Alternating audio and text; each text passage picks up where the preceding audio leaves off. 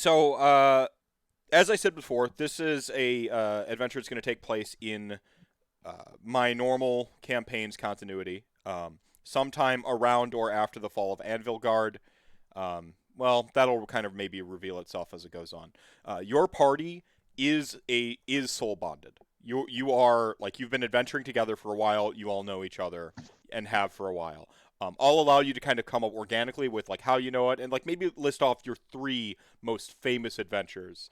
Like, if someone wants to take lead, if you all want to make stuff up, or if you want to just improv yes and each other into how great your 3 best adventures were, I'm gonna let you do that. It'll be a little bonding exercise for the party. All right. So you're an existing soul binding of some renown. I mean, you've traveled around. I mean, I think it's a party of like 2 dwarves, 2 elves and 3 dwarves. Like it's pretty eye catching and like perfectly fantasyful. Like it's just it. So you have your own. Do you have like a party name for your binding, a troop name, anything like that, or just like the party, like Sky Seekers, Dawn Breakers, anything weird like that I need to be aware of? Tolkien meme, please don't sue us. Yeah, please don't sue us. The 3 houses and 2 Don't sue towers. us. What was We've it? been sued before. 3 houses and 2 towers. Yeah, I like it. I like that. Yes, Matt, right there. I love it. Perfect. Legally distinct from Tolkien's 2 Towers. Don't sue us, please. Sometimes It's getting short. old enough for fair TOO, use. not TWO for no It's reason. coming up on fair use at this point, isn't it? No, It's because gotta of the be coming movies. up on almost public domain at this point. Oh, I mean, it's going to be a Winnie the Pooh Disney Winnie the Pooh thing. Yeah, probably. Lord of the You can Rings and use the Hobbit pantsless will poo, but enter you can't use. public domain January 1st, 2024. Not quite there yet. All right. Canadian copyright. The tapes. All right. So the 3 houses and 2 towers, the 3-2 alliance, the like it's as We go legends. 3 and 2. Yep. Not 2 and 3. We go 3 and 2. You go in 3 and 2, the winning alliance, right? The winning Yeah. weekend.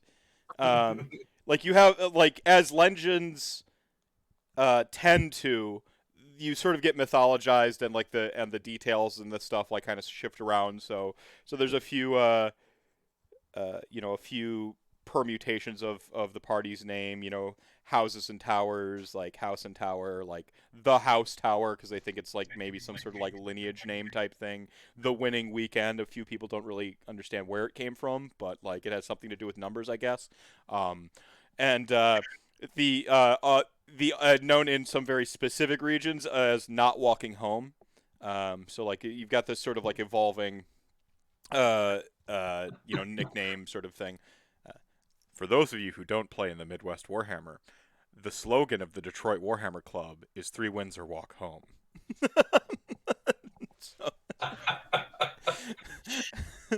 An RPG with weird inside references? What is this? I don't think that's a thing. I think you're making that up. Yeah. I'm pretty sure I'm the only West Coast guy here. I'm forming a protest with the UN. So the winning. So yeah, the your party has been adventuring for a while together. You are bonded. You would technically have 1, 2, 3, 4, 5 soulfire right now. I had to physically count out loud with my hands. Who just knows things? That's why you got fingies. Yeah, that's right. Just a good thing that like not everyone who was interested in these one shots showed up, or I'd had to bust out my toes too. No one wants to see that on stream. Or I have to charge extra. I'm not sure how that goes with OnlyFans. I don't know. Yeah, I think it's an extra, and then you end up on the foot wiki. WikiFeet? Yeah, WikiFeet. No, thank you. But I think you need to have an IMDb profile in order to end up on there. So I I have an IMDb credit, but not a profile. You're close. You could probably push it over to a profile at that point. I could probably get there. Pardon me. So the party's been adventuring together for a little while. You happen to be you will, when the campaign or when the adventure begins, be on the floating city, which is this KO floating city, also called the Flotilla because Mass Effect is sweet and Tali best girl. Get at me at MR_MEPH. You won't. So the adventure will take place on the Flotilla, and I'll kind of backfill that a little bit for you when we sort of officially start the adventure. But I just kind of want to do a little party building here, get to know each other. You have been adventuring together for a party. What are like the 3 biggest legends of the 3 houses and 2 towers? Like, what are the biggest, your most recent adventure you've probably been getting off the back of? Like, what are some adventures, some stories that, as the best damn Soulbound party has been going out and fighting nihilists and trying to stop the 11th Dawn from, like, spreading some crazy street drug that turns people into, like, turbo monsters and, like, undead creatures and, like, weird ergot creations from League of Legends and just, like, all kinds of gnarly stuff. Like, what have y'all been doing? The 11th Dawn is something the party knows about, by the way. This cult has sort of like spread across Akshi, and the rumors are beginning to spread that like there are pockets of the 11th Dawn even in other realms, like like such as Gur and Gairan. But don't all talk at once. Well, do I have to give you a prompt? You were going to fight a bunch of goblins when? Well, it's some kind of bureaucratic. We have to deal with a lot of paperwork, you see. We follow the rules here. Nah. Yeah, option 1, we clearly have a brew house established. Oh. In the Flying City. And this is our home base. And because we're rule writers and everything like this, it's the what's a good name for it? It's the tax incentive. It's the name of the brew house. I love it. So the floating city is actually your base of operations. You have the tax incentive brew house here on the flotilla. Fantastic. So it's not uncommon for your party to like have people actually like leave like a missive or my personal favorite, a dossier at the brew house when they look to sort of recruit you or have you go out and do stuff. So because dossiers are sweet. I just like the word dossier, really. I don't care that I misuse it. One of our great recipes. Mm-hmm. One of our great recipes. We heard about a bunch of these little shits just climbing all over. The little what's? I'm sorry, you cut out there. Well, the little it's cut off again. We can't have that. So we had to go check out the little gits. Gits, got it. Right. I'll kill my video. That'll help. So we heard about these little gits that decided to come and scrap one of our spills from a crashed ship, and we genuinely just could not stand that. So we went down to investigate after the main army had went through, and we found an amazing additive to our drinks. They looked a little weird. They might have had a mad lookingness to their cap, but if you add them in, the drunk and hallucinogenic power of our brew is just staggering. It's not shrooms, I promise you. Well, of course it's not. Those would be illegal, and we are we're above board. There is no it was money simply laundering. Natural sourcing from the environment. Yeah, local grown herbology. We don't smuggle. Wink. We don't launder any money. Wink. And like this is all above board. We report all of our earnings. Yep. Wink. And this is all it's very official, right? Like the tax. What do we call it? The tax haven? The tax evasion? Tax incentive? Yeah, it's definitely not a write-off. It's definitely not a write-off, and it's definitely not a front. Our business partner totally isn't a If you front. look at our register, you will find multitudes of bills. There won't just be 20s. We promise you. We keep very accurate records.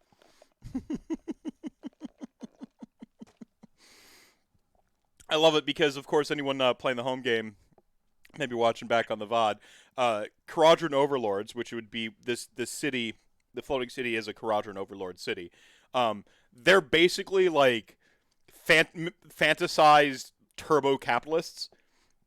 Each one of their little crews have, like, they have their document is a constitution.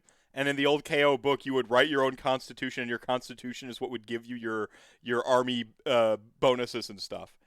But they're almost like capitalism as ideology, like as an ideology, not a practice, because like in practice, capitalism is one thing. But in a setting where magic is real and there can actually be infinite resources because it's magic and you don't have to explain anything. Like they're a little bit different, and they're also not even like hyper, imperialistic per se. Like they just kind of like all about that Urgold baby. And make no mistake, Urgold is radioactive. It's That's why I became soulbound. I was going crazy. I got expelled out the mushrooms. Rush. Yeah. You're hooked. Yeah. Once I was soulbound, I had the clearest head I ever had. Fantastic. The cloud was gone. Yeah. So some gits tried to scuttle one of your shipments one time, and you found that like you kind of you made an omelet out of those cracked eggs, and now your sort of main brew is one of the it's just got a really high ABV is all, right? Yeah, that's all. It's just really potent. Gets the job done. Mm-hmm. And effectively. And you are big goddamn heroes. Is there any particular like heroic deed of recent that you would have some repute over? Saved a town, but totally not to set up your aggressive franchising in it. Nothing like that. Or maybe something exactly like that. By the way, the Corsair completely makes sense as part of your employ or soul binding at this point. It worked out I perfectly. was just about to say, Every the group two needs a elves smooth talker.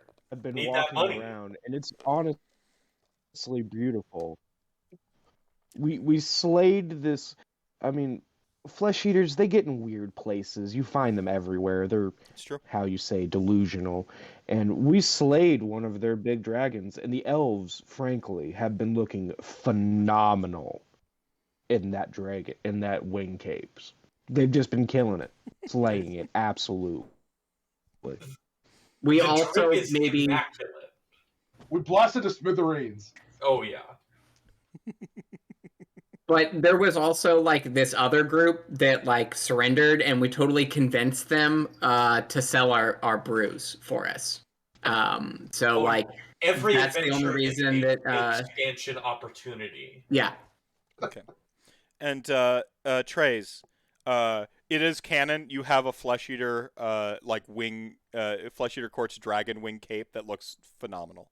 Like it's super posh though, not like all like ratted. This is funny because you play flesh eater courts and the party accidentally like like reality warped around it to like make an homage to your flesh eater court's army as well. So that's really funny. I'm all for it. It gives you +1 armor. Whatever your armor is goes up by 1. This is canon. Nice. Tell a good story, get rewards. This is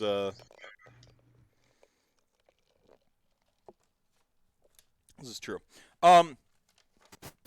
So how is the Part is letting party? you have to tell the story. Yeah, well, it's just the 11th dawn. All right. So what are some run-ins you may have had with the 11th dawn? Which is I think I prefaced it offline.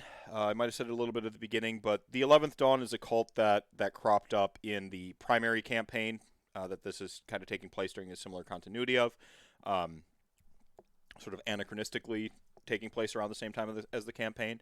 And the 11th Dawn are like all about like self-actualization, and like they have a like sort of a like a Unitarian approach to stuff. Like anybody can join, because like fate is in your hands. Like very sort of like no gods but yourself type mentality. And on the front of it in most cities, they're just kind of distrusted because like weird cults are always like weird groups are always distrusted.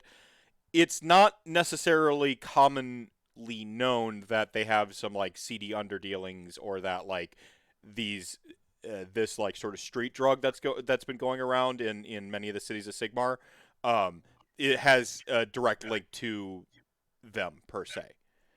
Right. So this street drug per se, we've had to squash the competition a few times I was because thinking that same thing. they've attempted brewing their own ales, which they've called Beast Ice. And we couldn't allow that in our territory or a competing product, and so we've had to step in a few times and had some run-ins where they've been trying to sell their brews at brew houses that we have contracted to explicitly only sell our ales through our distribution. Funny. This is such a very KO plot too. This is amazing. It's just like it's just see how it built itself. Phenomenal. So y'all know actually that there is a street drug going around currently in the flotilla called Gaia. It often comes in these Urgold tip syringes, and they're like super gnarly, like classic glass, like with the like metal plunger, like usually like a little bit larger than what they should be, and they usually have this this sort of like ichor in it that's like a sort of a pinkish like off color with this red just beat this fiery red thread down through the center of it. So that's been going around. In addition to this Beast Ice, which seems to have some like weird like perhaps like psychotropic side effects. Like who knows. But They're trying to compete with the shroom brew. Yeah, not okay. I like that it's just called shroom brew. You've linked the Gaia. It was just as incidentally speaking. There's no link per se to the Gaia drug, but of the 11th Dawn as like this sort of competitive, like to raise some funds for their like charitable causes. They've got a brewery, which is not uncommon. Tons of monks in brewing beer. Like they go back in our reality, like super ancient. So, tracks. So that's your running with the 11th Dawn. They overstepped their boundaries. We just had to. Yeah, no, I understand. They're trying to push in our turf, and so that's when we start blasting. We got these contracts for a reason. We're trying to follow the rules, Wink. So, like, when these guys come in and they're just doing whatever they want, that is not going to literally or metaphorically fly here. We did lobby the mayor a bit. The mayor, incidentally, the mayor is Mayor Barley Brimbanter. And you have a decent rapport with old Barley.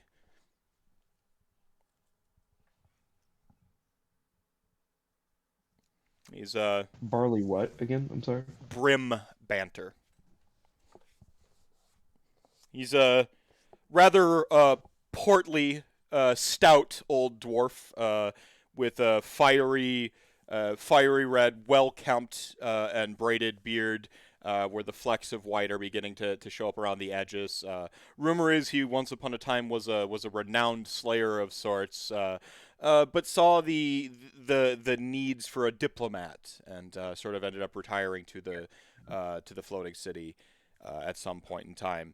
He's never seen without his sort of like wide brimmed sort of bowler style cap with a pair of like classic like Andron Rigger goggles up on top of it. Often dresses fairly nice in like very like sort of nice suits, but then they always have that little bit of that like dwarven garishness where like instead of pinstripes they're full on stripes like a car salesman. And then his Endrin rigger, he sort of like tends to have like a rig or something around, sort of accentuating his already voluptuous stature.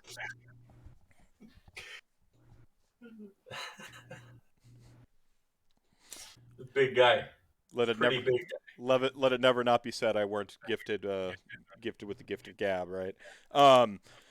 So you actually happen to have a really good rapport with Mayor Barley Brimbanter, and before we get into that, we cast our gaze elsewhere to this sort of organic tower of undulating masses and weird eyes and tentacles. It looks to be made out of like prismatic bubble gum and flesh, and we're deep inside the sort of recesses of it. And when you hear a great booming voice, or when you hear some like sort of bone crunching and sloppy eating noises, we notice through the dark a great hunter. A great ogre hunter, sort of pot on back, like munching on some sort of irregular meats of nondescription. And for a minute, we worry if we remember Big Winter and whom he was last with maybe finally Skig. No, the camera pans out and he's holding the hand of this little kid. You see a rat with him, a fire slayer, and a recent addition, like an Ideneth Ishlian guard. They're kind of like winding through these sort of like biomechanical, almost like xenomorph style tunnels and stuff. The ogre speaks. This tower's big. Goes on forever.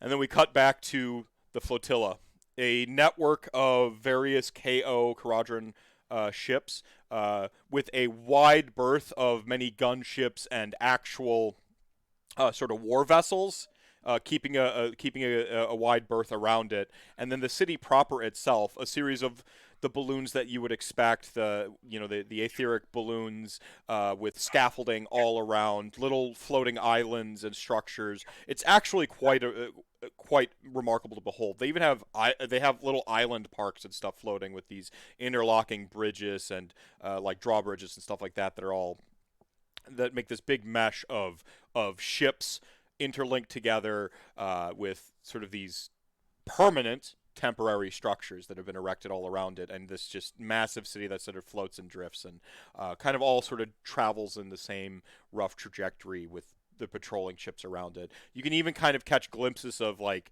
in the occasional places, this sort of underbelly of rock and earth that has been ripped from the soil below and still clings to some of these platforms that they made who knows how long ago, and from what. Just they've built onto it more. You can see the sort of newer parts tend to be at the foreground, and as you sort of your gaze drifts back, you can see that the sort of like older ships and the older models of ships and a lot of actual like sort of civilian vessels and stuff like that all kind of kept closer to the middle. It's quite the sight. Your party is probably right on one of those seams between what would be called Old Town and sort of like the Vanguard wing. Just like two of you played 1.0. You got that joke. I didn't, but I know the joke.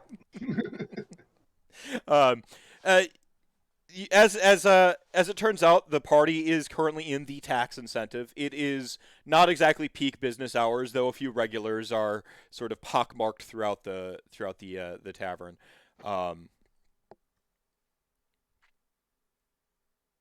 I would imagine you have a great sort of balding ogre in like the classic chef's like coveralls, with a maybe like a white sort of linen shirt with the sleeves properly removed, mind you. Oh yes, just ripped off with muscle. Yeah, yep, and he's actually like he's got like a face tattoo, like a proper ogre. His teeth have all sort of sharpened themselves with his diet. He wears like There's an ashtray right above the griddle. Yeah, exactly. Yeah, he's got an apron on. It says "I Heart Mom" on it. And he's got like I said, like sort of almost like sort of fantasized sort of air sailor tattoos, right? So instead of like anchors and there's still tons of stars and stuff like that, but instead of like anchors, it's like some gears that would have significance for docking and bridges and bridge work and stuff like that. He's former mercenary. The pay is good here at the tax incentive, and he pulls double duty because it turns out you don't need to buy a bouncer either when your chef is the bouncer. So just a very economically savvy business decision from the party here to employ old Skig here. Just plain common sense. Well, we know our business, and business is good. There's also a Identithican shark like above the bar on like you would like a giant tuna up there. Yeah, absolutely. Yeah. It actually takes up the full length of the bar. Yeah. Mm-hmm. Has the date like hand carved in the mounting. Okay, so how seedy are we talking here? Because in my mind's eye, like I'm right now on a sliding scale towards seedy, with like the bar top is tables atop actual kegs that are aging. Like oh yeah, yeah, because that's more storage space. That's economic. Right. All of our product can pass the health inspection, but the room itself can't. Well, and it's like pass the inspection. The inspector writes down pass. Like there is some communication going on there. The stage was built in like. The health inspector also picks up some like third shifts like, for us. There's a floorboard. There's a hidden aethermatic volley gun in there. Oh yeah, like there's nooks and crannies and such. And is new. Yeah. Sorry, you cut out there again, Poet. It's sawed off, like saw. Like there's ridges to it. Yeah, like the classic bar underneath the count or the sawed off underneath the counter, right? But like it's not even like it's hacked off. It's not sawed off. Oh yeah. It's got a little bit of crook in it from when Slag has just hit people with it. It's got a little bit of a bend to it now. Oh. Gotta get that fixed every once in a while. Yeah. He just like. Yeah. He's got like a deflated chef's hat that's kind of like flopping to the side, and he's flipping some sky beef burgers. There's like little like cows with wings. It's just they graze the sky buffalo from Avatar. Yeah, they graze some of the like sulfur clouds that like have like particulate matter that starts to look like grass because it just like it holds and it crystallizes and stuff, and they just fly around grazing, and then like you thunk them over the head, and they make a pretty tasty burger.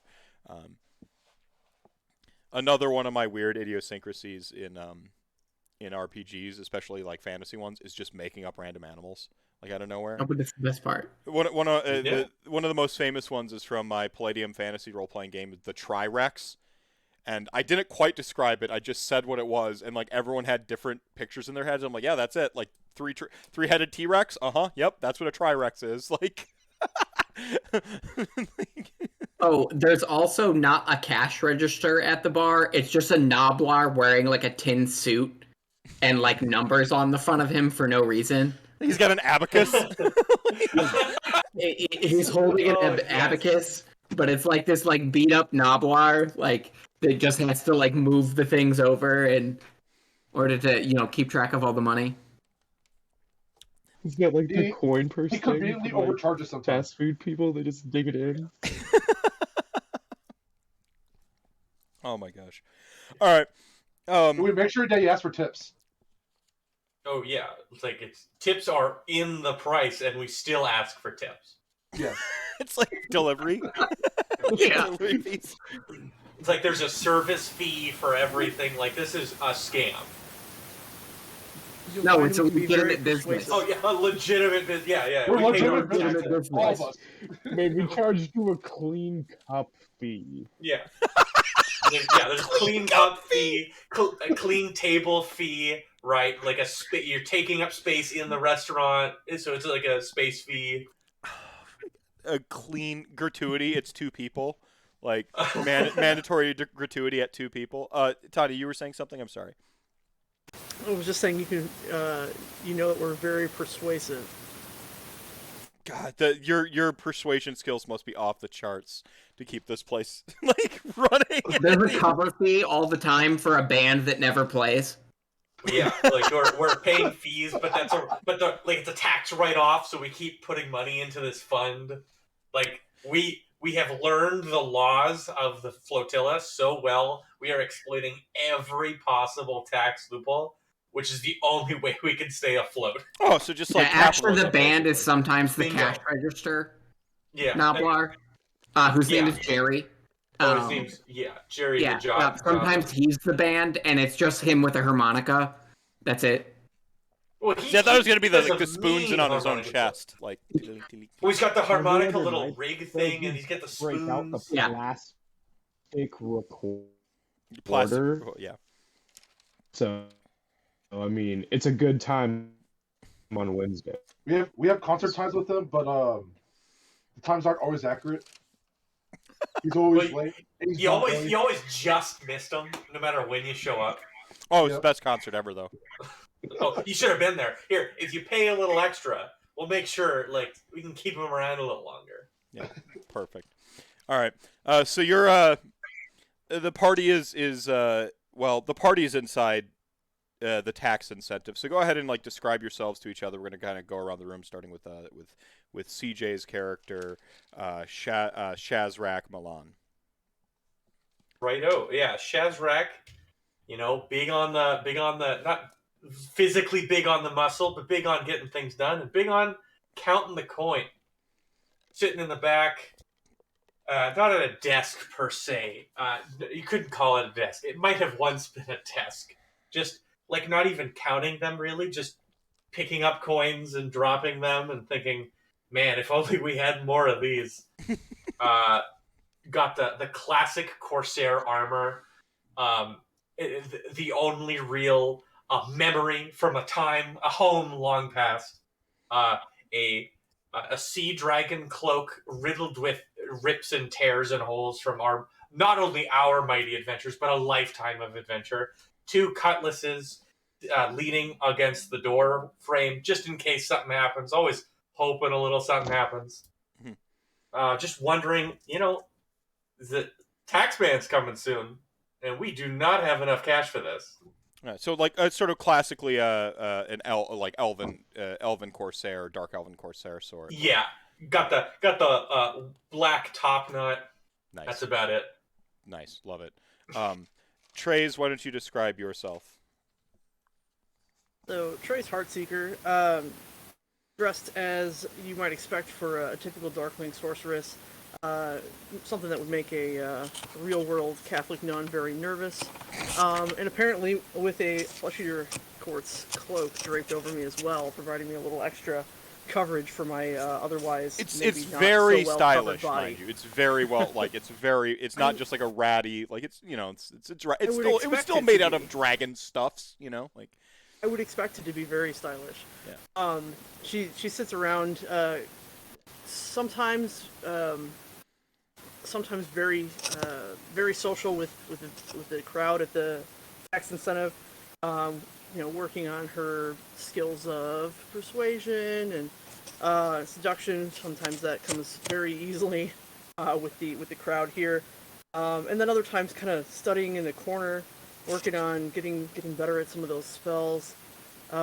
Just anxiously awaiting to be able to finally kill something with one of her spells.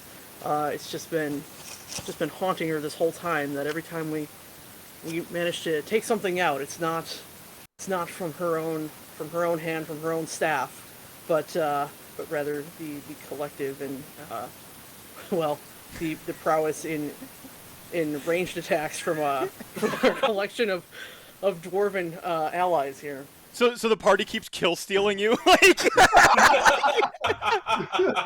like been adventuring, like been a soul binding for like 3 years, and every adventure you go on, they just like mine,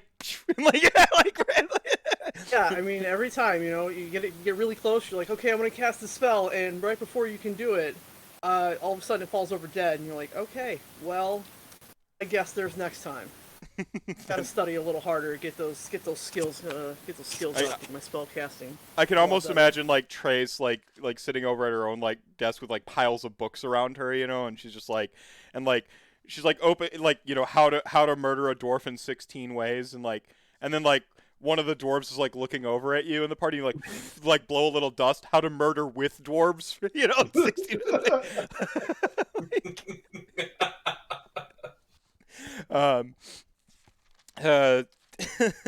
Vakir, go ahead and describe yourself to the party and the people who might be watching the VOD back.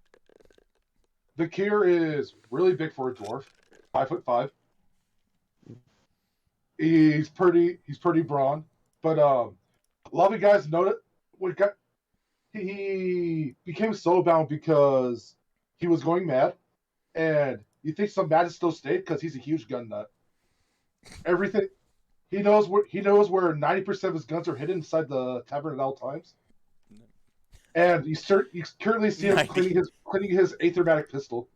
90%, like not 100%, 90% of the guns. Like he knows. No one can know where all of them are. Right.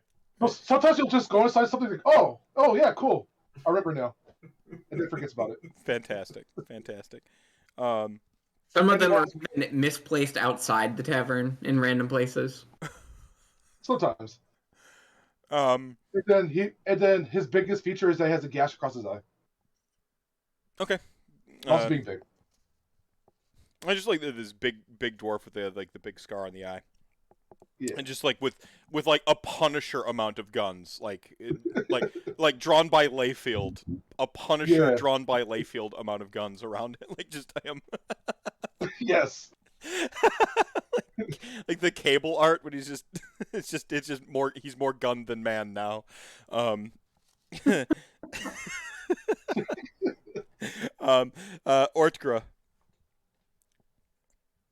I am also a KO dwarf. I am a Skyrigger, personally connected to his balloon.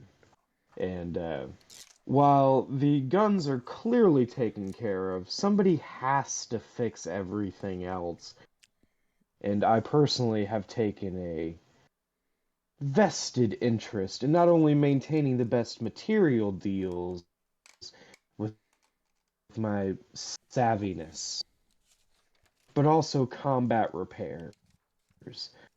The party will get please sit in the back, make sure the ale continues to flow, eat his heart out on the ground, and make sure everyone else can continue to shoot, slay, and cast with proficiencies. Fantastic. It's true. I'll leave all the crafting to you. I don't know how to fix anything. We're not hiring any other mechanics, so it's like if you can't fix it, we're throwing it out. I can either fix it or explode it. I have combat repairs and demolition experts. That's and recycling. If I can't explode it or fix it, I can talk my way out of it. Fantastic. Nijin Stoutport. Yeah, so Stoutport's, your typical brewmaster with your kegerator on the back there instead of a traditional rig, except that he's got, like the helmets with the 2 beers and the sippy straws thing. Those are going straight from the keg into his helmet that he never takes off, because if he takes off the helmet, then he loses the sippy straws to the booze. He's got custom mugs for everyone in the party that are probably worth more than the bar itself.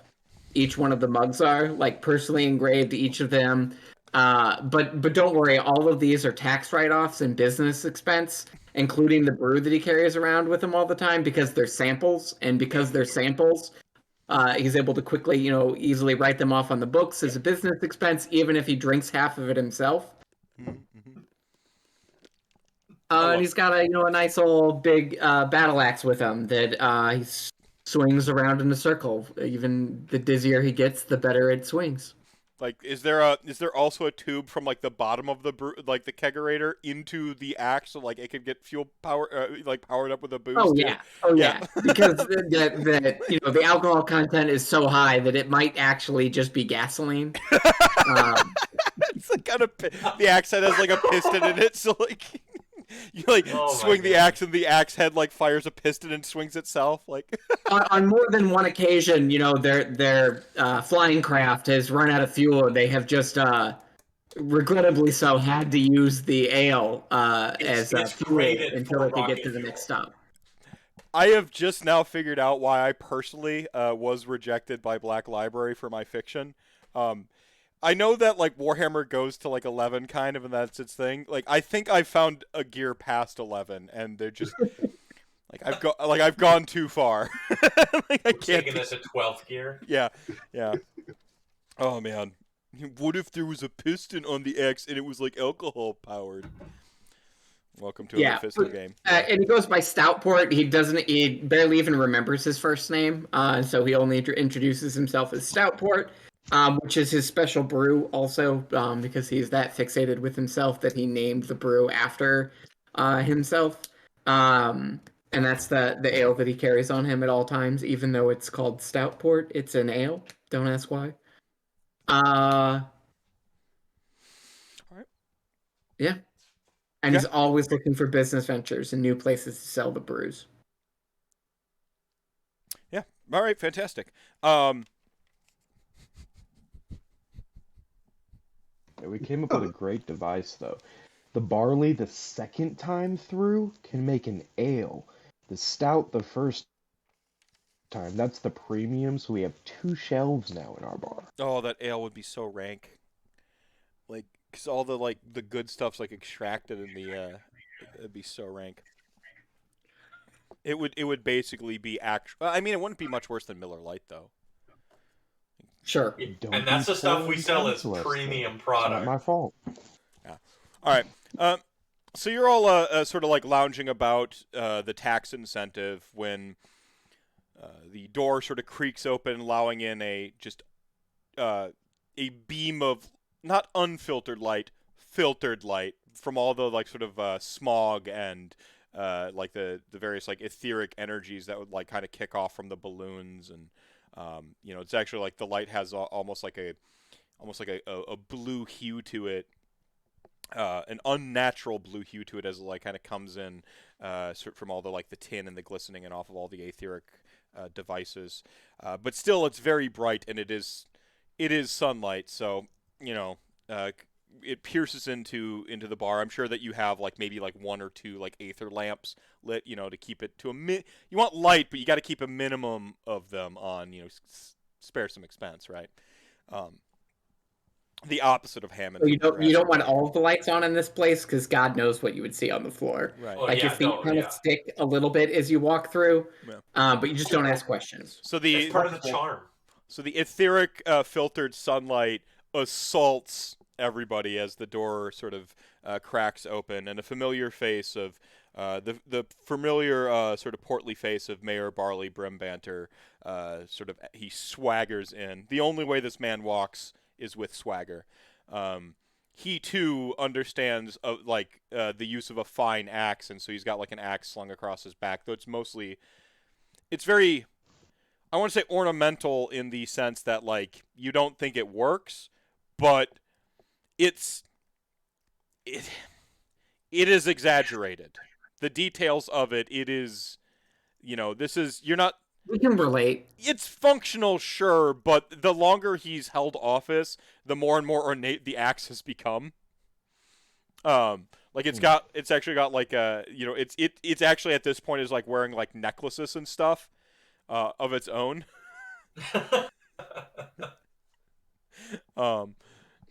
So Stoutport sees Mayor Barley walk in immediately, and very quickly, without second guess. Oh, Mayor Barley, need to pour you a drink. Here, have one, and immediately hands him a drink.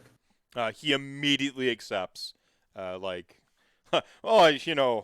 haven't had one since breakfast, he says, and Jezrek is putting coins under floorboards and bags of stuff. Like, we're just like, this is not a surprise inspection that we were prepared for. Yeah, it's around this time, like since Stoutport was up over there, like kind of immediately, he does one of those, like he's turned him around and he's got him like admiring the shark, which is up on it while you sort of stash like piles of money. Oh yeah, there was the wink, the nod, Yeah. and then the work. Yeah, this isn't your first rodeo where you've had to like emergency like sort of stash stuff. Like the mayor's eye is about to like kind of drift over towards you when Slag like accidentally sets something on fire and there's a big gout of flame coming off the cooktop he's on, and the mayor kind of He blames Jerry for it. yeah, The cash register. It's Yeah. always his fault. yeah, he's currently smoking a stogie over the cooktop too, and just like My character was just cleaning his gun. He looks up at the mirror for a bit, goes back to clean his gun. yeah, Looks just like nothing's happening. with like just a purely bored expression, like so uninterested. There's nothing of interest going on here because it's all in my hand. Like, there you go. If it's not my favorite proprietors of one of the, and like he like picks something off of the mug, like the side of the mug he was offered, and finest establishments here in the flotilla. Well, we certainly have more where that came from, and quickly refills his glass. Oh yeah, well he never turned down a free brew, he says, and he kind of shoots you a look. Now, Stoutport, we don't have too many of those free brews in us. Okay, let's one more, and we're gonna have to start cutting back. Only the best for our friend the Mayor Barley. That is our best. Next one's $5.95. Dearest patron and magistrate, what has brought you to our upstanding establishment?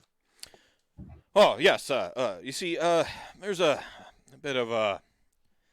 Well, do we have someplace? I mean, not that you don't court the finest patronage of any business in this on this fair street, but is there anywhere perhaps more private we can go to discuss? Oh, certainly. Well, we have we have the Barley back room. Yes, And he pats him on the back and walks him into the back room. It is not also definitely not also. Why am I forgetting your name, CJ? Don't worry, you're good. It's Shazrak. Don't worry. We give you the wink. Like, don't worry. We got rid of the gamblers. They're out of there today.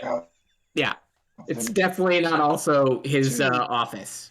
The back room, the back room stuff, that is not a Saturday venture. That is not a Thursday venture. That is specifically Tuesday night, which is not today. I hope. You'd know if there was a some true illicit Taco activity. Tuesday, if you will. Yeah. All right, y'all head into the sort of the auxiliary room, really, as it were, and there's probably some seats, a table, probably maybe some bookshelves, with some dossiers from previous. There's exploits. a table that's the poker table with all the dogs and just the one light in the middle of it. That's the back room. That's the whole room. Yeah. Yeah. It is it's not. We do have a there is a shade purpose on for the this light room. bulb, We're though. not talking about it. Yeah. All right. Yeah, you all sit down. It's not just hanging by a wire. There is a shade, and it's velvet. Damn it. So That's an expense. I'm gonna cut right to the chase here, lady and gentlemen. There is a bit of a bit of a pickle, really. Oh, pickles! I love pickles. And this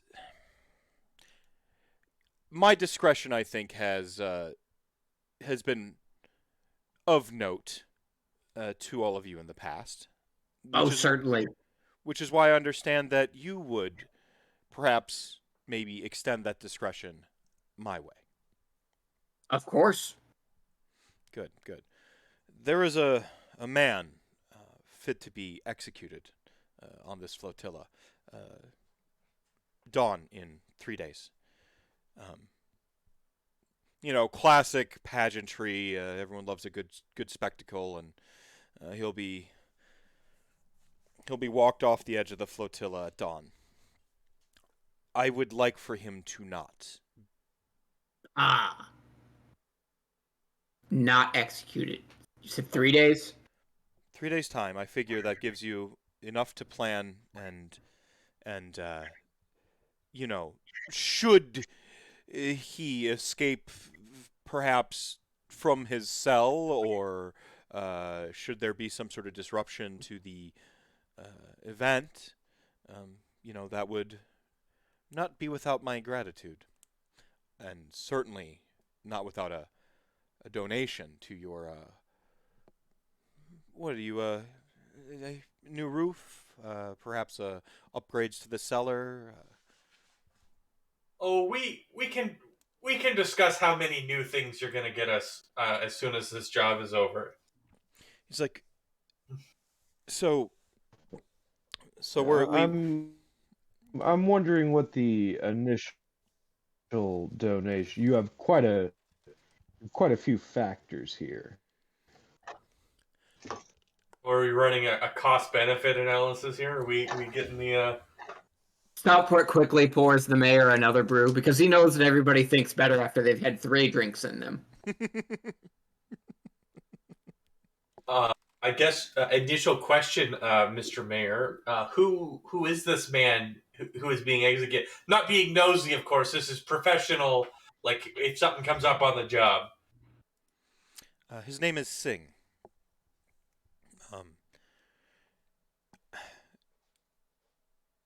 His name is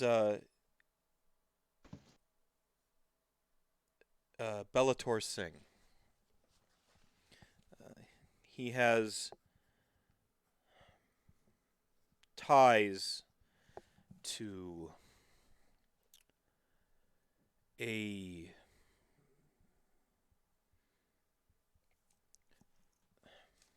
matter in the rigs that has grown out of hand.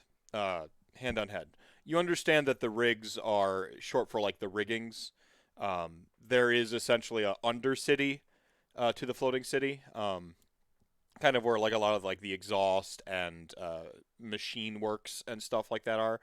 Pretty much an entire sort of second-class citizen base of the KO city has sort of been living there for quite some time, and that population's been growing. And oh well, of course we sell all of our runoff there. A full and literal underclass. Living in the underclass of a flotilla is probably better than just the chaos wilds, but I bet you get a good view. Right. So he's how vested in the economy of this underworld is this mayor? This would be a insight of some of sorts to roll. Hang on one moment. So it'd be your mind and check my skill list here. Should be mind and it could be guile. Intuition? I'd say intuition. Intuition would be like kind of reading him. Guile is understanding, like, criminal dealings and stuff. So if you're trying to read him versus read the situation, I suppose. So either works, and we're going to go with, the difficulty is going to be a 4, and the number of successes will dictate how much you know, or how much you may suspect. Okay, and full disclosure, first time. So I have a 3 mind and a 1 training and intuition. How many dice is that? It's going to be 4. Okay. So 4d6s and looking for I'm looking for... Okay, got you. I have 2 successes on intuition for understanding him. Okay. 2 successes. All right, for guile. The guile response first, and then I'll do the intuition response. For guile, you understand that an underclass most assuredly would have... there is a benefit to people in power to keep the underclass there and in power, because it sort of essentially gives you sort of like a worst case scenario. It gives you exploitable an exploitable base in various ways beyond the rest of the up and up. You feel that there's no way this man has maintained power in office without some sway over the underclass. Because if they get out of hand enough, they're going to make his clean flotilla seem less clean. You know, if they... So he's got to have... He would... You don't stay in power in politics this long without some thumb on the scale. And most assuredly... Okay, after that reaction, I type in very clearly a very firm extra Yeah, 0, like on the end of it. Yeah. strokes into Yeah. the Yeah, calculator. It's sort of a point of fact. He didn't come to power until the situation in the rigs was starting to sort of become public knowledge. It's been going on for decades, maybe a century. Who knows how long, right? But it's mostly been quiet. But actual stories of people from the rigs coming up and like robbing other establishments and upwards of even entire ships going missing and like just like crazy stuff like that has been happening, often pointed at having like the rigs doing it, perpetrated in the person who stole this retreated down there type thing, and like KO enforcers are unwilling to go in there because they're not the law down there, short of like full on brutality, but we're the good guys, so they're not gonna do that stuff type thing. Pretty straightforward understanding of it. As far as the sort of reading him, he seems hesitant to be here in the first place. He seems a little uncertain or unsure in the moment. He's not telling you something. But he's pretty on the nose and being pretty fair that he wants it to be discreet, that this person gets away. And he's not lying about like some incident or some thing he's worried about down there. If I may, I have dialogue. You do intuit that he certainly has a connection to the rigs. Sure. Mayor Barley, well, you know that you can trust us. There is no secrets between the two of us. You know everything that there is to know about us, and we would not dare share anything about you. But I seem to feel that there is some bit of information that may be pertinent to our business or a business opportunity that you are unwilling to disclose. It's mighty blunt of you, he says. I've always respected that about you lot.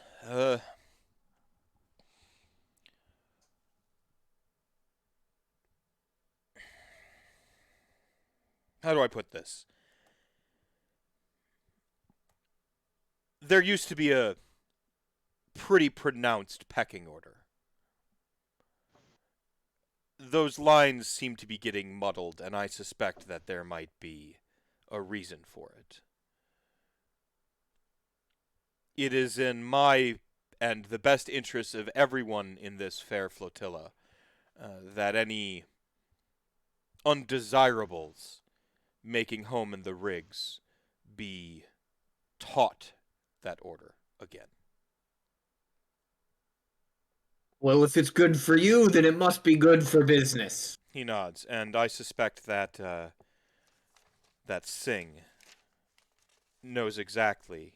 He has frustratingly counter to his name, I guess that's what you'd call irony, has been unwilling to let the details slip on who he may know is involved in matters. I'm sure if you're discreet enough, there's that word again, I'm sure if you're kind enough,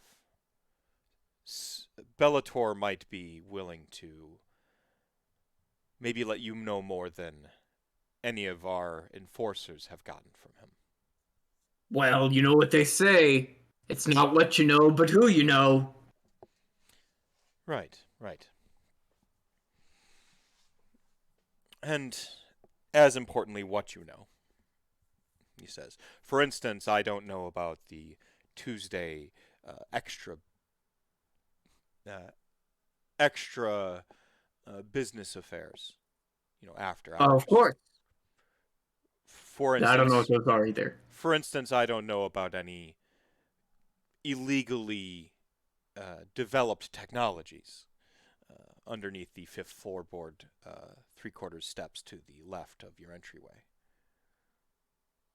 So out of character, Things I Stoutport don't know actually has about. no idea. Yeah, things. Stoutport Yeah, actually has no idea. yeah. No, He's, like, nobody not in the interested entire in any party of this. knows And anything. so he just Yeah.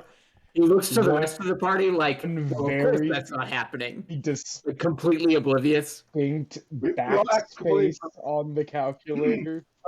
My character pretends he doesn't know either. Yeah.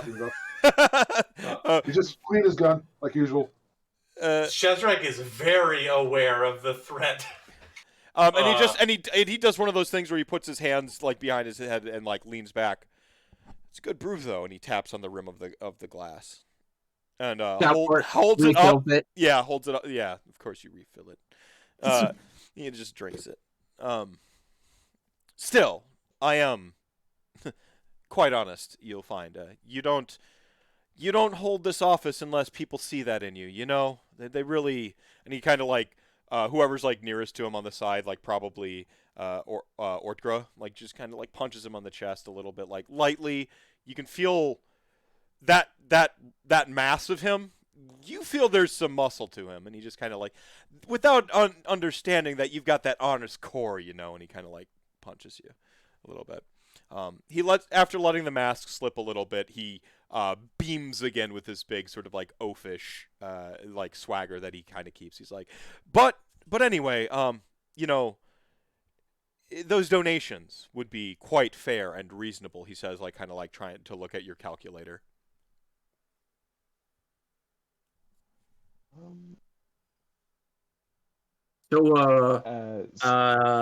So I'm. Are we CJ, in? what was your character's name again? I'm sorry. Shazrak Milan.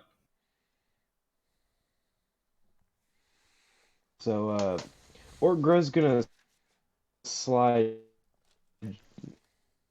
over to Shazrak the calculator with the number and allow him to preparing to assist with any.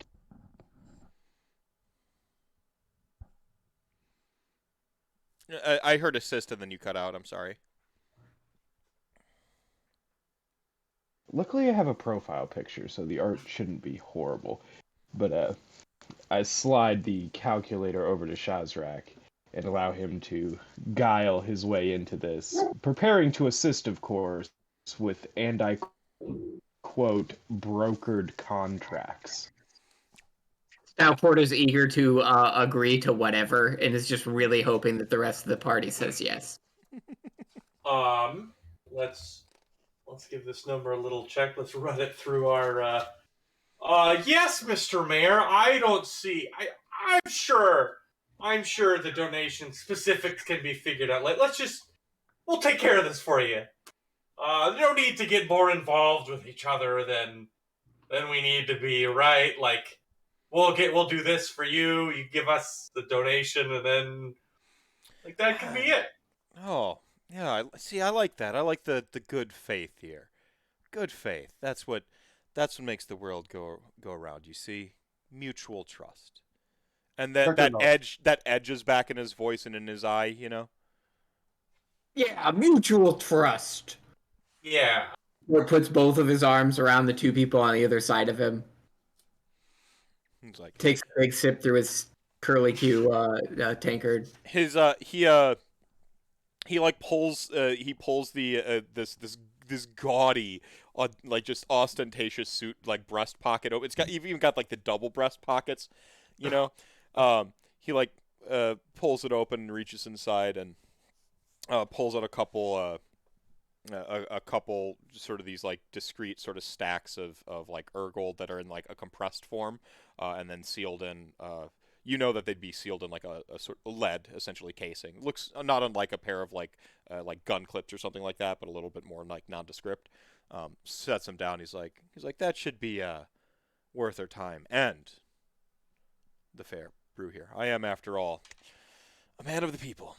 He adjusts his breast, and you could see the glint of his rig underneath when he like opened his breast pocket to grab the thing, and he sort of as he swaggered the in. mayor also knows that because he paid us, he has a confidentiality.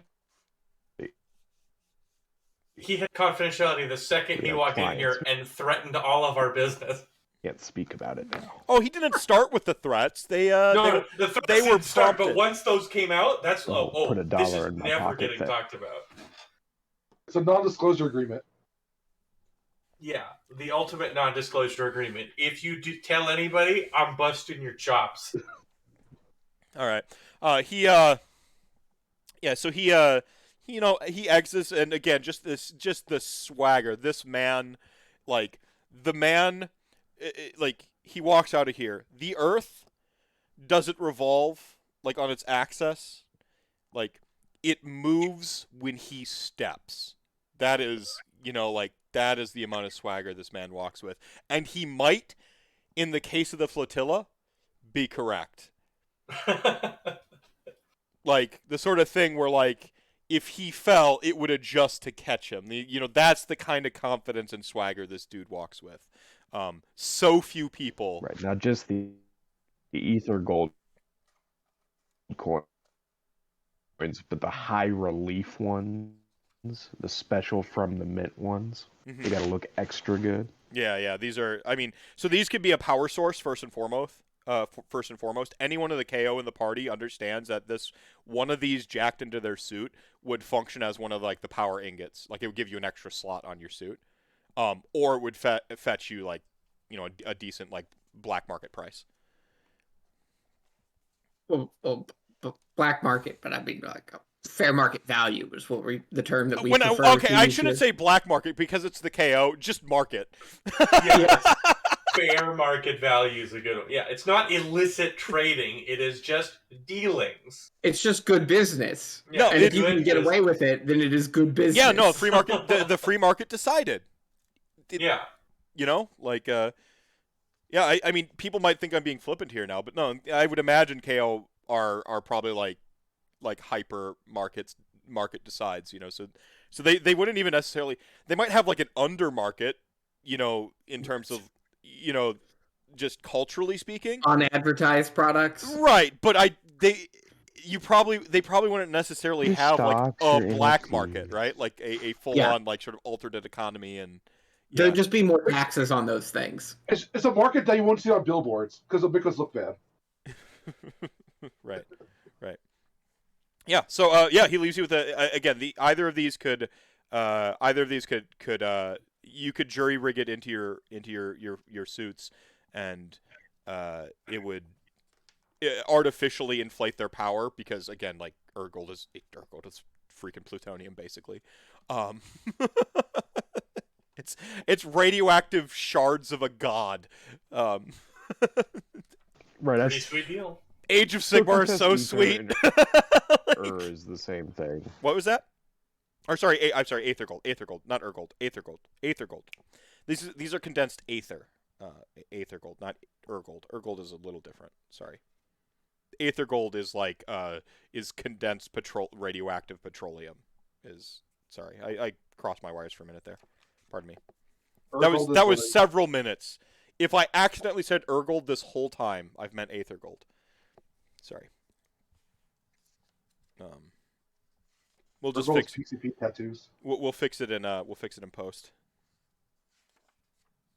I was just rolling with it. Urgold could do whatever you tell us. Magic Gold. No, this is Aether Gold. It's the shards of a different god. Mm-hmm. We've traded with enough Fire Slayers. We know how to use it. They've told us. We got them drunk enough. Yeah, like I said, this would be Aether Gold though, not Urgold. Right. we're trying our best to see what Urgold looks like compared to Urgold. Like I said, We're like 10% successful. either way, we've gotten a Fire Slayer drunk enough. We know. Yeah, like We can either make one of it work. like either one of these is probably like about 600, around like 600 drops. Like, you know, like he gave you a substantial It's some good money. discretionary tip, right? Mm. Yeah, and so he he exits, he swaggers off. You've got the mission. You've got the hook. Save Sing. 3 days to plan our Mission Impossible. Or Oceans 3 and 2. Sky Oceans 3 and 2. Yeah. I like Sky that. Oceans 11. Yeah. Well, we got a job. He liked the brew. What's up? He liked the brew. Oh, yeah, he loved the brew. I knew it was a winner. Stoudport, I knew it. You know, your new recipes, they're a hit. Obviously, clearly, talk the town. On to the less important of these two revelations. Saving this Sing fella. Do we know he's a dwarf? We know he's from the dwarf. We didn't ask. We also didn't ask where he's being kept, which I am just now realizing. But we can find out. I'm sure we have contacts. I'm sure one of us knows someone to talk to. Do we know what he looks like? So, if this is like a criminal scheduled to be executed, like, and it's Okay, so there's been like publishings and advertising. yeah, you're familiar with Okay. with Bellator Sing. Like, he's got like what I can only describe as like a messy top knot, you know, where like the hair's and then it's fallen out of it. Yeah. He's actually got like radiant green eyes. It's a play on radiated. Like, his eyes are like gnarly looking. They're this almost translucent green, and with like the whites have like gone black from like dead blood in them. And then he's got the like sort of like radiant green eyes. Like, he looks like a villain, right? So Stoutport remembers all of a sudden that they've been using all of the wanted posters and everything for bounties around town as napkins in the bar to repurpose them, because then Yeah. people are just leaving paper out, Yeah. and all that paper is good napkins. Yeah. And that was a and so he recycling scrambled incentive, over so to that the was bar. extra tax stuff. Yeah, and so he scrambles over to the bar and searches through the stack of napkins, which are actually just like bounty posters and any other paperwork that people leave around posted up outside the bar, and pulls out the bounty poster and hands it to Otra. Goes, here, I think that is this the guy? Yeah. It appears to be so. Yeah. His skin has The question is, his skin actually has slight like how do scarring. we get the eyes off of him before he walks? Slag talks up. He speaks up. He's like, The question is, lads, how do we get the eyes off of him? I'm just gonna kill my video, Meph. yeah. I'm sorry. No, you're fine, dude. You're fine. It's making me lag too much. Yeah. It's probably best. Good audio better than good video. Always.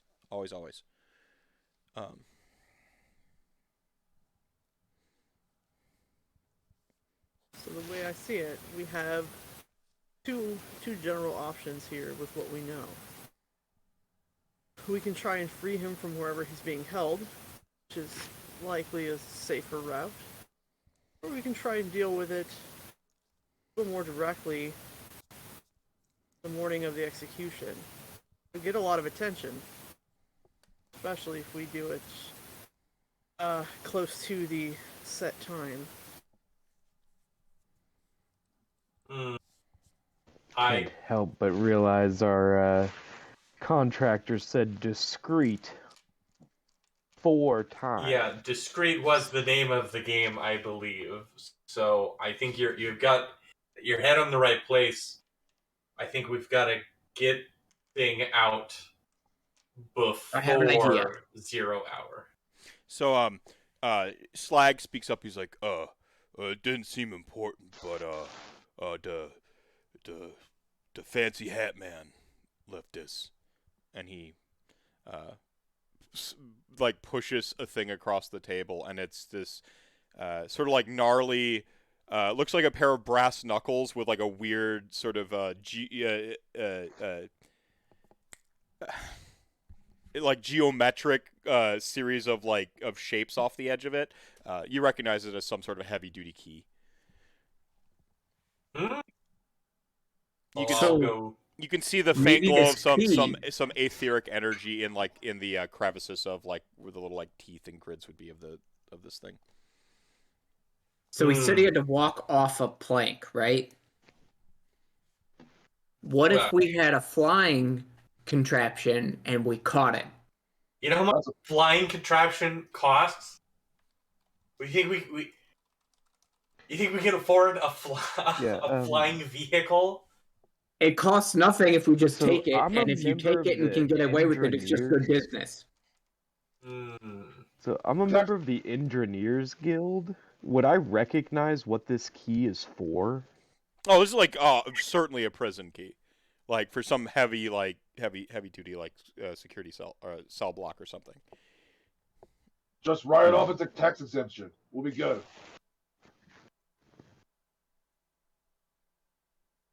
You'd even That is an interesting point, my fellow balloon boy. I believe that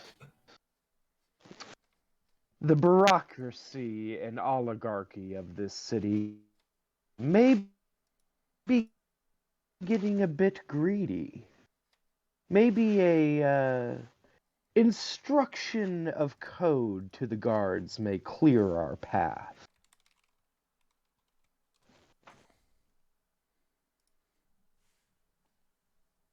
Robbing him?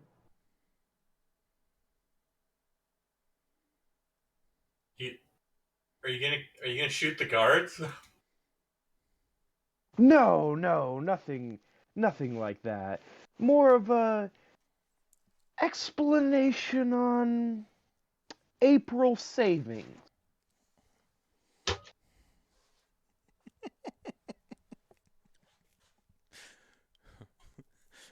All right. Oh, sorry. Slag looks confused and We goes are back the- over to like clean some dishes, but he's using the same towel like from off of his apron that he's always used. That's recycling. Perfect. Well, Other than the one time you used Jerry as a towel. Yeah. You're not making that same mistake twice or thrice. He actually is very defensive of Jerry. He's like his Oh, best- Jerry's his special boy? Yeah, it's just like his literal best friend. Like you've misconstrued the relationship between him and Jerry. He spends more time with Jerry than he does anyone in the party. Oh, yeah. You guys are always on escapades and stuff, business ventures. absolutely. They talk trash about how terrible we are as management whenever we're not there, and sometimes when we are there. You're fairly certain you've seen a keg or two like go missing from the stores, and you don't always question Slag's story about how it went missing. Yeah, You know- you write out to your shirts. The books have all lined up. Defending Slag, the books have always lined up, so I don't care.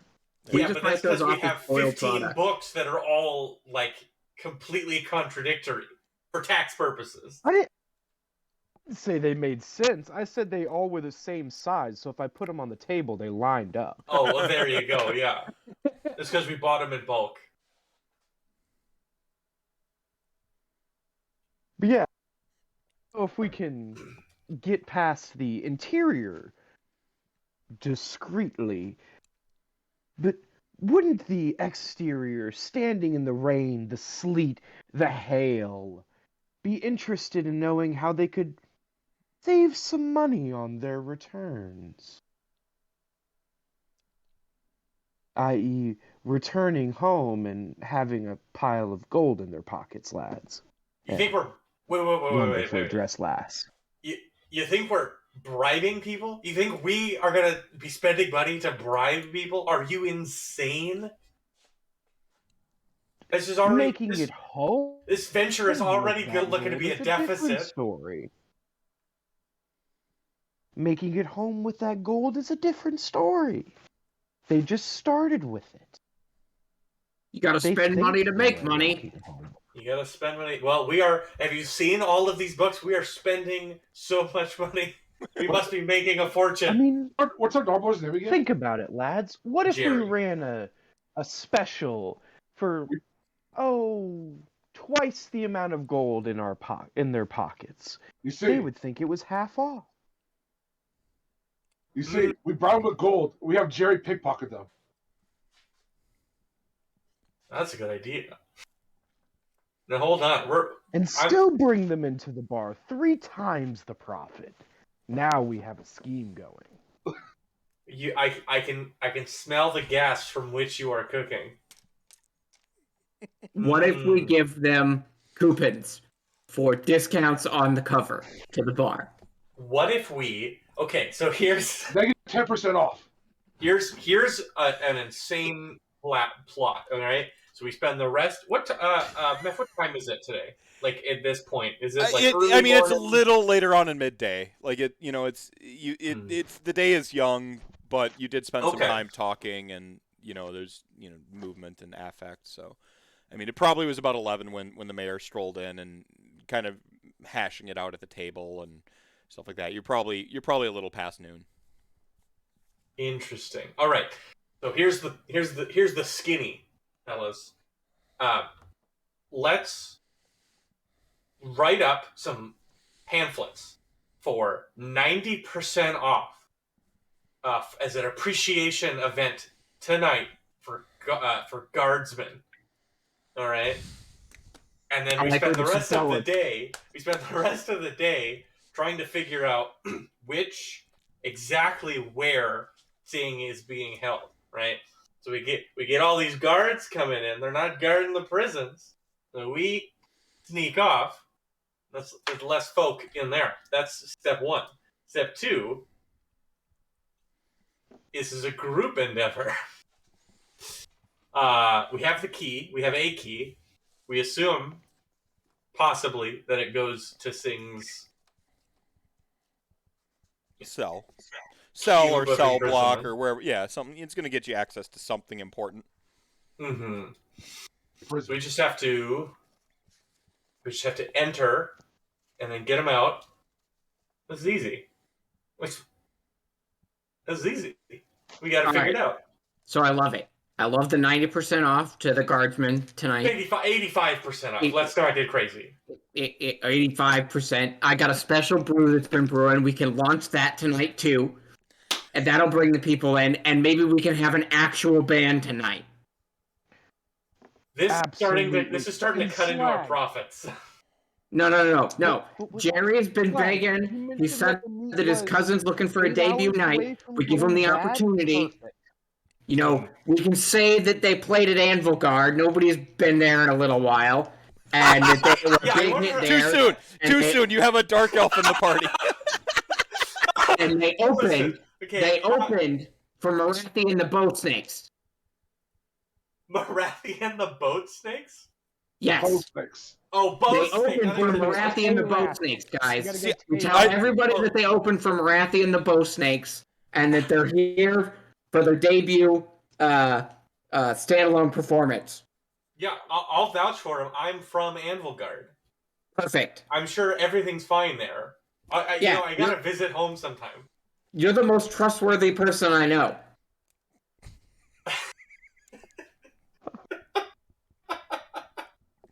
All right. We're all Soulbound. Goodness.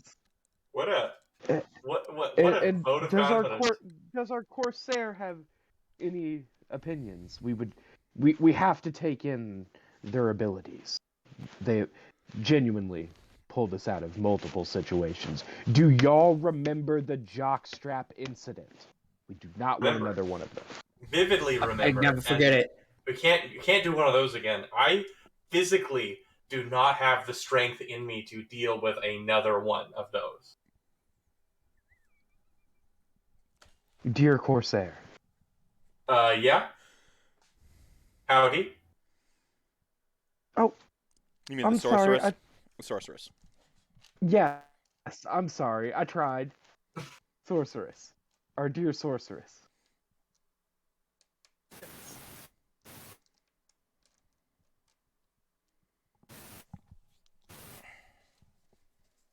Sorry, what were you asking her? Input. She's been on mute for a minute. I wanted to make sure she got in on this. Yeah, fair. Yes, it will be easy enough to convince people that Mary has played in Anvil Guard most recently. No one will question that.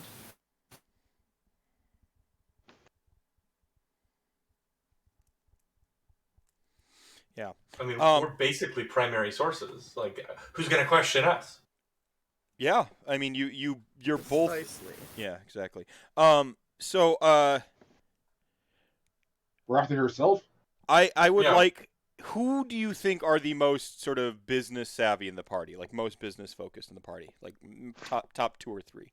Like most focused on the business. You can self like this is where you'd like self report or whatever. Like yeah, stout. I think I literally have And the money, I savvy don't make skill. the money. I think I'm like, Stoutport they call an ideas man. Yeah, he's an ideas man. I'm thinking Shazrak is mostly just finances. Not really finances for any purpose, just like money. Yeah. Moving money just to move it. Yeah, no, okay. I think so I'm gonna give the sorceress, Trace. She's well read, scholarly, like you have to be to be a wizard. So I'm gonna give her a mind lore or mind intuition roll. To do this, and you can take a mind intuition or mind lore roll as well. Poet. Okay, I'm gonna take it as intuition. Okay. Dion 4, and then I'm looking for number of successes. Just 1 success.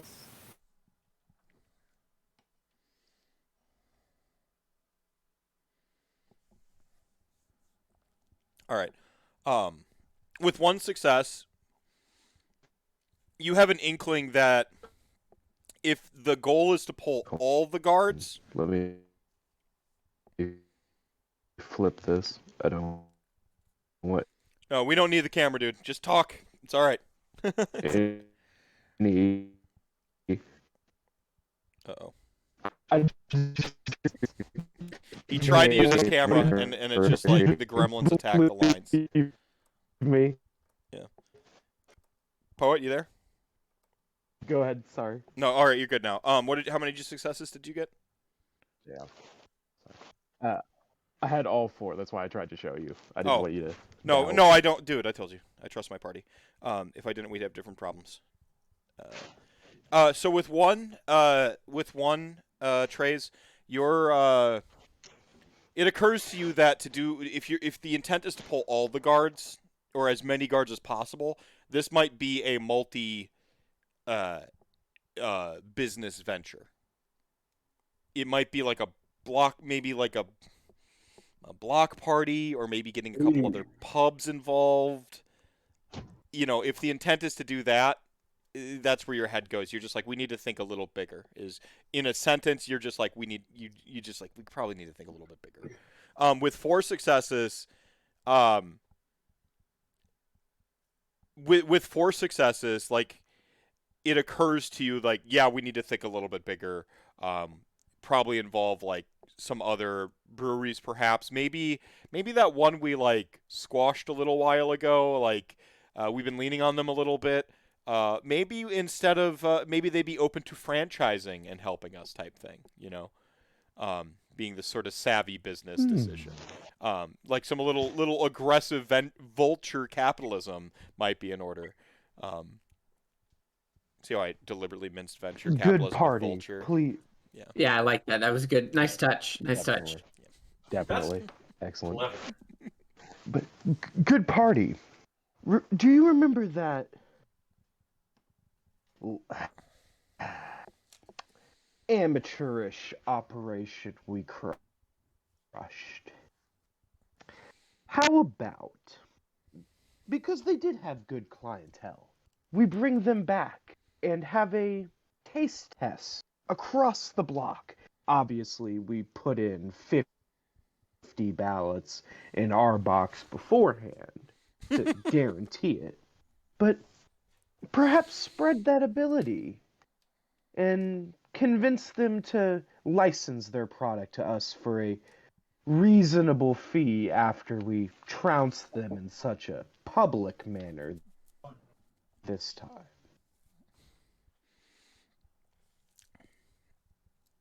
I like the Generate- idea of a second location. You don't like the idea of a second location? No, I love it. Oh, you love it? Yeah. Means Golden Hand can get some of his guns out of here and over there.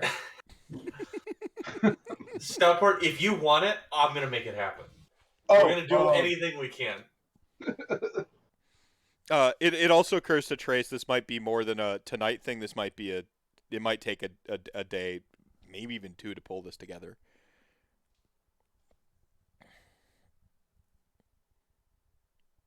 And then as the logistics work, and you kind of like, you set up the politicking, you can probably do some like investigation besides. Do we need a block party?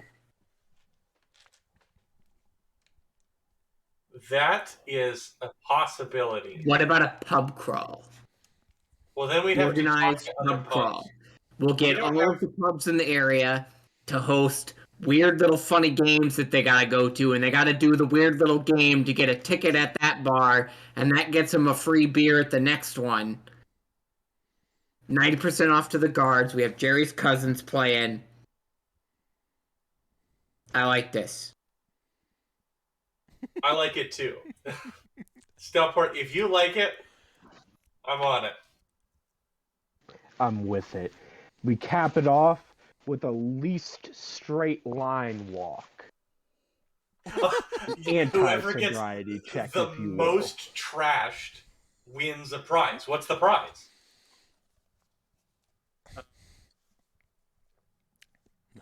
One of One the things the exact- mayor gave us.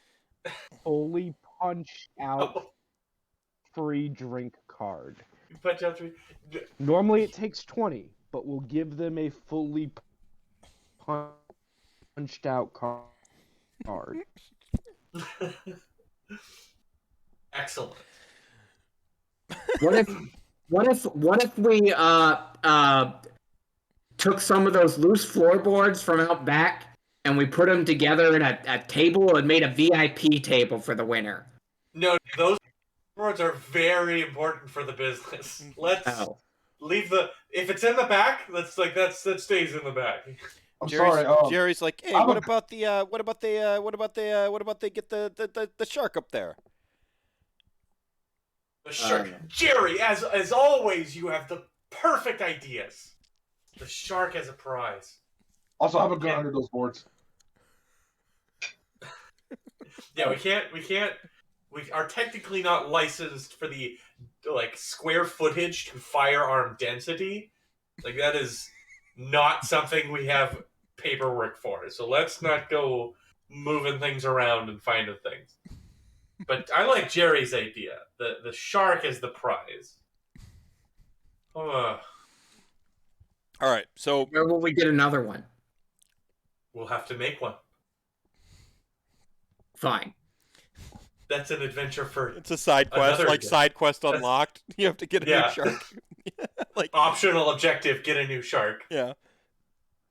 Get a bigger one.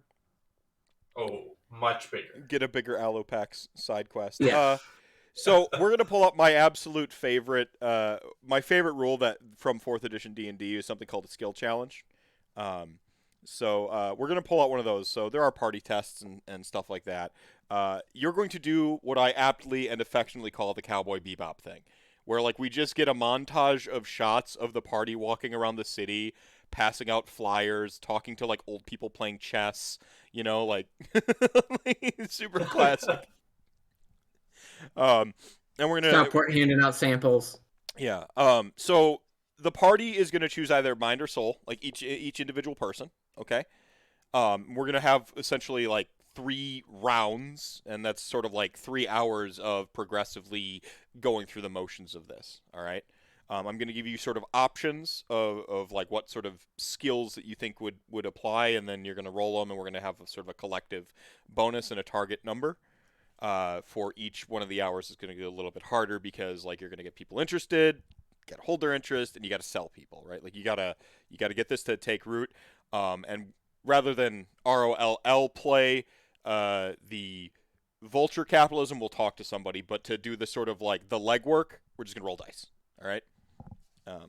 And we get a Cowboy Bebop montage. So Everybody first, loves rolling dice.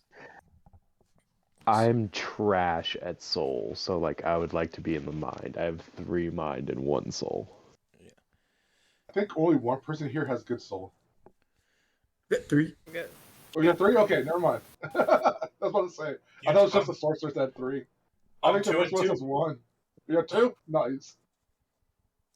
Yeah, I'll do mind. Yeah, mind also. Big brain. all right. They'll all be again. We're looking for 4s across the board. We're going to count up like the total successes. We're going to need 6, 7, and 9 for round 1, round 2, round 3. And so the first thing is going to be your mind or soul. You can use your guile. You can use intimidation, intuition. Literally, like, come drink or I'll murder you. Like you're, like it's just like that's where we get the shot of. Yeah, that's where we get the shot of you actually holding someone at gunpoint and telling them like if they don't come to the party tomorrow night, you will find them and you will hurt them. And so like when we're clipping together our little montage. Like holding up dwarves by their collars, like, listen, you gotta get drunk, and you gotta get drunk. Well, later, but not now. Yeah, right.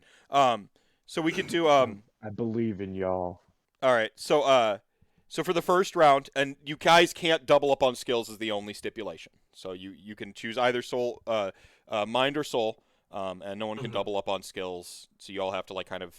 Because one person's going to be like intimidating people, and one person's going to be trying to charm some folk. You're all dividing and conquering. All right.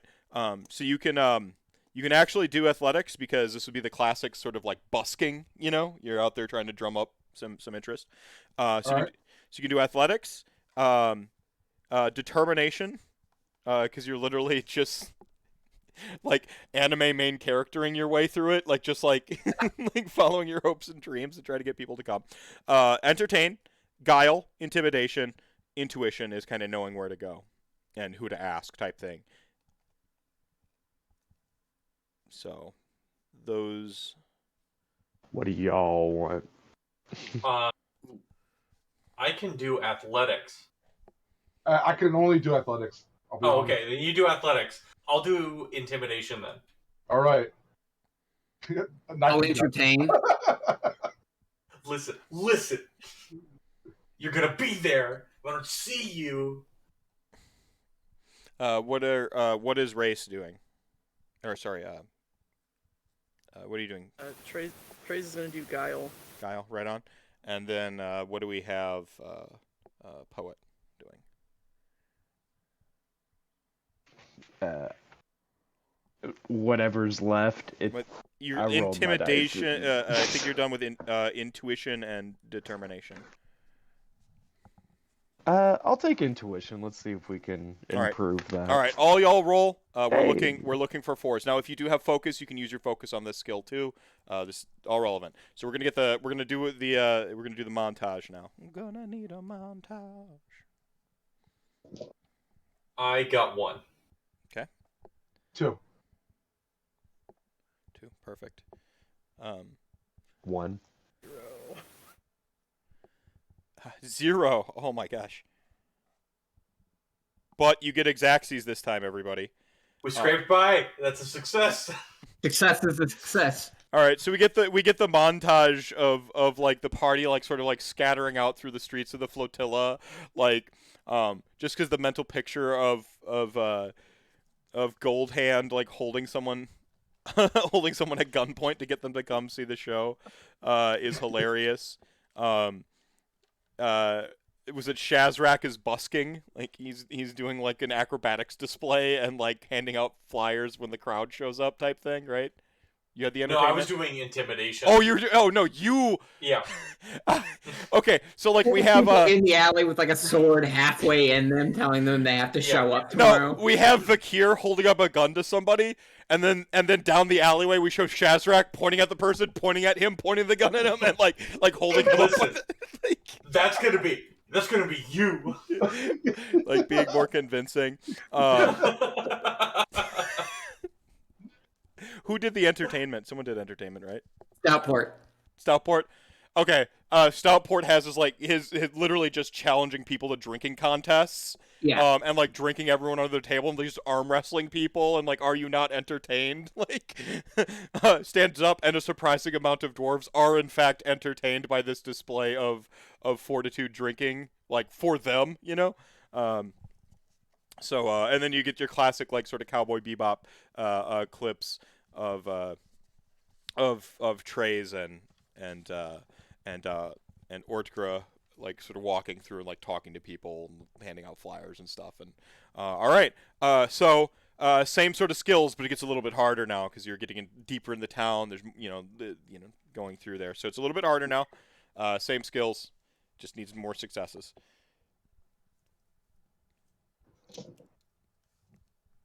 I see three.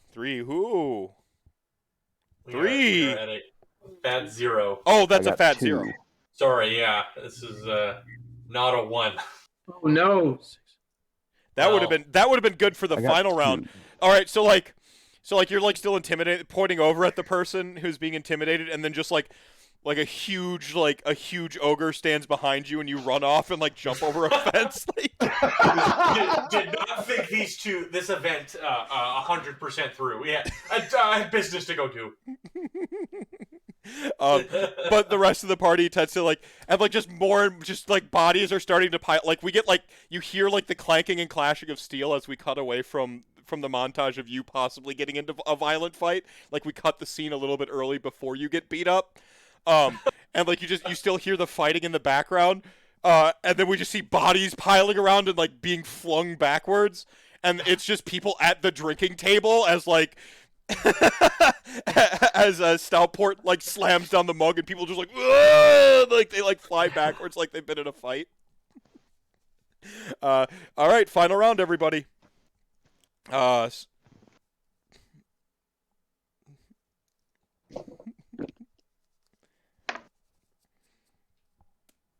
got 2. All right, so we got 2, 5, 6, 7, 8, 9, 10. Oh, succeed and then some. All right, wonderful. So like, let's go, good souls. So like one of those bodies that flew off the table flies through a fence and knocks over the ogre, and then you're standing there, and then like you point at the crowd that you were starting to lose from your intimidation, and point at Stout. Port drinking, and they all like, oh, okay, like we get it. It's just the meme where the guy's like this and the entire crowd falls down behind him. Right. Like, yeah. So you have this like little bit of a montage. You basically spend the day sort of like putting this together, and you had to set up like a business meeting with like the former business folk of the previous establishment. You've drummed up interest in a crowd now. Like you've got like sort of several points throughout the city that you've sort of targeted for commerce, aggressive commerce.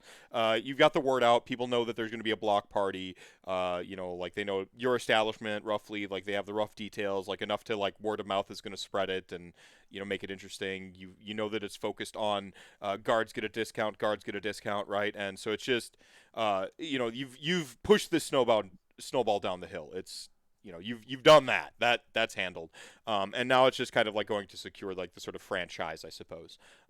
You have a meeting with the one of the former folks, just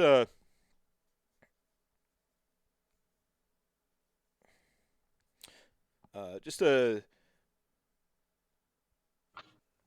so gotta love a montage. You love a montage, right? Mhm. Yeah.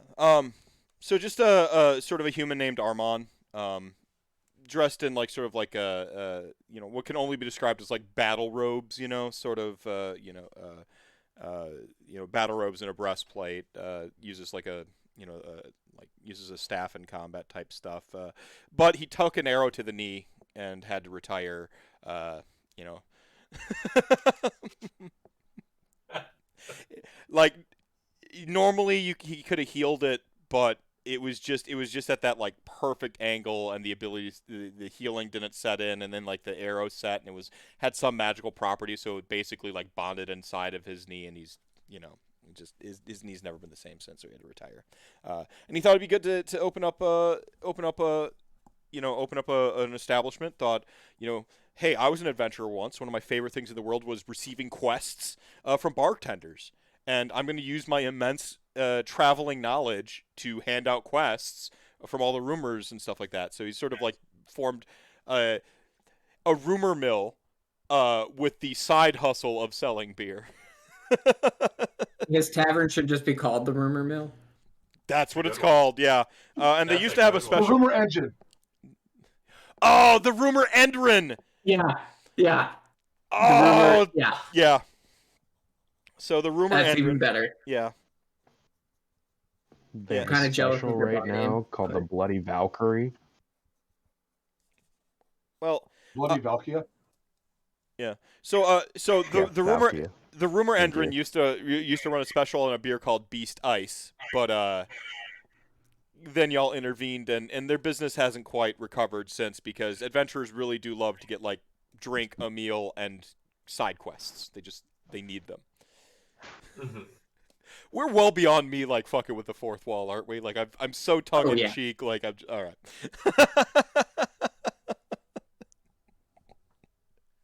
And we're gonna go ahead and take our sort of mid adventure. We'll call it intermission. Everyone can get a drink of water, whatever. I need to top up on my grape juice and use the restroom. Anyone get some water? Any snacks? Snacks are great. Be right back. Just a quick 2-3 minutes. So, All right. everyone cool with that? Huge. Cool. All right. Cool beats. Good time. So you've set up the meeting. You're about to go meet Armin, and yeah, be right back.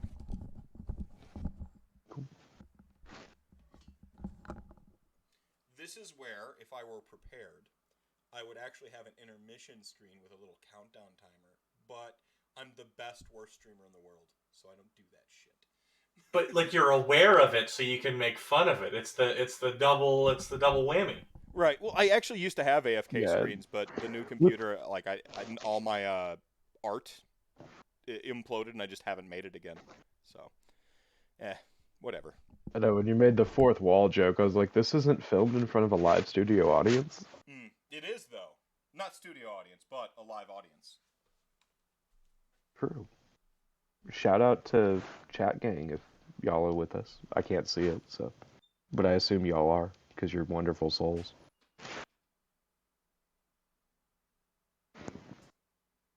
Follow, share the stream, give subs, give bits, stream lab if you don't like Bezos. There should be an icon under the screen. Follow Mr. Mephisto on YouTube. He has wonderful playlists, including Soulbound content, AOS content, and general random chats. Follow on Twitch.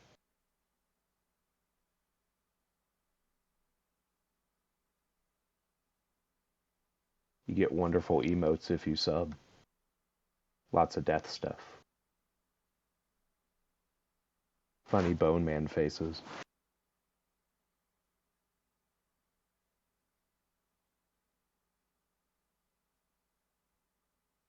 There's also a Discord you can join. Highly recommend. Full of wonderfully good people.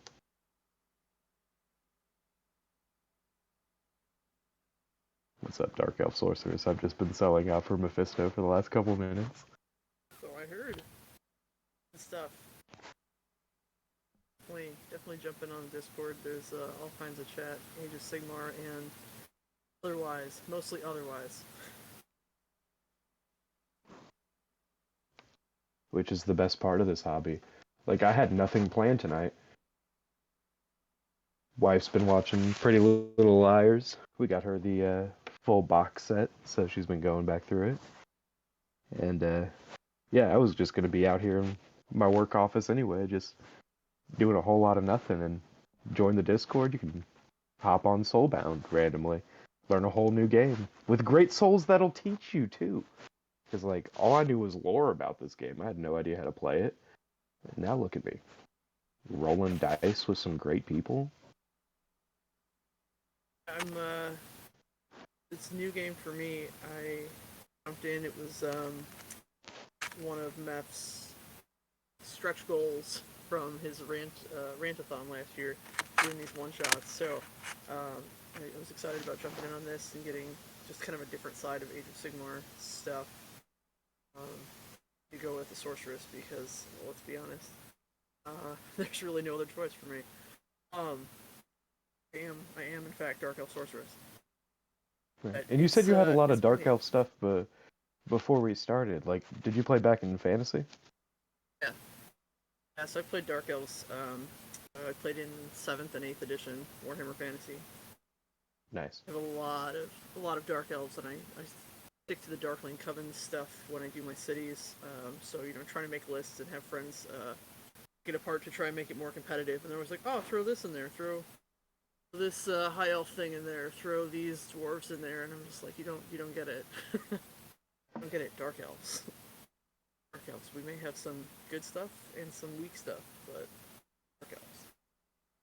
Like, I'd interacted with the lore of Fantasy for a little bit, but like most of my interaction with the model came from D&D and wanting, congruous models to represent on the board.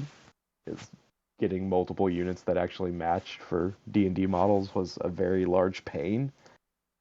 And then when AOS launched, I was like, you know what? I have interacted with these models for a while. I should probably just try to play this game.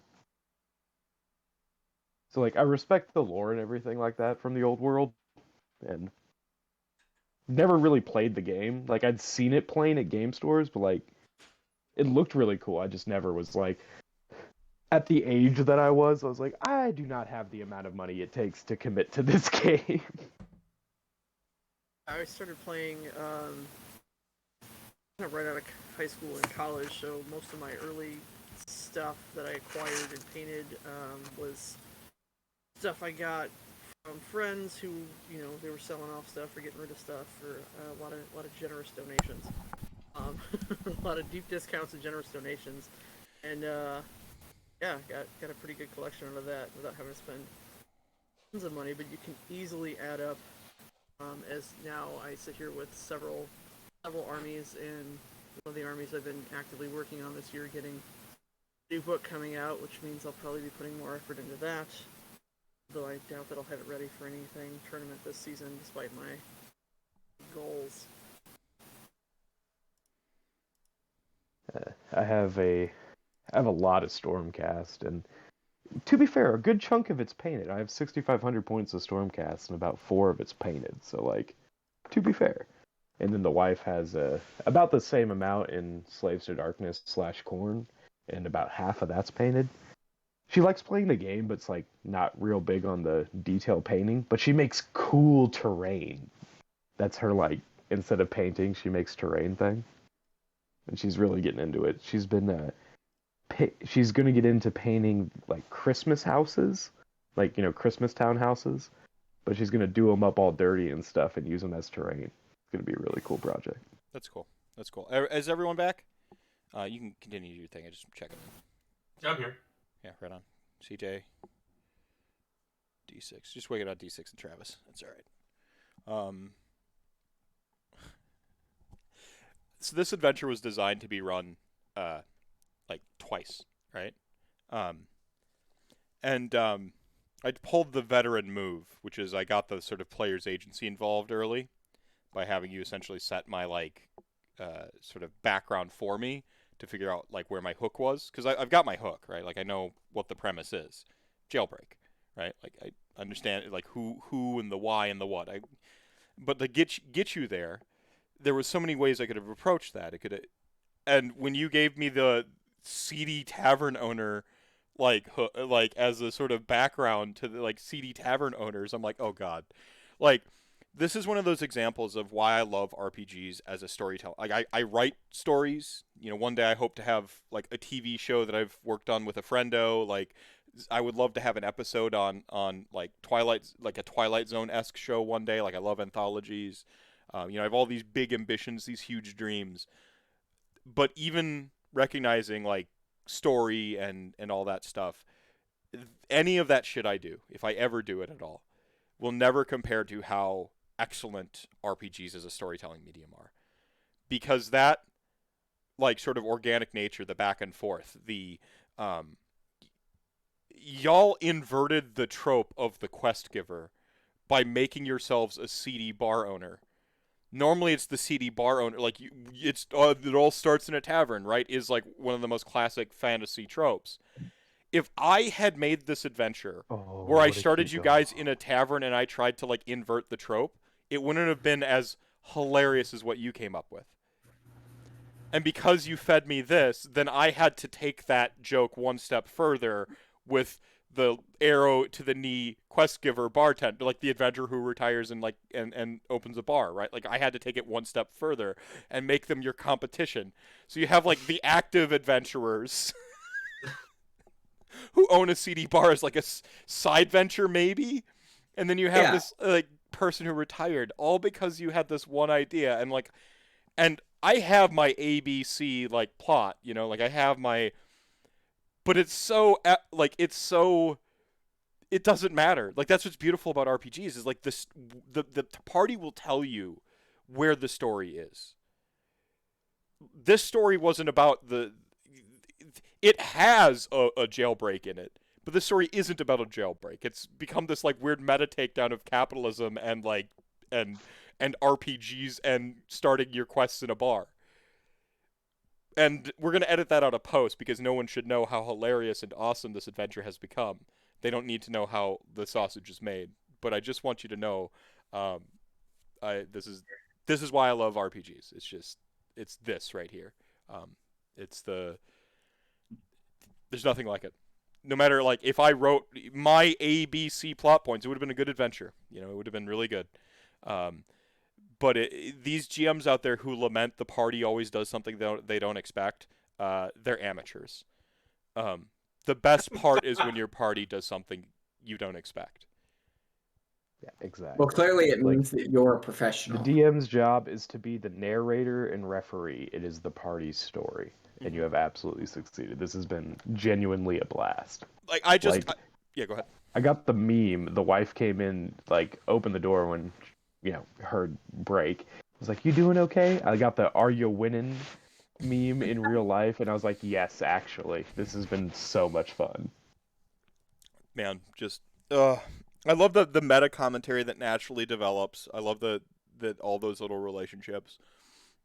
You can zoom it in and out at like, you know, the just reveling in an RPG, you know? You can, I mean, it works at a few different like lenses of zoom. It's fantastic. And here I just wanted to like do a meta nod to like this other thing, and I did a train heist adventure, and I'm like, oh, what's another like sort of classical adventure archetype? Jailbreak, duh. Like you just go down like, what are my favorite westerns ever? Like those are my plots every single time. my pool of tools. D6, are you back yet, bud? I'm feeling dead air here at this point. All right, still not. My quiver of arrows has very few arrows in it, but they're like really high powered arrows. Like it's like you know, they're mortal wound arrows. Yeah, mortal wound, Ooh, yeah. immune to line of sight, 36-inch range arrows. So when those are the arrows you're working with. Damn, Lumineth. But like, also to be fair to those Lumineth, kind of your whole army hinges on that. And you're an ice skate right now. If you lose that edge, you will fall over. So, like, balancing you right now is a complicated subject. Perfect. Perfect. We also got to talk about AOS too. All right, so D6 is back. So you end up in as I mentioned, your tavern is essentially on the seam, is actually what it's called, sort of between Old Town and what is just called like the sort of like the Vanguard district, which just happens to be like a front facing, and you're on the seam between the Old Town and stuff like that, and sort of if you can imagine the flotilla as sort of like a overlapping, smashed in little like circles. Like a irregular Venn diagram is sort of how it's designed, and you've got like sort of the seam. You just sort of like walk around that seam a little bit, a few 2 blocks, and you end up at the better named though worse run the Rumor Endrin.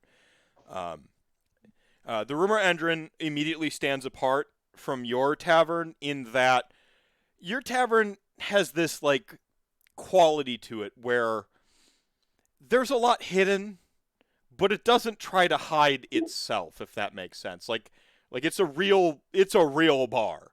The wood is real, it is dank. It doesn't attempt to be anything other than what it is for the most part. The Endrin, the Rumor Endrin is a polar opposite. Like the word here is veneer. Everything is fake. Like the sign is like plasteel, synthetic, metal. It's got little sort of like aether lights on it, like neon. Except etheric, and they're the cheap versions. So half of them are burnt out, and it just says the rumor, on it type thing, and just like the RUM R, like, and then every now and then like end blinks on. So the rumor end, and just like every now and then it blinks on. When you step inside, I mean, you have real taxidermy of an actual alloplex. It might be tasteless as all get out. But they have these fake statues everywhere, like fake Caesar type, Caesar's palace They have style. like a stuffed Stonehorn head, like it's like stitched together. Oh no, it wouldn't even be a stone. It'd be like a cheap statue version of that. Like Okay. It's not even having the illusion of like being a taxidermy. It is a plasteel Stonehorn statue above the bar. So straight out of Michael's craft store. Pretty much, yeah. Except Michael's is spelled like Mykael, because it's fantasy.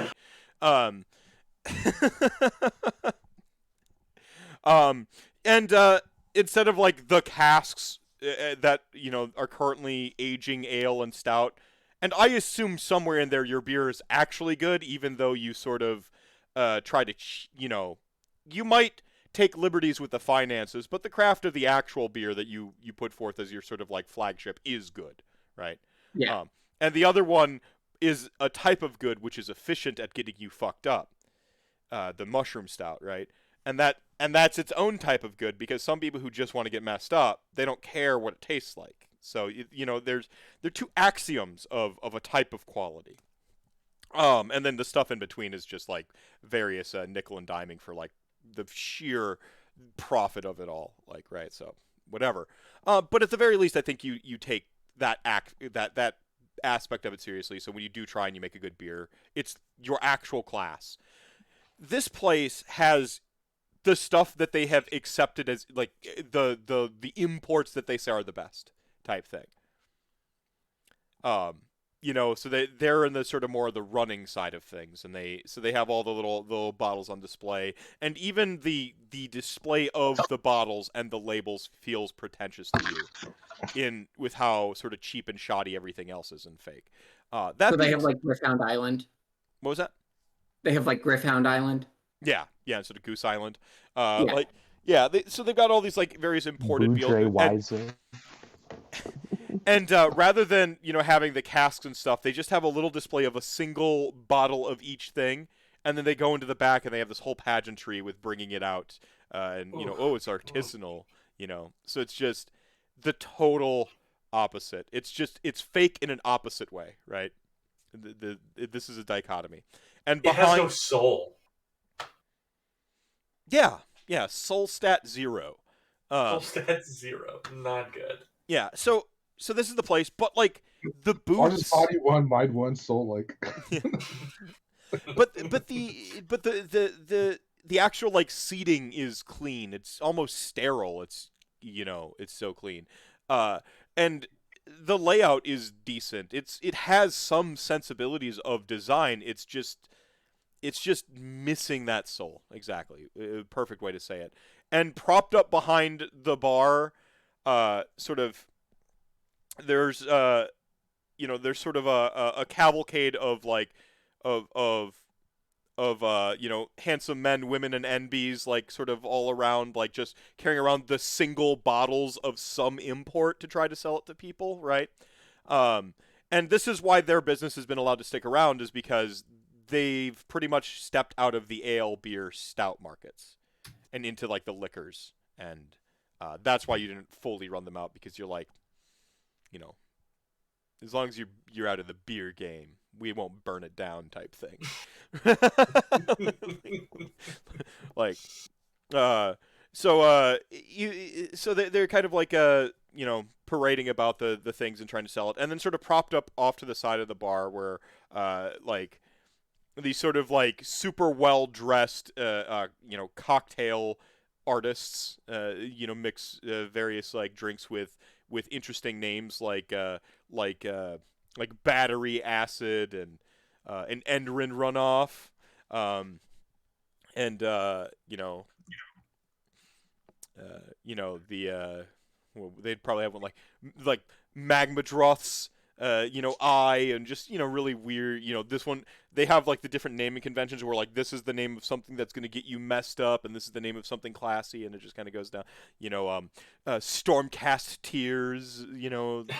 I have no alcohol puns at the moment in my head.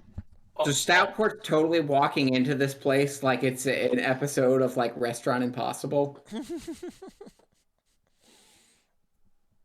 His name Robert. Was his name Robert Ingrid or whatever? That's just like swole dude. Yeah, Robert Irving. Irving, that's it. Yeah. Or there was the one episode where he flexed their restaurant into shape. Like he just like he flexed it, and the reality warped around him, and then it was a good establishment. Yeah, I remember that one. That was pretty good. It's weird up here, everybody. You don't you don't want to live up here.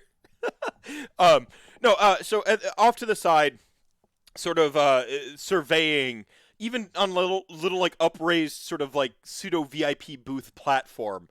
You see Armin just sort of like hanging back. Armin with the staff and like really hamming up the limp, with like with the holding on the staff and really like heavily favoring leaning on it.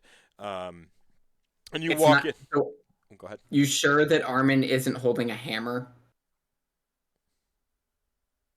Nice. Arm and hammer. I got it. Yeah, that was The good. Held Hammer? Got it. No, we're good. It was good. That was 10 out of 10 dad joke. That was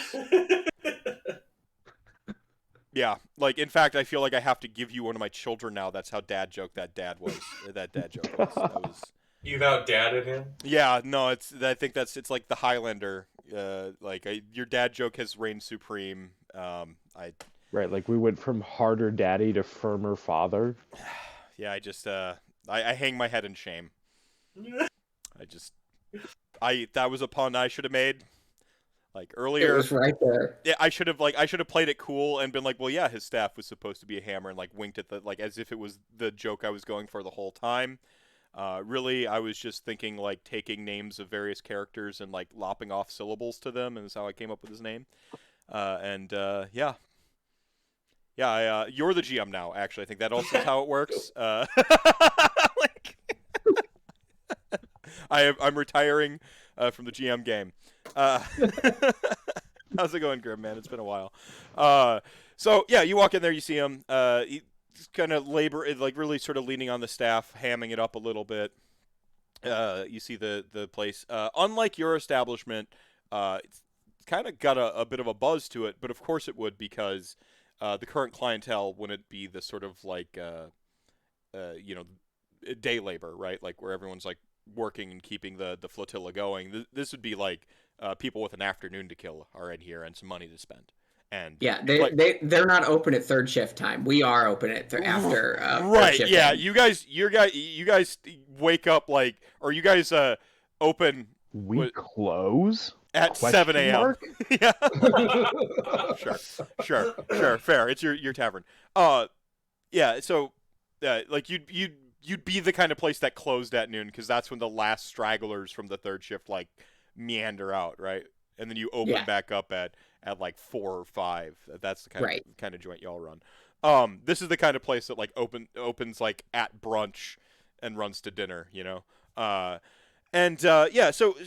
people with more money than sense are in here buying like artisanal drinks and imports from like all across the realms. And I think your party would have an understanding, in the sense that Armin probably has an understanding of some of the illicit activities you do. Not all of his beverages are as advertised, because there's an overhead to maintain. As long as the customer thinks it's from Gyran, who's it hurting? Right? You dress it up with enough, you taste good enough, right? Who cares? Hey, if you can get away with it, it's just good business. Correct. And so, only a crime if you get caught. So there's a little bit of a mutual assured destruction thing going on with like totally destroying each other's businesses. But you were however you persuaded him to get out of the beer game, I leave that up to everyone's imagination. So you see, it was a drinking game. We challenged them to a drinking game. Our staff versus theirs, and they lost. Yeah, we simply have heartier. Over dinner alone. It was slag really covered it. Yeah. It was like it was actually even a boat race too, where like each person drank as much as they could until they fell over, and like it was just all of y'all and slag, and like even Jerry against like 30 staff and your whole party. We beat them, and they weren't able to like turn down the challenge because of their pride that they had, and so we took advantage of that. Right? Yeah, something like that. Yeah. So Armin sees you come in, and he's just like, and you see that sort of like heft he's leaned onto his staff on the sort of bad knee side. He sort of like adjusts a little bit, and he gets a little bit more upright, though he still favors the leg. It's not that his leg isn't injured, by the way. I don't want that to come across. It's just he maybe leans on it, lays it on a little thick for the clients, right? And he's just like, ugh. He just kind of does one of these like gestures with the hands, and he's like gesturing to a sort of like a back room, and he's just already like walking that way. We follow. Armin. It is so good to see you again. Yeah, you like Finger pistols immediately to all staff. Yo. Like just walking in, just finger guns everyone. So you give like his arms go like limp at the side, and he kind of like tenses up and just hello. I've honored our previous arrangement. I've stayed out of your neck of the woods. We're in a post-trouble era here in our relationship, I feel, he says. So what is it you want, and how can I get rid of you quickly? We are post trouble, and now pro business venture. And I'm sorry, D6. What did you say? So he said no trouble. No trouble. Just a straight, okay. No trouble. No. Straight voice. So no trouble at all. Oh, sorry. No, his office that he's kind of led you into is in stark contrast to your auxiliary chamber. It's got like bookshelves and like a high backed seat. Now, unlike the the front room, everything in here is legit. Like all the legitimate woods and paintings and stuff like that, and little like globes and various things that do hint that he truly was an adventurer once upon a time. So. So he sits down. He's like, "Okay, so business." He's like, "What? You're thinking of getting into the fine cocktails business.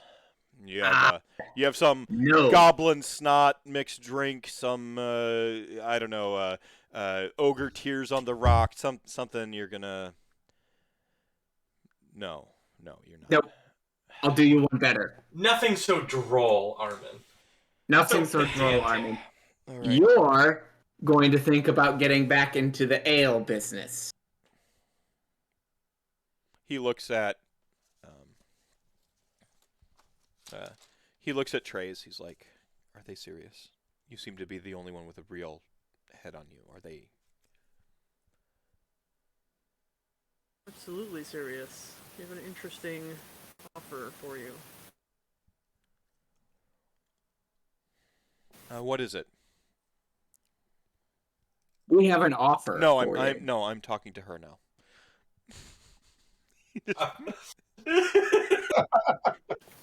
Pulls you a drink and hands it to you anyway. The offer is to assist with an elaborate opportunity for merriment, for drinking, for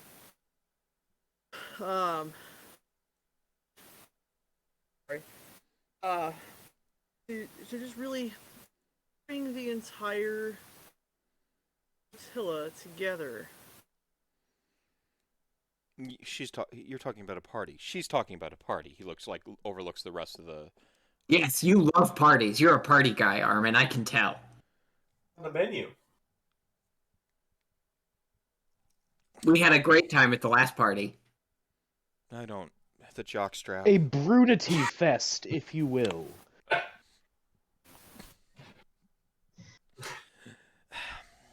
Yes, the festival. All right, so you're thinking some sort of mutual venture. We throw a party. We throw in catering together.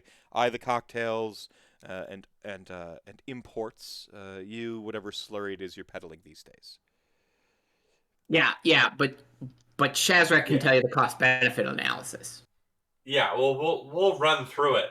It's a celebration. It's a morale boost. It's bringing everybody together. So we're planning on organizing all the local spots and giving a big old discount to the hardworking guards that protect our secure, keep us secure, keep us safe from the horrors of the world, of the realms beyond. So we're thinking like 85% off for guards. All right, you're gonna roll a guile now, because he's trying to get at what angle you might have going on. All right. Do I get any bonus to the dice from mind? Yeah, so it's Soul? gonna be mind and guile, or Okay. soul and guile technically, because soul can also be charisma. It's like your strength of self. Does It's the same number of assisting dice. exist in this game? I'm sorry. Yeah, it does. But in this exact, this is poker right now, not volleyball. You can't help him. He's got this. I totally feel you. I was just asking. I'm sorry. What's Again, the full difficulty? disclosure, chat. We're looking for 4s and it's opposed. Okay, opposed is always 4s. Okay. Well, I got 2 dice. I got 2. That's not bad, actually. So he sees through it, but he respects the hustle. Okay. like your cadence is like you didn't mess up. Like you did everything you should. He's just been around the block that one extra time, type thing. So it's not that this isn't the equivalent of you roll a stealth check and you step on a twig. You sell it, man, 100%. And he's just one step ahead. He's like, all right, Otra, hit him with the numbers. Points to his he's calculator. He's just like 80% off on guards, huh? He's like, so there's something you don't want guarded. Why would you think that? He just like Sort of like Deadpan. deadpans you. Yeah. He's like, Just nervous. Just drinks his beer in order to avoid eye contact. like you're looking into the mug and drinking. He's like, He starts cleaning his gun. look, don't tell. He's like, honestly, don't tell me. If I don't know anything, I can't know anything, and it can't be a liability. But you said business. What's in it for me? For you, Output points at the calculator that Ogre has. We can offer you exactly 1 point of sale for the next week for your participation. And Player to DM. we'll points throw in being a couple percent. kegs of the Stoutport Special, and you won't believe how cheap it is to make compared to how much we sell it for. But we don't need to tell people that. We really don't. It's like 600% markup. We don't gotta start spilling that. You just did. Oh, He's like, look, we're all in the same business. Look, idiots pay a premium for this shit. I mean, connoisseurs. 1%. I don't get out of bed for 1%. Have you considered the multiplicity factor after such an event in a stagnant sky fleet? When's the last time we added a ship? Ask yourself, compared to Batrick Null, when's the last time we added a ship? You're trying to play to my good nature, my sense of community. A community to me is the same I'd imagine it is to you. Marks. For my bottom line.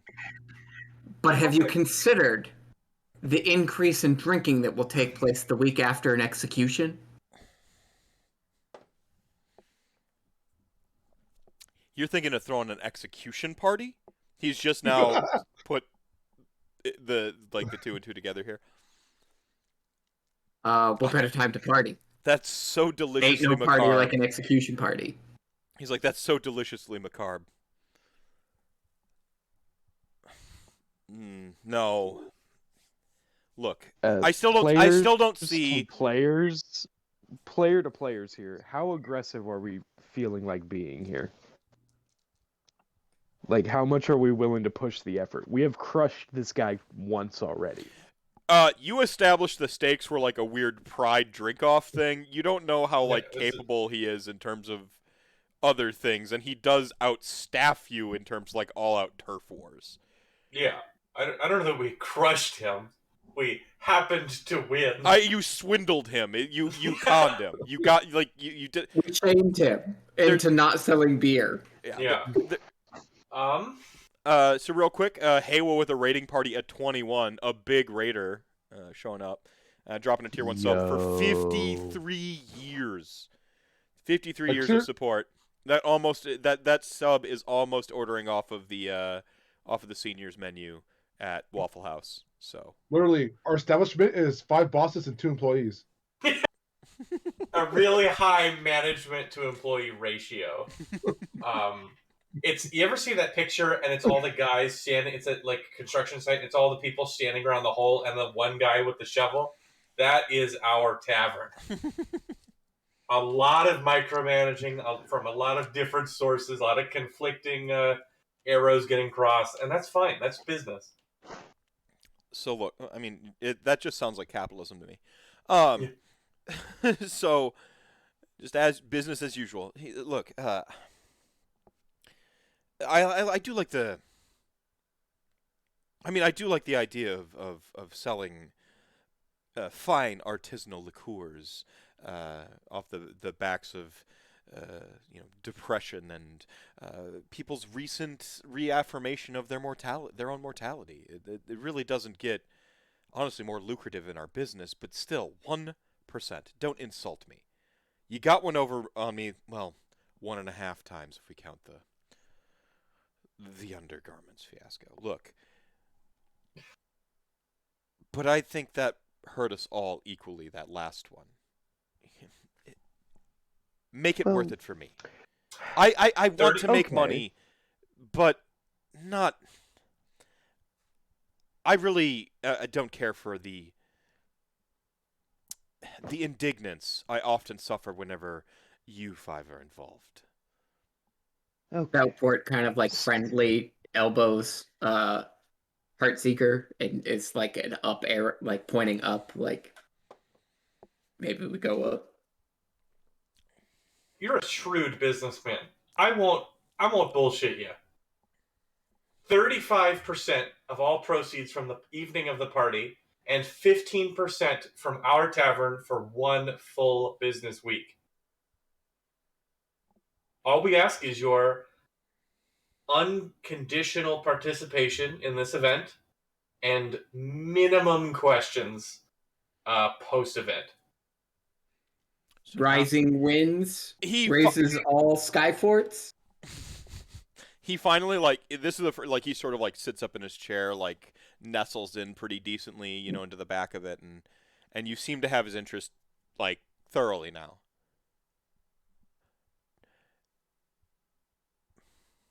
I like the 35, he says. You've already put in the legwork, and it's about this time the party notices like that one of your pamphlets you were passing out just sort of tucked underneath like one of his like ledgers, you know, type things. You can see that he saw you were doing some legwork already.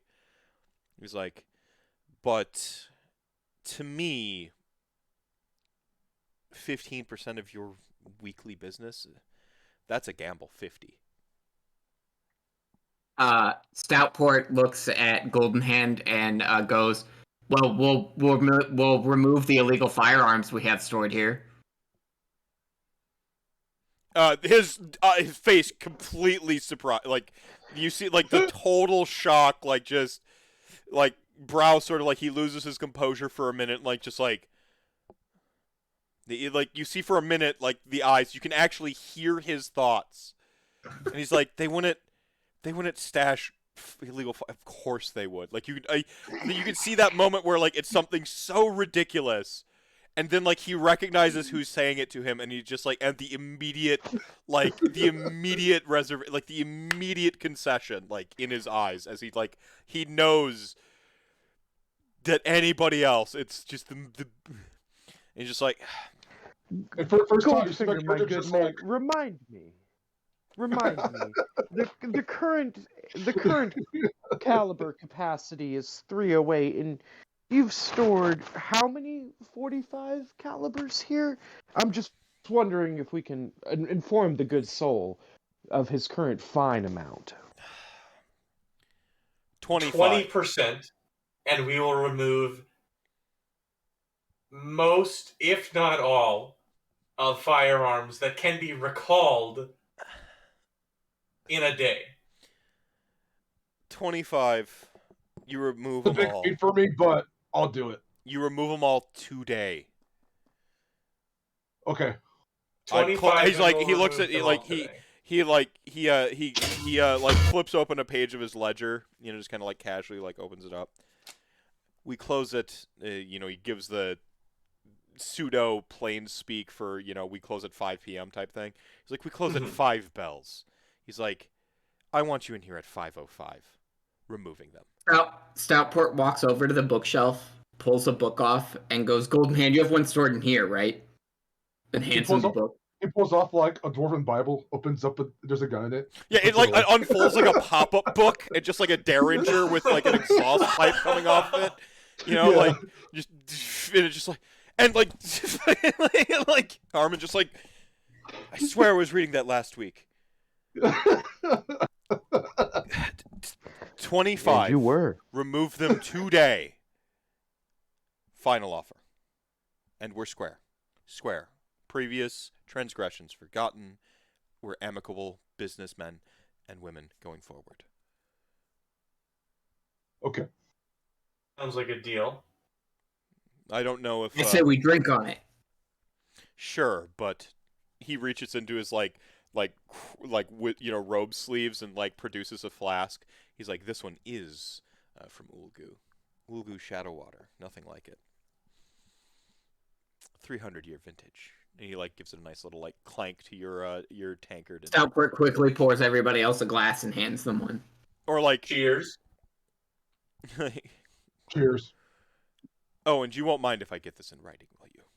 For posterity. Well, except for the removal aspect, that'll be something else. No, we'll call it garbage disposal in the contract, and he gives it away. Okay. So like he actually drafts up like he is a professional businessman. In fact, like he gives you like a copy of the contract. His wordsmith with the illicit aspects of it is like masterful. In fact, you can take this your like little triplicate like your third document, and you will gain a rank in seedy businessmanship just like by possessing it. It's like an artifact at this point. We just copy what he's been doing. It's like, oh shit. Oh, you gotta. It's like, oh, you put the comma here instead of there. It's crap like that. Yeah, you don't say literally wink every third line. Yeah. I compliment his savviness in drawing this up. It's an excellent contract. Very excellent. Yeah, I won't have you roll, but you're like, damn, like you just. Like it's the Patrick Bateman the card scene. The card that. Just oh like my God. It's even got a watermark. Yeah, yeah. Like, and it would like you get so tasteful. It's even got an arcane mark. Like Yeah. You see that font? It's called Bone. Yeah. Alopexian It's called bone. Petrifex Elite. Yeah. Petrifex Elite. Yeah. Petrifex Elite. Yeah, Petrifex and Elite is in like italics, Yeah. Because they are the best at writing contracts after all. It's so true. Mortisans are dope as hell. Yeah, oh yeah, of course. This is the font type is Petrifex Elite. Yeah. Impeccable. Immaculate. Yeah. That we got rated at a weird time. Like everyone's like freaking contracts. I love out of context RPGs. They're the best. All right. So you do you? I guess the only thing I have to ask is like, do you follow through and like actually clean up the gun shop? I clean up about 75% of it. That I remember. It's up to him. Roll a mind, pure mind. I got 2. 2 4s? Yeah. Out of how many dice? 3. You think you got maybe 50 to 66% of it? All right. That should be all. That should be all of it. You're convinced that that number's 25% higher though, 75 to 100%. Yeah. That should be all of it. I like you. And just the whole time Armin's just like, yeah, oh my God, like, how do we miss this? It's like pulling guns out of like barrels and like a little thing out of a salt shaker. Like it's just everywhere. Yeah. He's just like pulls out bubble gum from underneath one of the tables and then pulls the bubble gum apart and there's a gun in it. Yeah. There's a grenade. One of the shitty statues has to be broken in order to pull the gun out. And you're breaking out the Winchester survival that can float. You're like, Oh, like I know this. I pieces know of you like thought different this was cans, part but of it's your all pieces to like aquarium, one but big nah. gun. Yeah, like he unscrews like a rung in one of the chairs and it's like it and like it's a gun. He's got that could have really harmed one of my guests, he says. Yeah. It's not crazy. loaded, like you just like It's not loaded. that you know of. Yeah. Well, we're not gonna check. That's a wasted. We're not wasting bullets here. Yeah. Or it's just scratching off scams out of his book. Mm. It's like, man, we spent a 400 drips on this. This was going to be worth a fortune in the lawsuit. Yeah. All right. So. Yeah. Basically, like sort of like day one, planned out. To the nines. You have some follow up from day two's sort of in terms of that skill challenge we did, but you already took care of the dice roll, so that's just like a little bit of a montage in the morning, kicks off the day, and the party sort of like reconvene back at the tavern. You have, I think your block party would be this evening, right? 2-3 days, yeah. So Yeah. So your block party would be this evening. You've got your main competition on the seam on board with it. The word has, in a day and a half, the word has spread basically to the far reaches of the flotilla. This thing's getting bigger than you like. This thing's got some legit, genuine great buzz about it. Guys, should we see if Mayor Barley wants to speak at the event? I feel like the event is getting out of hand. We do have an objective. We are True. failing to rustle this cowpoke. But this will be a rager. Is there a way to determine how much of the guard is interested in this, or is this just general public? I mean, you've done everything you can do. I guess you can make a guile roll, like, just kind of like somebody elect somebody in the party to do a guile roll as like to see if you have a contact at the guards type thing, and you can check in with that guy or girl. I have 3 mind and 1 focus. Does somebody beat that? Let's see. For Guile, let me check. I got 3 I mind got- and 1 I got 3 training mind guile. and a Guile. That's it. So I got that 4 dice. wins, right? Give the skill guile or focus guile? Skill Guile. All right, that beats mine. Okay. Yeah. So just Go for it, Golden Hand. Yeah, of course the gun guy has the contact. Yeah, the gun guy's got to know all the guards, right? Yeah, that's how he keeps He- getting firearms. I kind of sold some to a couple of them. I'm sure you've also offered some completely legal if you're correct in how you did it, because it's turbo-capitalism, right? Like Yeah. like upgrades, they would like Technically might be correct. illegal for a guard unless you fill out like a 4051S C. Then it Yeah, completely. but technically triplicate. correct is the best kind of correct. Yeah, see this gun, but this one's not for guard duty. This one's for gardening, and so it's actually okay to keep on your person. It's for those pesky bugs that are like 20 feet long. Have you seen the bugs that grow in Gur and and Akshi? They big. I got 3 Yeah, out I've of seen 4. that beetle that Huh? she rides around on. 3 out of 4. Yeah, you know like a literal guard captain. They probably like stop by like slightly before business hours even to check in because you haven't told like they heard about the like.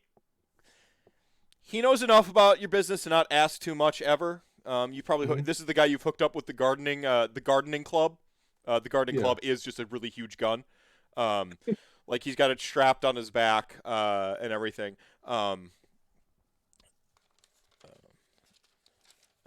Turns out you can reclassify guns as gardening instruments. Again, have if you fill seen out the right bugs? forms. Have you seen the bugs in Akshi and Gur? Yeah. You got to fill out the paperwork to reclassify it as a gardening instrument. Right. It's also hunting equipment and I mean, sports. and- Artillery hole, gardening row. It's a fine line. Yeah. So this is like a like a sort of like a dark bearded dark complexion dude guard named Druven. Like a guard captain, not necessarily in terms of like the incarcerations or the force, just does guard duty around the city type stuff. Like, but they all convene and talk. Probably the guards here might. It would be a privatized police force, so your guards are interchangeable with police, with your military, with your defense. But we are hyper capitalist after all. Yeah, no, so it'd be like purely privatized. Like, Mhm. The guards are the standing militia, are the military. So like a guard captain of some quadrant near the seams, and so Druven shows up. He throws some drops up on the table. Slag automatic just already has like a nice frothing mug of your finest on tap, and you're sitting there ready to talk brass Hey, tacks here with Vakir. Hey, Driven, how you been? He's like, you know, a little boring, but pays the bills, and finally saving up for that retirement. That's good to hear. Yeah, he's like, I'd love to be off the flotilla. He's like, don't get me wrong, you know, raised here, I love the place, family and all that, but I'm thinking to retire someplace nice, you know, like Guyran. Guyran's a nice place. Yeah, get a nice Watch little... out for those nurgles. Yeah, Farm he's cabbages. like, but that's what this think is for, about huh? your achievements. Yeah, the gardening tool. Yeah. So, is this on the level? This 85% off? Yes. Oh man. He's like, we got a couple boys. He's like, we got a guy whose birthday's coming up. It'd be great for him. So he's not going to lead the conversation in getting illicit information from him. So he's making small talk. Stoutport brings a nice little charcuterie tray over to the guard watch captain in golden hand and says, "On the house," and then leaves. Oh, last time you brought me something this good. He says, I had a shipment of thumpers going missing. Yeah. Slang term for some weapon. Like, Yep. he's like, so what is it? Break. Oh. Armed with the power of the internet, this is a wonderful bone wheat puree, a little bit of Gloom's rice, and some Kharadron askew. Fine game and acquired from hunting, incorporated into the wonderful diets in Akshi. It's smoked and then dried with a wonderful slow bread. We only bring you the finest on this occasion. Yeah, so a truck's going missing. Or he's like, what are the frigate? What are the small gun haulers? Oh, so you're after a gun hauler, like a whole gun hauler. Is that No. no? Okay. He's like that's I'm just a captain, man. Like, look, we're all trying to get by here in brutal times, but like this is this is getting too nice for me. And it doesn't stop him from eating some of it, by the way. Like he's like got a mouth like half full. He's like, this is too nice for me. And he's like, It's more like a breaking of something. breaking of something. He's like, breaking. Yeah, I can do that. Yeah, so obviously make sure that the word gets to all the boys. A couple of the others we talked to. This is on the level. That should boost your signal some. He says. He's like he leans in. He's like, look. Word on the street is there's some players moving for this guy who doesn't have much time left on the face of these plains, right? It's like if he's okay, look, it's not my station, it's not my place, but it's pretty big. So if you're wrapped up in that, some say he doesn't walk tomorrow. Some say it's gonna get a lot worse. And he just kind of like scoops up like a little cracker on the charcuterie tray as he leans away. Like crunches it audibly. Sounds good. All right. Was there anything else the party wanted? Because he's got that like sort of like, well, he's looking at like the beer almost being gone. He's like, I'd have a couple more of these. He's like, my favorite, and he like, shakes the tankard at Slagus, like just gives him the like, yeah. Like, he's like, but gonna be busy. How much drops are these drinks? Oh, like the beverages from him? They have a table for what beverages actually cost, but I'm gonna say like 5 drops for your finest is probably like 10 drops, right? Like, okay, I'll go down to 15. Maybe your finest is 20. Like your finest is 20. Your top Okay. line. I'll go down to 5. I started with 25, just to be like, we appreciate the information and the less attention you can steer our way.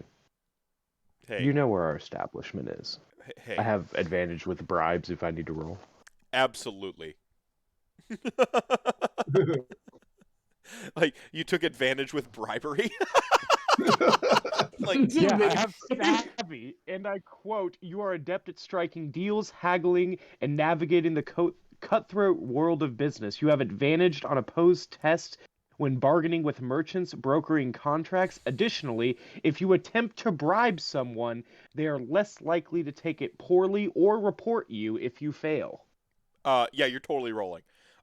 So, like, You- he's not crooked. He's just a working stiff that, like, like, information's not He's necessarily got out. kids. Yeah. You need an extra pack of diapers. You Yeah. can buy ribeye instead of chuck. Like, Yeah, you so got like kids, you bro. understand he's got thresholds. He's always helped you guys on the condition that like any weapons that y'all end up with aren't going to like to hurting people, like in the evil sense, right? Like I know Mhm. obviously all weapons are, but it's a fantasy world where like fucking dragons show up and shit. Like he's always We gotta keep those bugs out of the garden. yeah, like the last time you guys the last time a crate of of weapons went missing and he helped you with it, you were fighting an infestation of like flesh eater courts.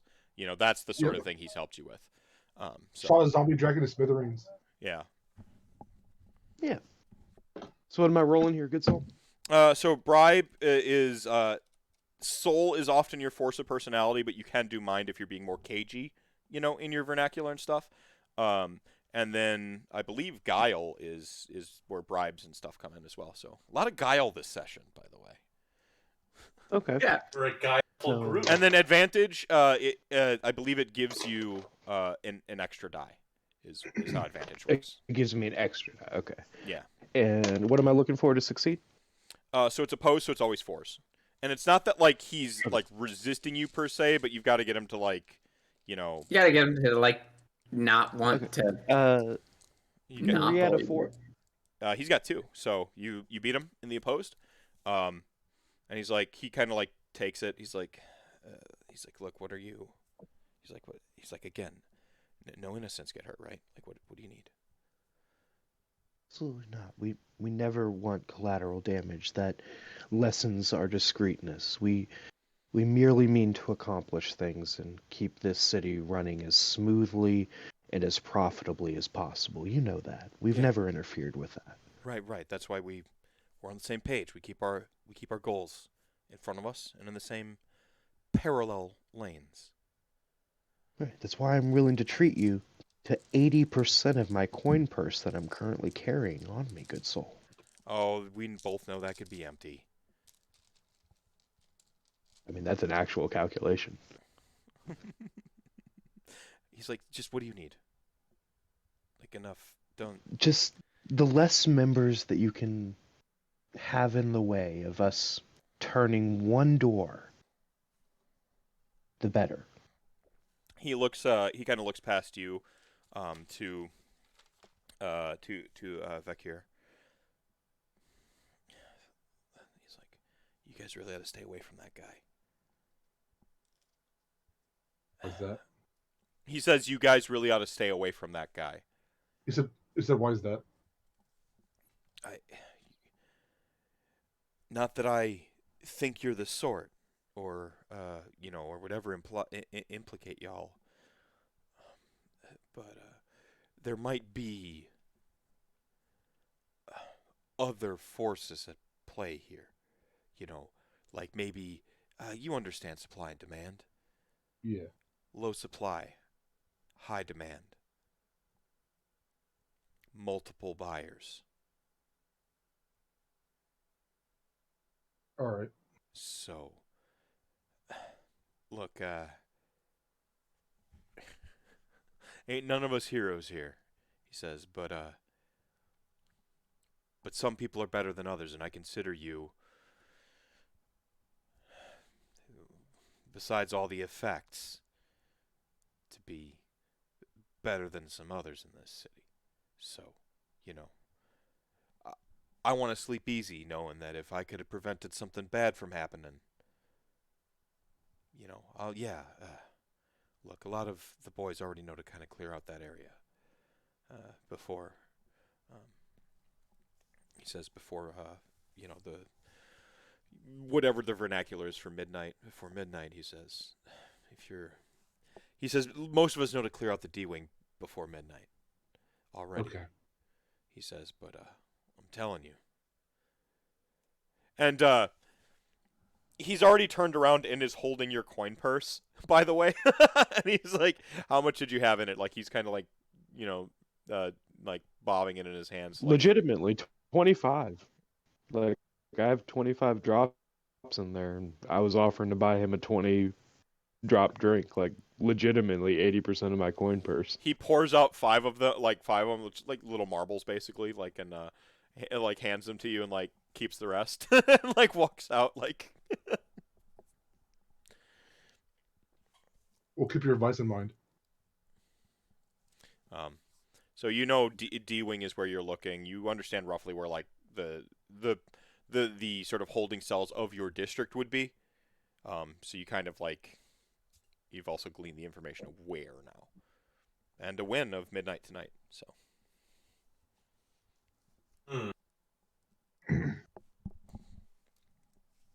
Noted. And you said D-wing? Yep. Cool.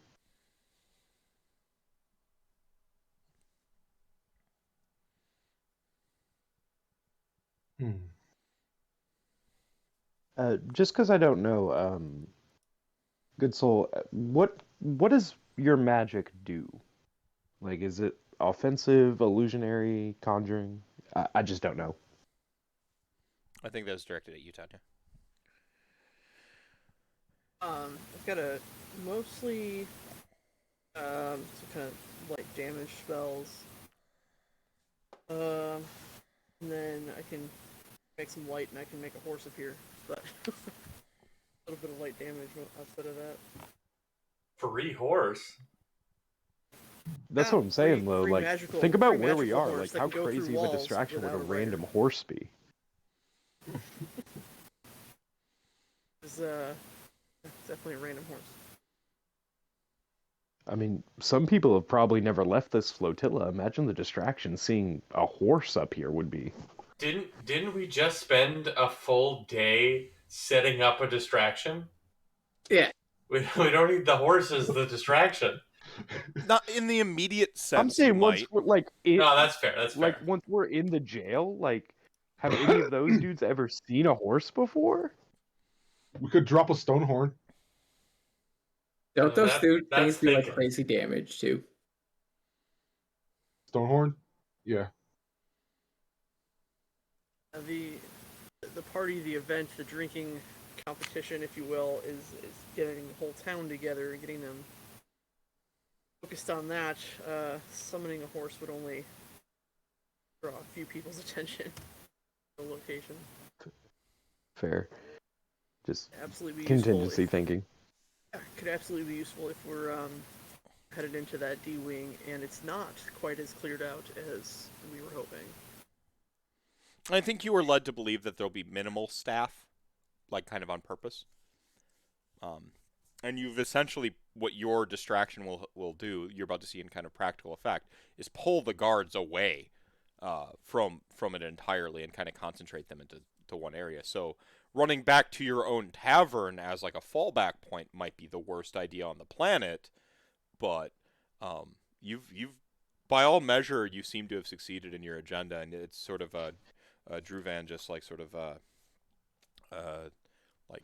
Speaking of which, do these taverns are we like the stereotypical, not historically accurate medieval tavern? Do these have rooms? Because if so, good souls, we should book a room at our opposing people's tavern.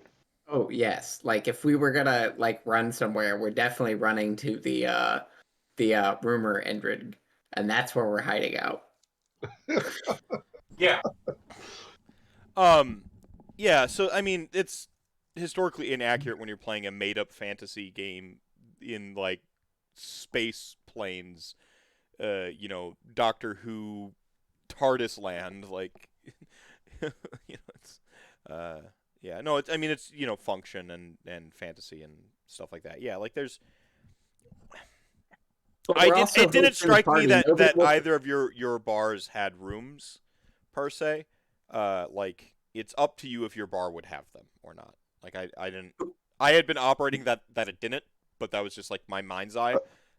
That's not to say Okay, that you don't have a second that's story or something. 100%.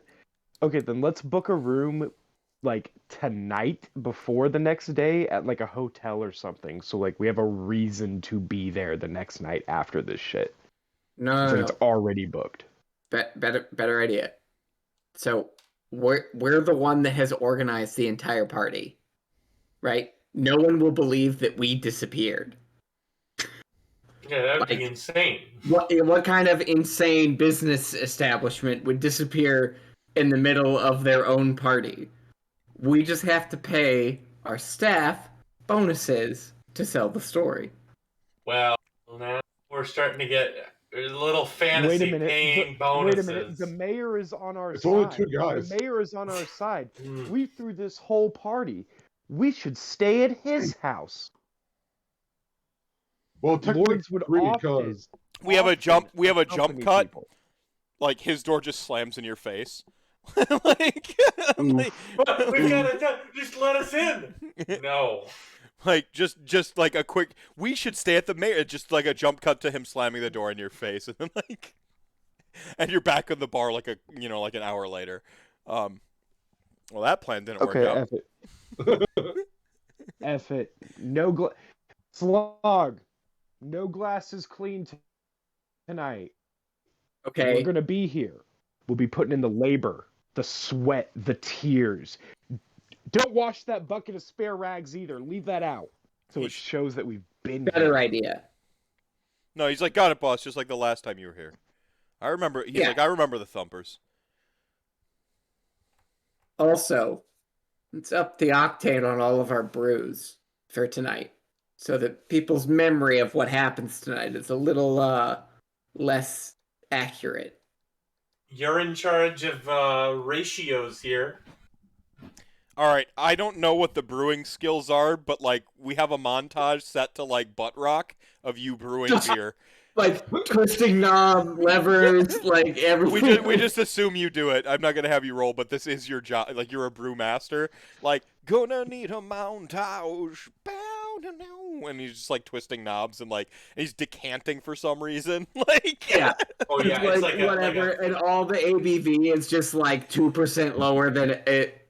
Like what it says that it is 2% higher than whatever's on the label for tonight. yeah, there's yeah, like, and- there's like a label with a skull on it. yeah, like Oh, yeah. yeah, like the skull rolls down, and then like like the skull rolls down, and then what was his name? Jerry is there, and like he's like meticulously like sweating, and with your character standing behind him. With a Stoutport like standing behind him, and the music's like getting tense and stuff like that, and the goblins like the skull label like appears, and like he's like putting a fresh label on over the skull with like a acceptable like in green numbers ABV, and just like and you like dab his forehead with like a little rag, and he gets, and then just like everyone like, and you hug. It's like the label goes. I would pour him a drink that's like the size of let's him. go. Yeah.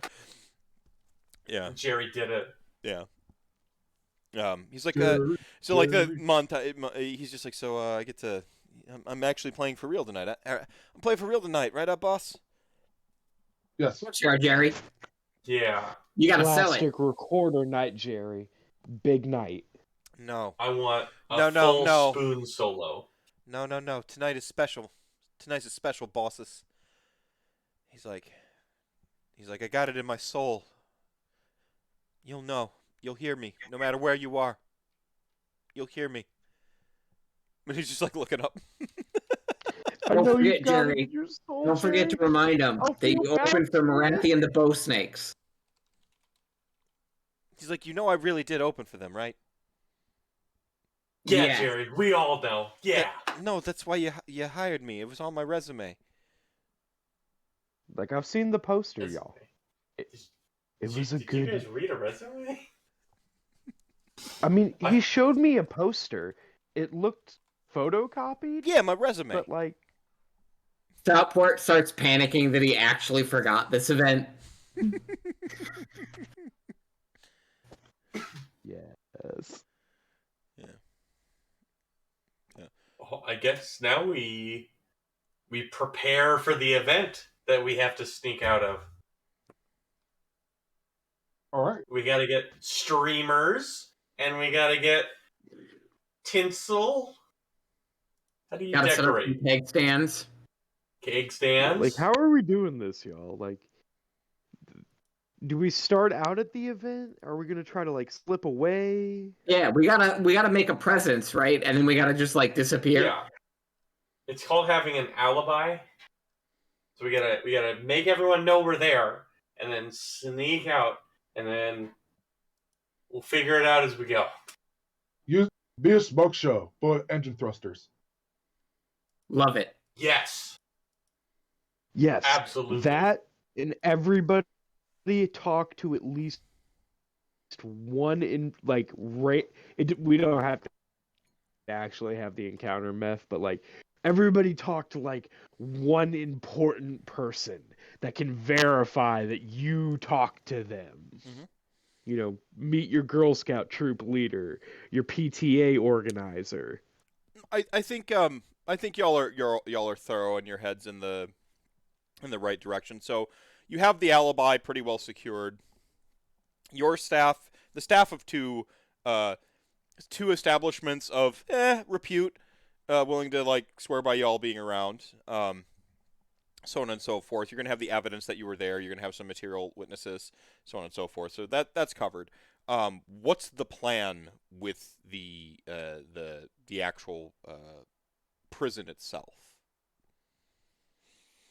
Well, prison is a big word. See, the mortal realms don't take place in somewhere where Puritans existed, so it's a like holding Jail. cells and jails weren't made up out of nowhere, but like advancing to like the level that like they exist now would have went to like oddly different directions, right? So jail is probably the better, like just a jail holding cell, like the So y'all, Order like, are still the good guys, and these aren't a bunch of dark elves, so they don't have torture rooms per se or anything like that. Like it's just, you know. Okay. So. I just assumed we'd walk in. We blast our way in. We've got the door knocker over Yeah. there. The door. That's exactly what I was wondering. It's like on a scale of You're cutting out. spare them to ACBAB to like like how are we going about this? Are we trying to spare them, or so anyway I started blasting y'all? Because I'm Yeah, down either way. We've got Gold Hand with a skeleton key to their skeleton car, and then we go in and we get them out. What's the problem? We walk in, we have So the key. make them. Let's go. In and out, easy peasy. There's a front door, no? And is there a back door? Is there a window? I guess we should really case the joint now that I think about it. You have time. That sounds wise. Yeah. Let's go do that. Yeah, let's wait a minute. Yeah, let's go do that. All right. So there's this sort of the relative district you're closest to from the seams, the Vanguard quarter, the Vanguard district, has it's called the Barge. It's a prison barge. They have a series of essentially easily jettisonable containers on it that are holding cells, sort of like a main sort of control like booth almost up on like a crane type setup, and then there's like a sub deck. It's huge. The reason the containers exist the way they do is because like there be dragons and shit in these. Like the things that have to be held aren't always just like people. And in fact, it kind of puts it into an interesting level of analysis that this is where they're keeping some dude named Sing. Who has burning Oh. emerald eyes. Yeah. Yes. This Meph, is is there normal. multiple human lawyers on this flotilla by any chance? Multiple human lawyers. Well, everyone knows like the best species for lawyering Or is human, yeah, I'm kidding. tall, Like wise are you lawyers? looking for like Phoenix Wright specifically? There's someone named like We need to find his defense attorney. no. I mean you're Me gonna and D6 could stack up on top of each other and Little Rascals this. like in terms of like lawyering and stuff, any legal process, like privatized legal process that they have going on here would have carried its way out to get to capital punishment. You know, like the lawyer phase is over.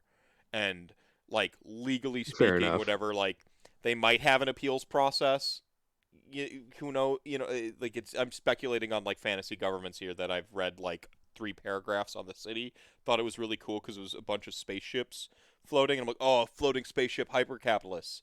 And now I have to speculate a bunch of shit I haven't Right. prepared So- for yet. So, but I would imagine No, definitely. that any lawyering, like that, it's just like that's done with. You know, you're on The to ship capital already punishment. sailed on that one. Yeah, the ship already sailed. See, that one Right, you did so not good dab me. souls, That this was is the just, 100, everything is capital punishment.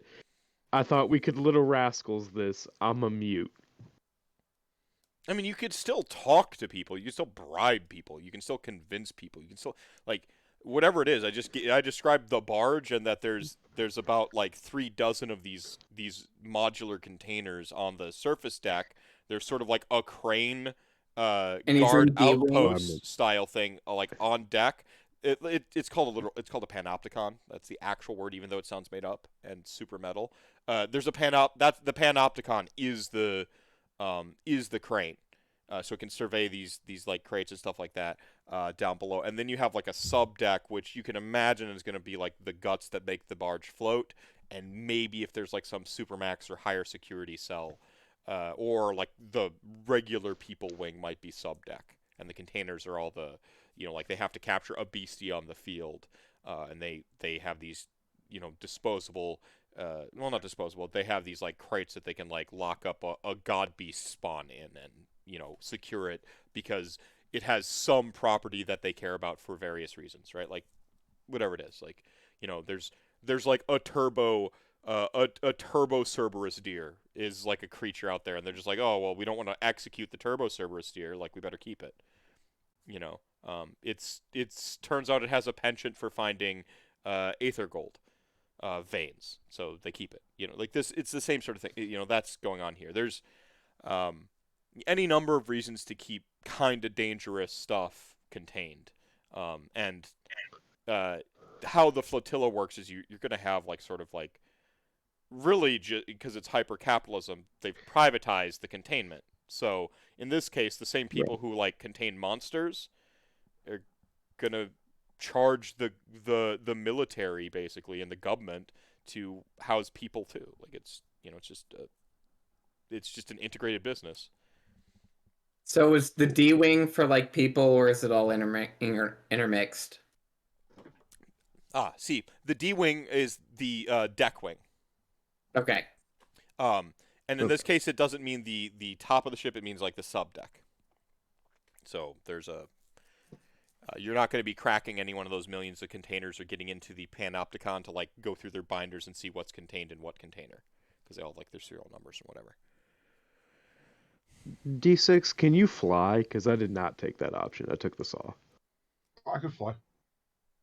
Cool. Oh, Just wondering. you get both though. My character did not come with fly. Oh, really? Did I just choose it? Yeah, my character fly. I can't. I just have beer. I can't. I just got swords. Yours doesn't come with the Aether engine? Magical. It does not say I have an Aether engine. Magical horse can also go through walls if there's no rider on it. Okay. Aether engine it is. My character can fly. He flies and shoots I guns. do not You have an two Aether people who can engine. fly. I have basically. a saw, extra grenades, drill launcher, rapid fire river gun, and a warhammer. It does not give me fly. Is it the Warhammer? Yeah, Mr. The Warhammer? Yeah. I mean, I have capital W Warhammer on this. Direct from the creator, pre-gen character, capital W Warhammer. Okay. Then I have the I have no flyer then. So this is where if this were D&D, I would have a cursed magic artifact. There's a weapon in one of our old games, or an item in Dungeons & Dragons called Merlin's Spoon. You put it in a bowl and you'd say the magic incantation, and then it would fill the bowl with gruel. And the cursed one was like when the wizard made it, like in their like magical language they used container instead of bowl. And the activation wasn't just the magic word; it was wondering if that's a container. And so anytime the party started discussing if something was a container or not, it would fill up with gruel. So like if they were in a cabin, they'd be like, well, it's a cabin, a container, and then the cabin would fill up with gruel, and they'd have to like get up, like escape. So they ended up in one of like, it was like the 9th circle of hell or the 7th circle of hell or something like that. And somebody's like, well, is a plane a container technically? And the whole plane filled up with gruel. And so you were just down a line of conversation here. We're like, well, it's Warhammer with a capital W. We're like, if this was Dungeons and Dragons, that would be a cursed Warhammer, where every time you start to wonder if it's the Warhammer, it would like replicate itself or something. or like it would just like you'd hear like a gong of war go off somewhere, and you'd like look distantly, and you'd see like an army on the horizon, but then it would just be a cursed item, and that's where my brain immediately went when you guys started like doing that, because I have a weird brain. I'm like, oh yeah, of course, no, it is the Warhammer, but it's like the cursed Warhammer, so it's like, I want you to know an alternate reality just spawned, where like we cut to the party and there's just like a million Warhammers like filling up the deck, and like they're starting to like and like a wave of Warhammers knocks over several of the containers, and just like massive dragons come out, and like the flotilla's like suddenly at war. Those Warhammers, they're at war with literal Warhammers. No, they're at war because the Warhammers, not not with the Warhammers. Yeah. Got it. Yeah. And so like that alternate reality, and then like everyone's just like, it's like an Always Sunny in Philadelphia like episode happens, and you're just like, everyone's like, that would be messed up, huh? And now we're back in the game. Anyway, so how to get into this block? One of us can fly. 2 of us can fly. 2 of us can fly. So the way the barge is going to be is it's actually going to be angled at the flotilla proper. So you have to walk to the front of it with the containers, and it's just one big lane straight back to the Panopticon. And the Panopticon has an angle to see you approaching and see everything on it.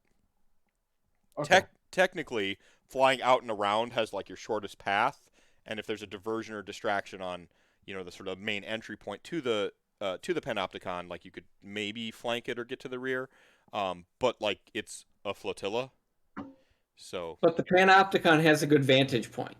Yes. Yeah, and a crane. So you could play crane game. Like a mag crane. It's just like, yeah. Like an You aetheric. could do crane game, and you could pick up the container that our homeboy's in, Well, he's and not set that wherever. Well, you don't think he's in a container. You think he's the sub deck. Oh, okay, got it. So we can't use the crane to pull him out. Oh, I didn't say you couldn't do that. It's like an aetheric mag crane. I have Okay, put this. this is what I like, guys. You know, like the crane game at arcades, and you get your stuffed animal out. See, I have put this item. Stoutport's here going. So you're like the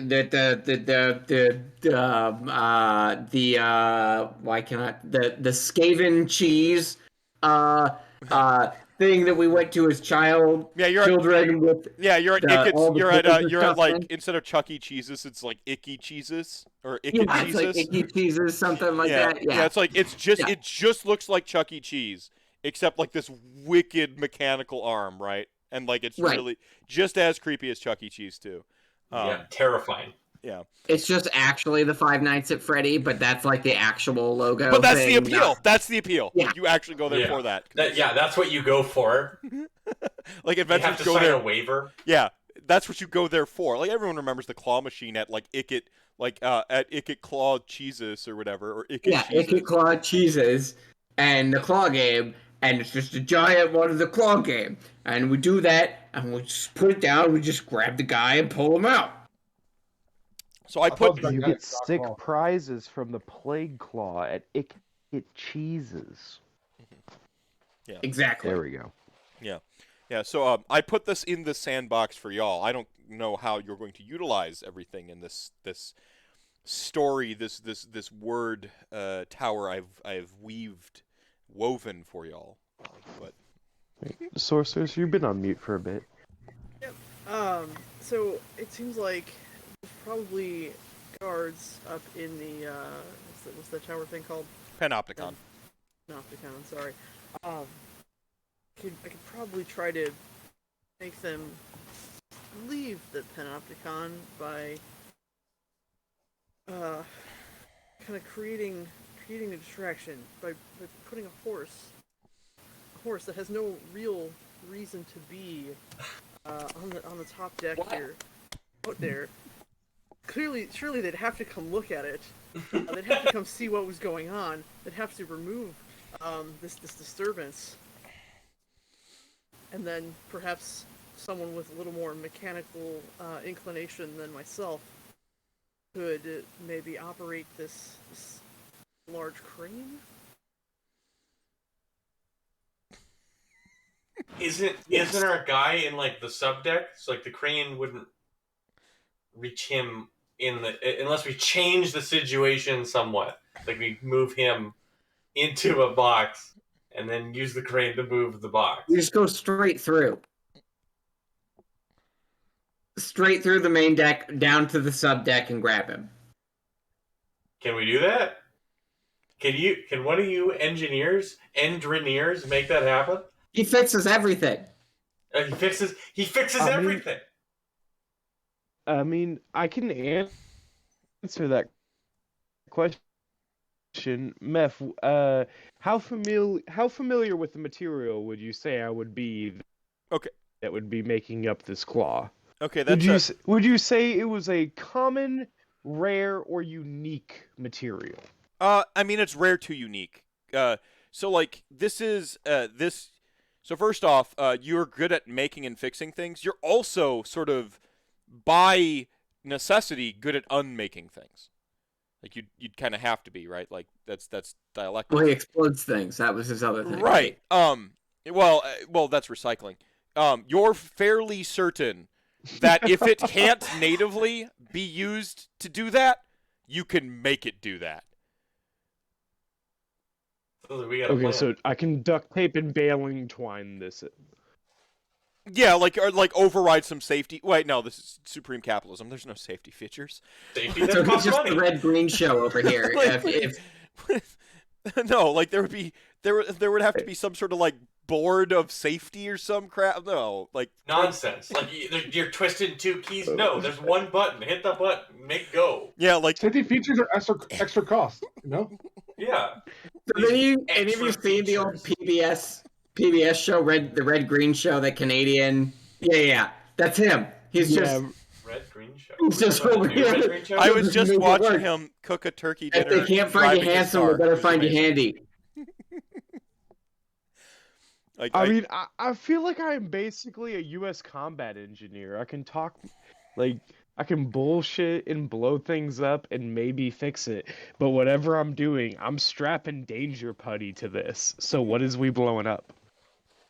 No, I think you could legit find a way to, like, if you know which room dude's in, you're fairly certain you could, with the tools you have and that crane, get to him. The thing is like you're looking at a distraction with a phantom pony, right? And one of you can fly. I mean, now the one person who can fly can potentially carry the person who can engineer the crane and flank it whilst using the distraction. There's something like that, and then you have, like, you know, two people supporting the distraction. Like you've got like you're halfway towards a good plan here. Okay, so we Yeah, got so we danger have both pony, and- explosives, gunfire. Like, We just don't know Go ahead. exactly where he is. Like the pinpoint lat long of our guy. You're fairly certain Well, it's that the interesting. guards would have some sort of record of something like that, unless he's like a black book prisoner or something. Mm-hmm. Okay. Do we have any sort of walkie-talkie? The two suits can talk to each other potentially. Like the two KO suits can probably talk to each other. Okay. Can my KO suit also? so that Yeah, means so probably- you're in a KO suit too. I'm sorry, I forgot there's Okay. 3 dwarves here. I flipped my 3 and 2 to 2 and 3. Pardon me. The 3 KO suits can certainly talk to each other. Okay. All right. So we could split. I know I- it's like the thing you're not supposed to do, but we could split up. And Yeah, no, three I was of also we gotta about split to the say party. that. I out know it's bad. for but, like, distraction. Stoutport could go with them. Distraction.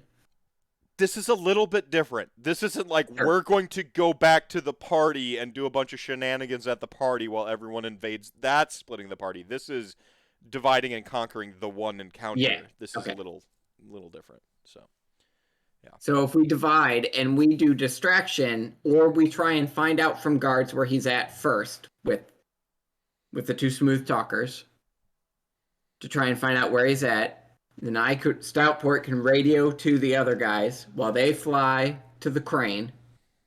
We create distraction so that they're not noticed while they're flying to the crane, and then they get the crane and pull the guy out. That sounds like a game plan. The Sorceress, worst you've that could been on happen. again. I know you stay on mute, Sorceress. So like, I want to make sure to get your opinion. I think it's the best plan we've got.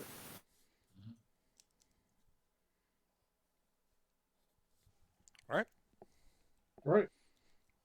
all right. So give me the sort of like the marching orders. Like, how are you doing this in? Like, what are the logistics? How are we? We've got the plan. How are you executing? Does the pony come first? Do they fly and get carried? Like, what's going on? Well, we gotta So we gotta find out where he's at first. So we will use the guise of the party and continue distributing flyers to guards. Get the 2 smooth talking elves. Oh, I see. You To try cased the and find joint. out You've where gone he's at. back. Okay. All right. Got it. Try and find out where he's at while the other 2 get in position to make a move on the crane. Once we find out where the guy's at, we radio that information. Then Who has Pony the most distraction. mobile camera amongst you? It's clearly not Poet. Who has like? Do you have a camera that you can just show a single D6 roll? I do. I could, yeah. All right. All right. You both seize the initiative. I want to see a single D6 roll from both of you. Okay. There's a luck check. Okay. All right. It's too 5. small to see, but it's a 4. Okay. With the luck check, you happen to be distributing pamphlets, and you hear, like, man, can you believe they're keeping him on the D deck, like exactly this cell? Yeah, I know, it's weird. It's like if it were a tic-tac-toe board, he'd be exactly in the center. It'd be the first move you'd make every single time. Or it's not tic-tac-toe. It's like, I don't know, ship, cargo, toe. Whatever. cargo. Yeah. Ship, cargo. There you go. Some stupid KO game. I don't know. So he's like Battle riggers. Yeah, battle riggers. Yeah, instead of battle Yeah, ships. battle riggers. You sucked my battle rigger.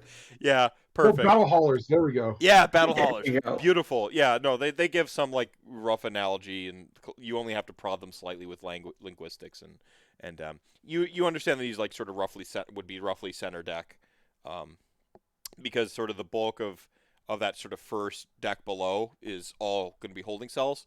All information you glean from ambient conversations, just paying attention, passing out flyers, right? You glean, and by talking to each other, you're able to sort of glean that deck below is the bulk of which is additional jail cells, pretty much for your more human then lower, you know, the, you know, just so you're more human and humanoid prisoners. The other half of it is like mess hall, you know, offices, like logistical crap, and then you'd go below that to get to like the sub deck and all the guts of the ship that make it do stuff. So, and they kind of give the rough layout as like, since he's like the feature guy, he has the main high, like security thing because he might be able to break out of any other situation. So he's pretty much like dead center of that because it's going to be the most reinforced and stuff. Okay. So we pass that information on to. So we're still at the point where the party's yet to start. Like we're Oh, okay, got it. edging up right on it. You passed out more flyer. You cased the joint. It was still, you know, it was the next day. You talked to guard contact. You cased the joint during the day. You know, when it's plenty of people around to like be discreet. And then you sort of continue. You're heading into evening of the day now, passing out the flyers and gleaning the extra information you need.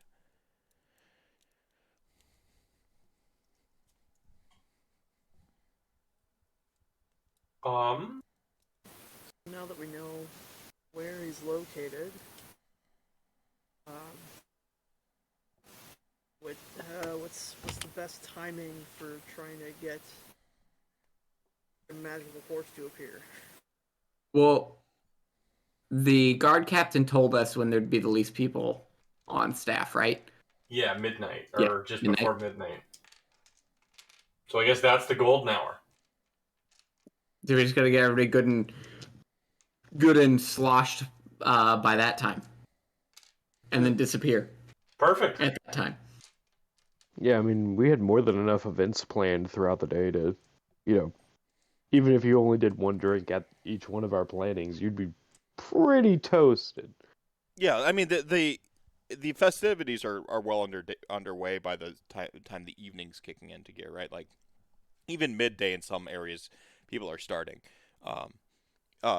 Apparently you have the very tasteless idea of throwing an execution block party, and just in the sort of hyper dystopia that is like turbo-capitalism, people are way into it. You gotta have any excuse to be happy or to do something. Yeah, so like it is just unsettling. Like it's the whole thing is filmed like it's the happiest thing in the world, but then the music playing is like this like little like very slow, deliberate, like discordant four notes, you know?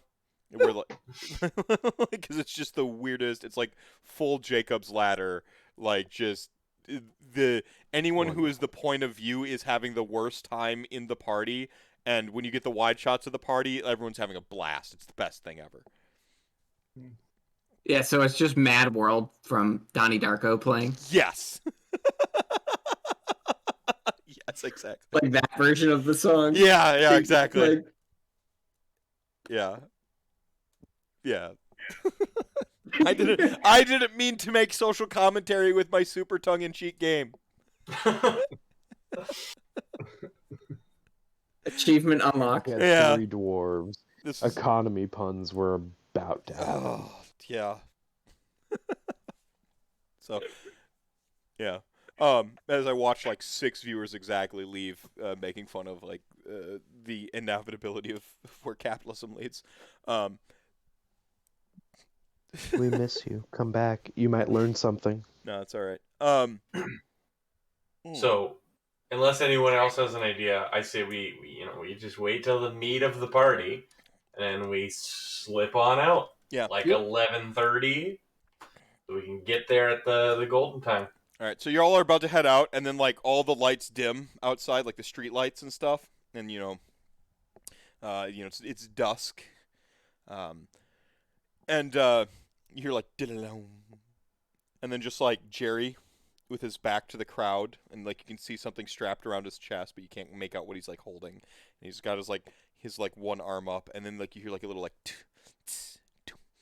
there's like little drums and like some fucking cymbals like crashing. You see like another goblin just there, get a spotlight on him, and he's got like a little like rigged up like sort of like jury rigged drum set with like soap tubs and like a couple shattered shattered like trash can lids for the symbols and stuff, and he's like starting to like throw down the beat, and you like Jerry's about to turn around, and when like people block your sight and you hear people start going crazy, but like you're like, oh man, we have to go and like go do the plan, and so you don't quite get to see Jerry play. Oh, You hear like you hear a somber harmonica or something what must sound like a harmonica like begin to play to inject the Cowboy Bebop all I do is run westerns just in different settings games vibe shows up. And so like we get our little like fucking retro synth western throwback song remix starts playing as we head towards the head towards the ship. And this is where if I had a producer or an editor, we would just that track would be laid in right now for the VOD, and everyone would be like, yeah, and I'd be like, yeah.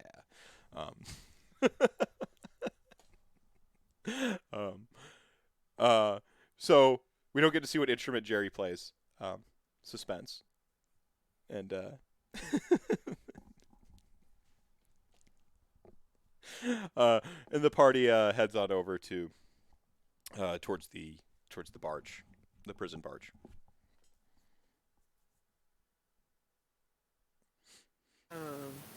So is everyone ready? Are we ready to carry this out? yep. Oh. I will be in one more glass of wine and one more quick intermission. Gather your thoughts. Fair enough. If y'all need to get water, last intermission of the evening. If anyone knows anything about 3-act structures, the 3rd act is the quickest. Ooh. So Let's get this, y'all. We got this, good souls. Let's get this bread. I'm sure this is going to work Alright. out. I'm so excited to see y'all blow stuff up. How could it not work out? We're gonna smash a giant crane through a deck of a ship. We're going to smash a giant crane through the deck of a flying ship. Very delicate we were told machinery. to be discreet. And we're breaking out who might be like a war criminal. I'm getting real bad vibes from this guy. I heard bright green eyes. I keep thinking like he's OBR or something. There's definitely red flags ticking off the entire time. Sure, but it's all business, so. It's all business. We're getting paid for it. Yep. 600 drops. 600 drips. Because we're You're right there. styling.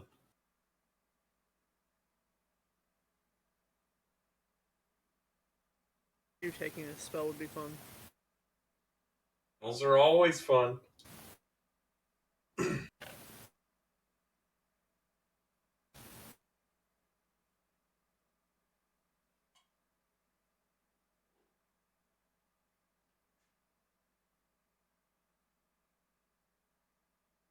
The other thought I had, like, when I was going with more direct day of approach, like putting this horse underneath the plank, he'd be falling. You just catch him. Yeah. And then he'd just run off, and then he'd just take off. Yeah, I mean, like, if this doesn't work out, that's a good backup plan. I didn't realize we had 2 people who could fly. Or else... I was trying to read the horse one. It's weird, because it says it's got the creature is a spirit, it has the riding horse trait, it has a fly, and in parentheses, fast speed.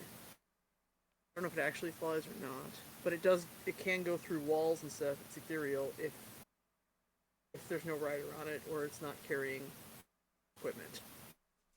I mean, ethereal in the base game is basically treated as flying. You get to ignore terrain, so I would say it does. Yeah, I didn't look around hard enough to read into the line. It says it has a fly, parentheses, fast speed. You know what that really means. So I just read the word fly and I was like, yeah, fly, that works.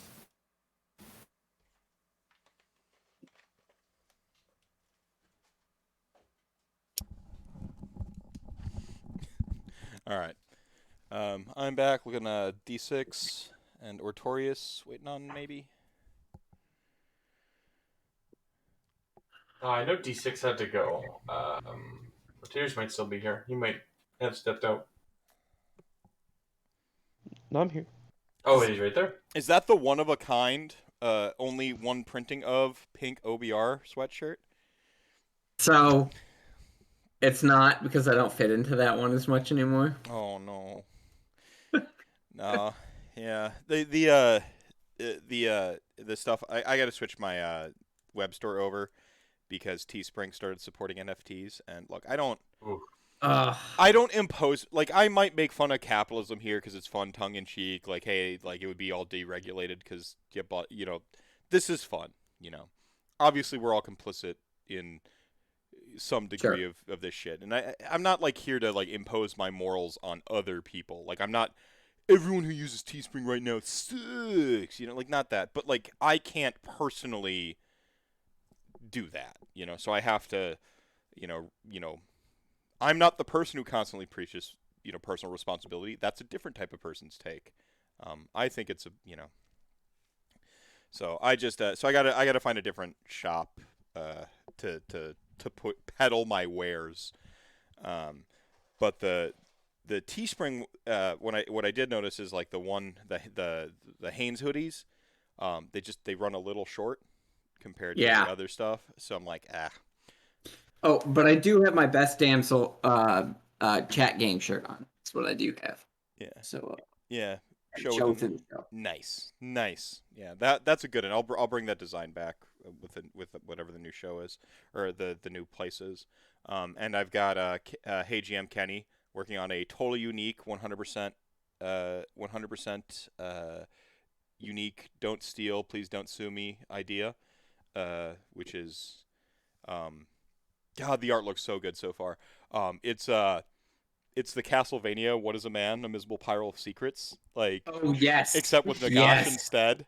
Like, and, yeah. like sitting, nice. sitting bored in the throne with like the wine chalice, and nice. He's taken some liberties with Nagash, so it's a lich in a chair. You know, like, perfect. It's legally distinct from Nagash. But his design is even cooler because it's just like the most heavy metal shoulder pads I've ever seen. Like, oh yes. So it's pretty good. It's so I can't wait for that, and that'll be a great opportunity to launch a new. Perfect. Yeah. By launch, I mean force me and my ADHD turbo procrastination brain to be forced to look for a new site instead of like take the path of least resistance constantly, which is do nothing, and everything's fine. Yeah, the OBR, the one of a kind OBR hoodie, if I don't keep it, might become a patch to a jean jacket vest, so that it can live on. Yeah, I don't know what happened. What it was is the site stopped doing pink. Like, they just didn't do pink in that hoodie. So whatever, if there's a new site, I do, like, I got to do some research. Teespring was good in terms of like their environmental and right. No textile manufacturing company that makes clothes is going to be awesome. Right. Almost. It's just impossible. Right. And so it's who's not the worst. And so like Teespring was good. I did my due diligence. Like, oh yeah, they're decently responsible, like about as much as you can expect for people that still use the materials, and you know, but I hear good things about Designed by Humans, so maybe they're pretty good. I'll check them out. And we'll see. There's a Redbubble, I guess, is not good, but they're a meme right now, so a lot of people use Redbubble. But I'll look into it. I gotta look into it. And when I have a new design finished, I'll be forced to, because I want to own my own merch. That's the only reason I have merch. This isn't mine, but like, how much do I want all Warhammer stuff on me at all times? All the time is the answer. I mean, if you can't own it, it might as well be OBR, right? I'm like, you know what? Yeah, like, not nearly enough shirts with legally distinct from Nagash on it rolling around in the world. Guess I'll just make them myself. I'll do it. Fine, then I'll do it myself. And I'm just like, do a shirt with all the OBR hands on the see, whenever I hear do it myself, is just I'll do my I'll make my own club with blackjack and hookers or whatever from Bender from Futurama. Yeah. Like, forget the what is it? Forget the blackjack. Yeah, forget the blackjack. Yeah, like it's just all the dice hands. That's a good one. They'd have to be legally distinct, right? Like, because that would be. But skeleton hands holding up different numbers and gang signs. That's. So, Meph, now you just did that. You make me want dice with your logo on, like, the 1 or the 6. See, funny thing you ask. For the Rantathon, shameless promotion for my charity thing. The reason this one shot is happening, everybody, is last year I was contractually obligated via people donating enough money to my charity event to run one shots for all interested, which has turned out to be a nightmare because scheduling, hey, everyone who's interested is horrible, but like I didn't want to put it behind an additional paywall. I wanted to say, hey, anyone who wants to do this, we can do it. Like, we'll make it work. So that means I've like running 5 adventures in like 1 month. Whatever. This has been a blast. But somebody out there might have volunteered to buy us dice, and like I think all the dice will just like, depending on how much is ordered, because you order them in bulk when they're print on demand like that, you just like 1,000 dice. Depending on how much, my hope is to like include like send dice to like a ton of people who donate or something, just like as a thank you, you know, because I mean they're buying in bulk. It's it's a huge chunk of money, but when you're talking like a single die, it's like, you know, like 20 cents a buck, you know, plus postage. I don't know. We'll see what that looks like, and if nothing else, I'll just like have dice available. I can tell you, the wife and I did dice for the wedding. They're about 80 cents a piece. Yeah, and we ordered 200. Even if you do that and just give them away at tournaments. Yeah, or I could do that, like what I do with stickers, because everyone should have the joy of stickers. It's just, they're so much fun. All right, so I managed to fill enough dead air there with this little shit. Oh yeah, Rantathon this year, July 30th and 31st. We have a higher goal this time, but we also have way bigger prizes again. I will be again taking off all the days I can so that I can be up for it as much as possible. Oh, we've got the guest pool is looking like just more, it just looks more professional what we've got going on so far. Like, I can't believe this like inside joke about someone saying that I talk too much and my shows are too long turned into a charity event. So suck it, people who think I talk too much, especially right now. I understand the irony of the situation. This is my power. Talking too much and being curious about everything. All right, and apparently improving and GMing, I'm pretty good at that. I think I'm a damn good top tier, S tier. Yeah, probably in either on both fronts. 5 out of 7, as Haywood would say. Yeah, perfect score. Perfect score. So speaking of perfect GMing, I totally don't just have like 2 intermissions in a fucking adventure. But they're necessary. So all right, you guys basically head over to the dry dock, as it were, where the prison barge is. You're sort of like making your last little bits of plans for what's going to go down. So go ahead and, you know, talk amongst yourselves. Okay, so the A team is they're getting in position. We're distraction team, so we're the D team. We know you've got the horse trays. How do we help? What do we do to make your job as effective as possible? Sounds like.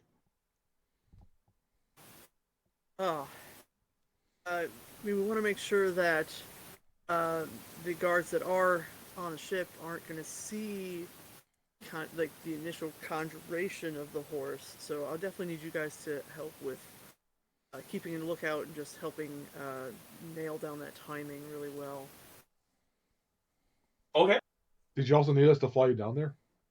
No, so you guys are flying, you two, so Vikir and Ortgra, you guys are flying around, if I'm understanding the plan correctly, towards the I can't Panopticon. fly. I don't have flying on my ether rig. Right, but he's going to carry you. Yeah, he can grab you with cool. his mitts. Bet. I didn't understand carrying. I'm sorry. Again, full disclosure, first time. Sorry. And then the 3 of us are creating a distraction to cover as best as possible your circumvention. Your flight of the Valkyries. There we go. Flight of a single Valkyrie. Yeah. Flight of the Valkyria.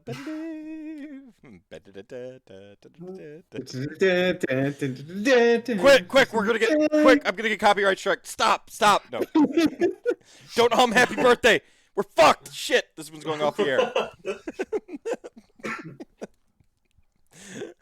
Sorry.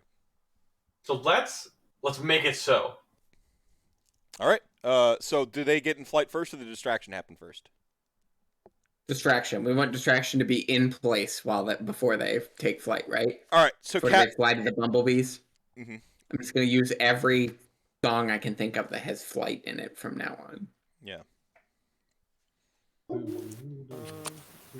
There's actually a really awesome tune in Peter and the Wolf for the I love that. yeah. There's like for like the canary or the hummingbird or whatever, like has a really great like anyway. The ducks is also rocks because the ducks is the oboe or whatever. I'm like fuck yeah. Yeah, oboe. I think the duck is the oboe. The bird was the flute. Yeah, Who was Peter? Yeah. They were all instruments and it was all whatever. Yeah. Sorry. You might have the olds if any of you were familiar with what just happened there. Go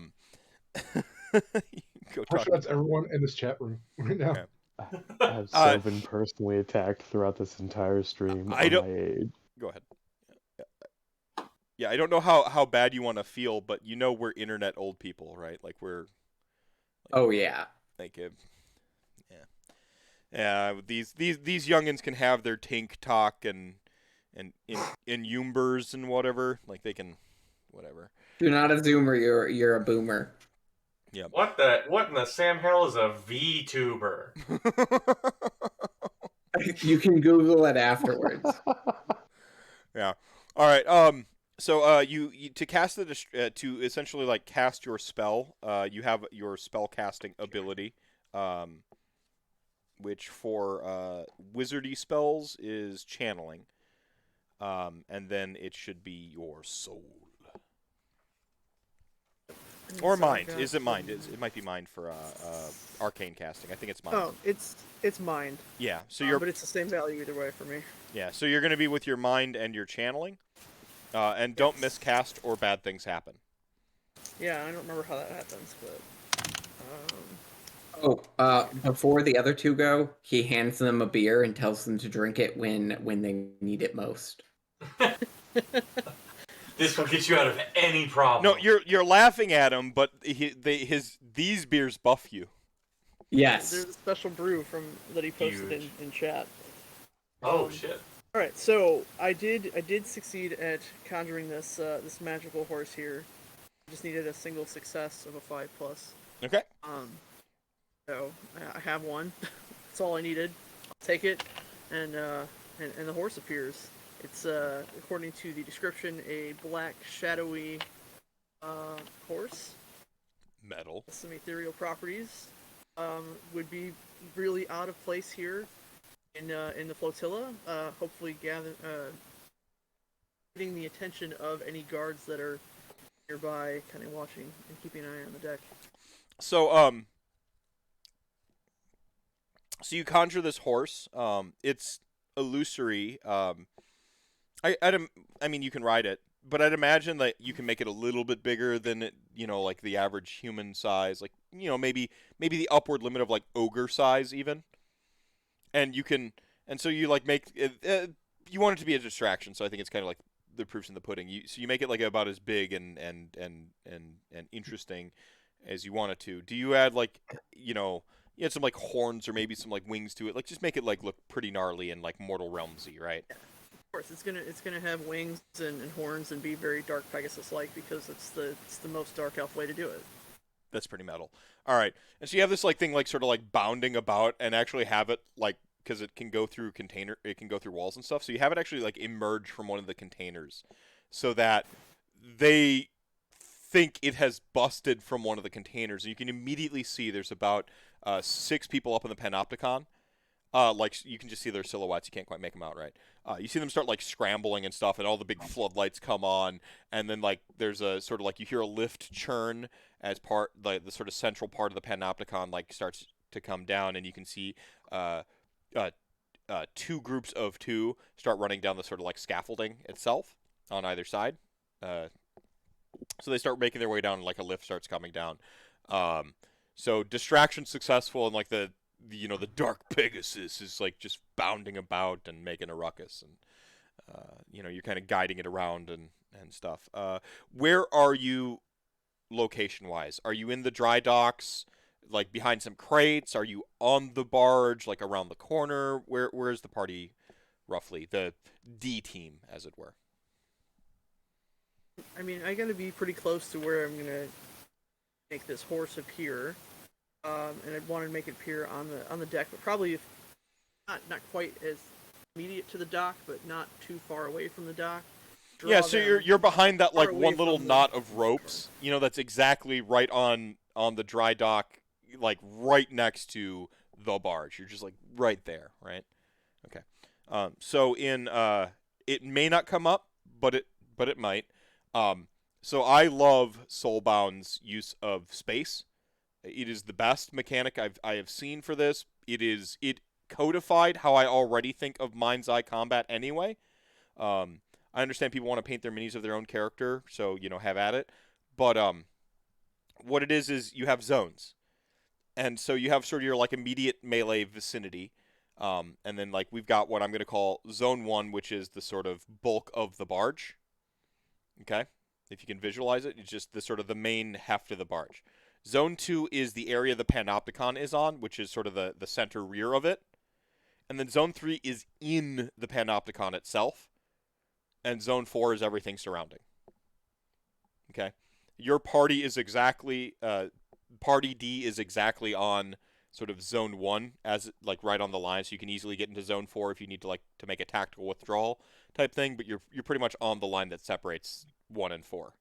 The flyers are basically like in motion below below the side of the barge, in Zone 4 currently, with Zone 1 on their flank, and then 2 and 3 going upward, sort of ahead of them. Now, keep in mind, I don't bring physics into things in a one-to-one real sense. I bring movie physics into stuff. It's easier to digest. We talked about this, Ortorius. So the flotilla itself would be moving at a speed. When you're not on the flotilla, you're not, like your ethereal. I guess what I'm saying is your Endrinrigger stuff isn't moving as fast as the flotilla. So you need to like angle shoot, and you've got one shot at this, essentially. So your best bet is to approach it from sort of ahead at like a 4-point on the flotilla, and like come back toward it, and you can stay in the sky and at proper altitude and stuff. Imagine you're in a Fast and Furious movie and you got to make the jump. This is why Fast and Furious got good, actually, is because they quit pretending to be Fast Car Goes Fast, and they became a sci-fi show. The minute it became sci-fi and they had helicopters with like wrecking ball car containers and they were like ramping tanks out of airplanes, it became cool. The instant they did that, it was just like, yep, like this is dumb action movie. I'm on board with it. I had a whole generation of dumb action with like JCVD and Stallone and Arnold and and fucking Red Sonja and shit. Like, I am on board with stupid action movie. The minute they leaned into stupid, I was like, "Yep, you're right. The Dom should fight the Rock, and then he like gets rock bottomed, and then the Dom could kill him with a pipe, but doesn't kill him with the pipe. He stabs it into the ground like the fucking sword in the stone, because like that's how pipes and concrete work. Doesn't matter. Like the minute they did that, it was great. Like do actual wrestling moves with the wrestler while fighting. Wonderful. Sorry. So anyway, the point is like I'm not going to calculate the hypotenuse and shit. But you do need to like approach sort of, because the flotilla is moving faster than your jetpack ever could possibly move. So you have to sort of like approach it from the bulkhead and like fly backward. Okay. So you've got one shot, maybe an emergency shot at this.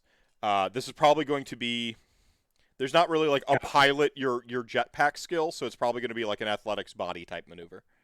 Okay. And then if you fail that, well, we'll deal with if you fail that. All right. Let's do it. You got one shot, and if not, then it's just mom's spaghetti. Right. Just don't fail. Right, we yeedly deedling this. I'm sweaty. Mom spaghetti.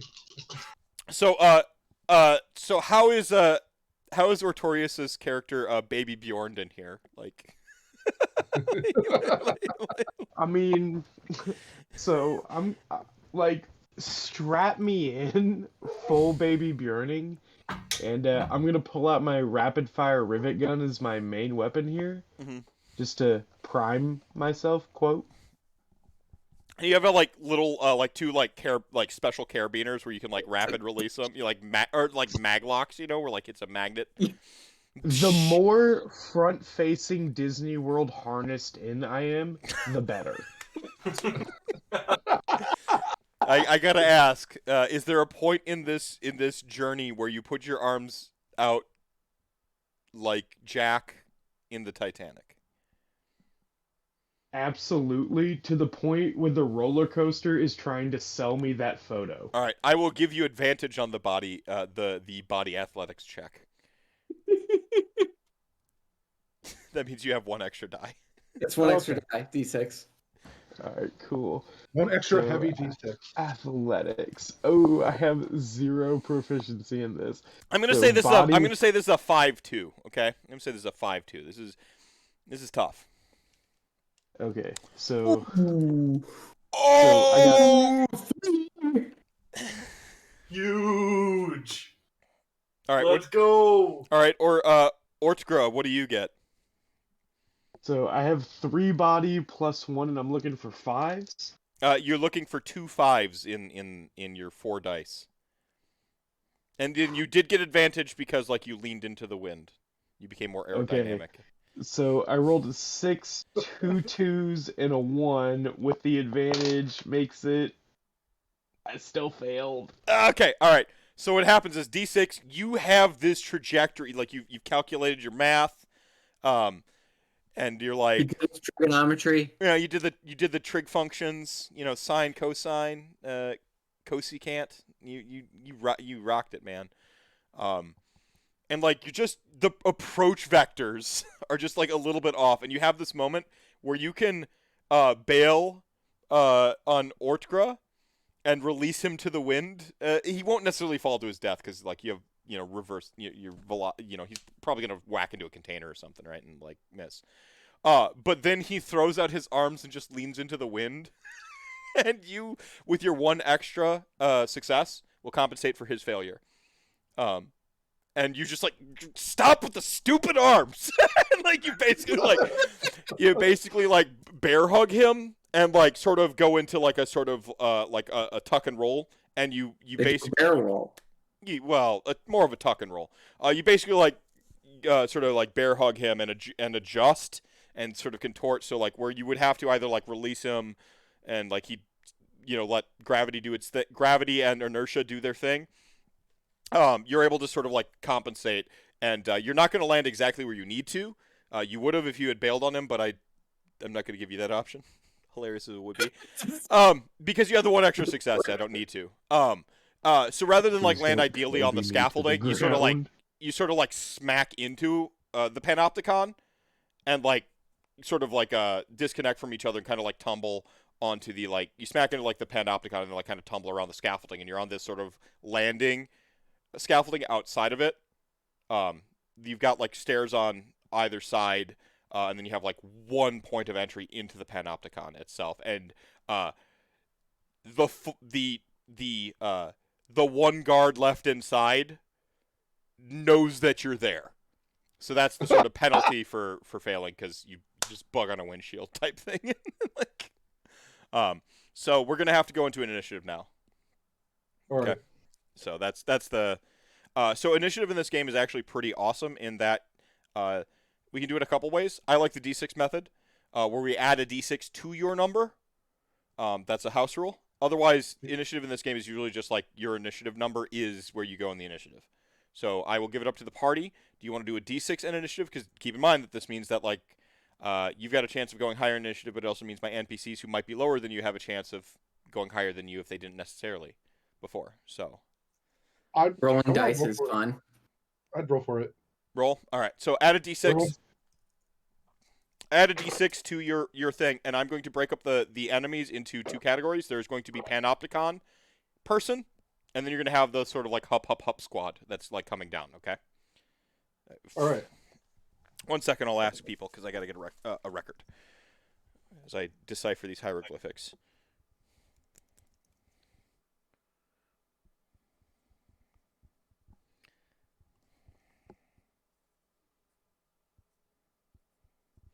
All right. So CJ, what did you get?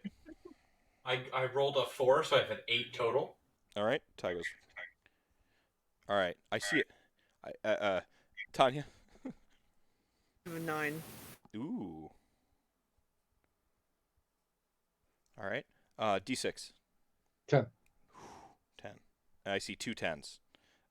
Players decide what you can simultaneous, or you can opt to do. Oh, you're gonna let him go first. All right, cool.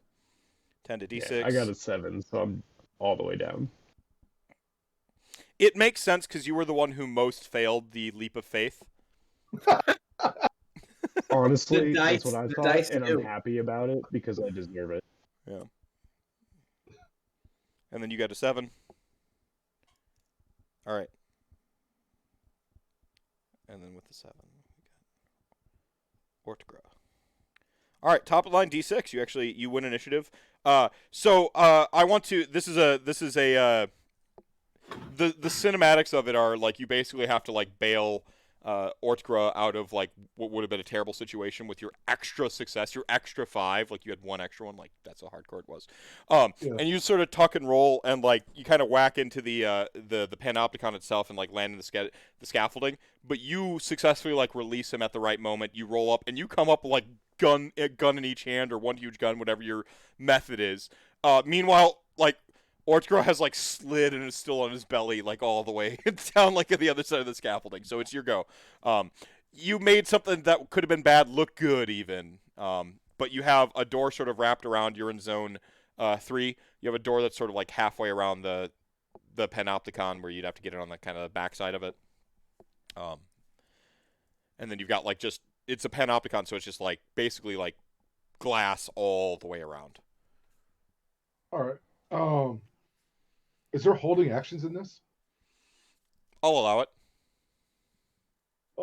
You can wait till a trigger, right? Till a specific trigger. You hold until Yeah. a thing. Yeah. Like, I don't know if they call it that, but there's something like that. basically, I'll have my gun pointing forward.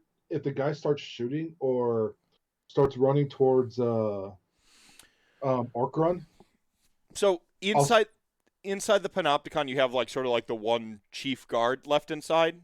The Yeah. concern would be like security systems or like alarms or something, and he's like in there, and you've got the drop on him currently. Even he's just like kind of like, it's not every day somebody like catapults themselves at like at the Panopticon, so he's like he's in the middle of like what the hell was that at the windshield type, like but he's about to get his wits about him and go. You've just Yeah, got and it was this another sky cow. Ah, damn it! The 5th one this month. The cloud beef. Yeah.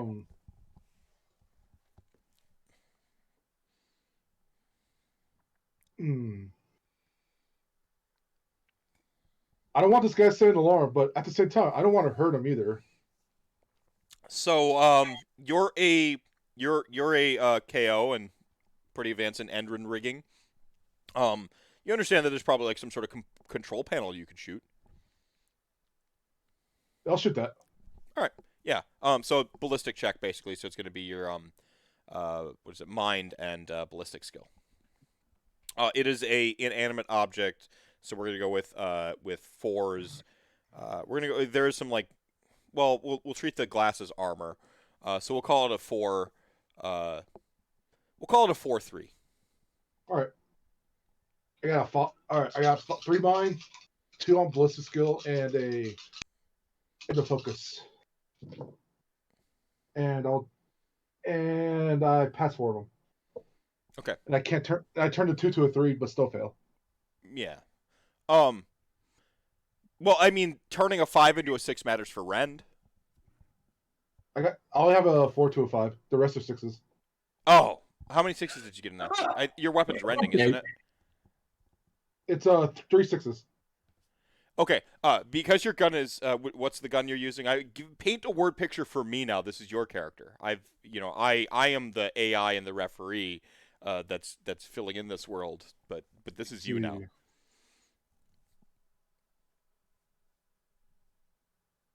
Oh, now you're overthinking it, man. Just come on, like what you It'll be the rivet gun. This is the Rapid rivet gun. Yeah. Yeah. So I imagine almost like a rail gun and just Yeah. So with the rivet gun, like you kind of like do a light burst and like kind of cut, like sort of like a swath through the glass. The glass is resistant, but with the sort of rend feature, it just happens. Your rivets are like firing at this super hot, the superheated level, and they kind of like melt through the glass and just like and you just shatter the controls, basically just like rivet it up. It's sparking and electric and stuff. Yeah. Nice. You can free move too, so you can move roughly around in your zone. It takes you additional movement to transcend your zone. I'll stay near the edge of the outside in case we need to break out. All right, so you're staying on you've shot the control panel for like what must be the alarms and security systems. The claw is going to be like the panel, kind of like in front of them. There's just like the off to the side sort of security shits. So that's kind of, and you just sort of stay like up on the scaffolding essentially, a little bit back. Yeah. Okay. You don't move towards the door, or take a defensive position over the steps. I'll take a defensive position on the scaffolding because this is where it's trying to break out through, right? What's that? We're trying to get out through the scaffolding, right? Oh, you're on the scaffolding up in the air. Like, so the Panopticon is like this like sort of glass room. Oh, where's orc? Where's the orc guy at? Orc guy? He's on the scaffolding. He's just like knocked down and like kind of near a corner of it. You're up on it. Yeah, like I slid like past you. Like you floated down, I turtle slid. Are you closer to the... You're both in zone 3 though. You're in the same zone. You're at the Panopticon eye level, basically. I guess I'll just run forward and try to get to the middle. Yeah, so you can run around to the door and like get inside of it if that's what you're thinking. Yeah, sure. Okay. All right. Yeah, you run around, like get inside the door, to where the guard is, and you've just shot the stuff, and you kind of like were spraying as you were running, and you kind of round the corner, and the guard's just now kind of realized what's going on, and he's pulled out a aether-fied tonfa, a pair of them, like spins them like that stormtrooper in Traitor. Yeah. So the next up would be Trav. So Trav, as that is happening up top, you see the guards.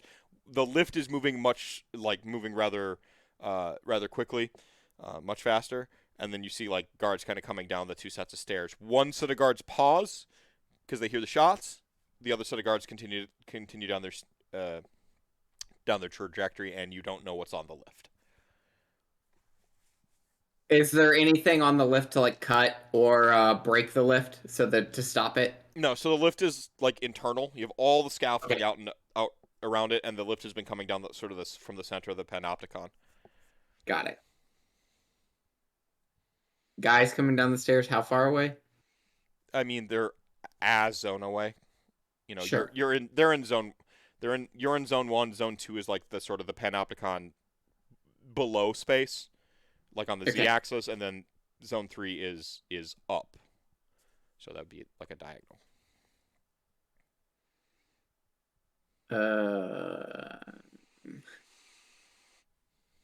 So nobody's close enough that I could get, because you can move a zone, right? Mm-hmm.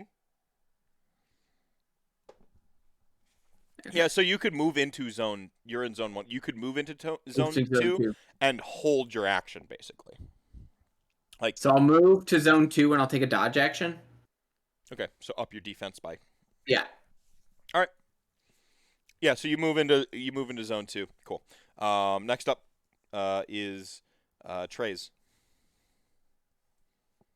Let's see. They're kind of distracted by the horse. That was the goal, except for that one guy. Probably also try to move towards.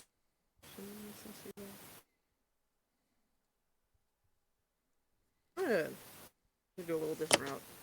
I'm gonna try and disguise myself as one of the guards using my master disguise talents. I don't know how to do that. I have no idea how to do that, but what it says on my paper. So what do I need to do to make that? 1 second. Pages in this book.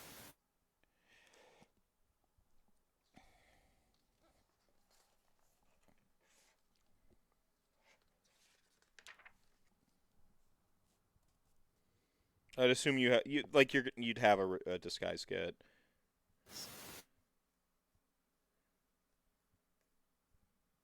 Yeah, I think if you take the talent, you get a disguise kit to use once per day as a disguise. You have to have the disguise kit to have the talent. You spend downtime to actually make a false identity. You could have.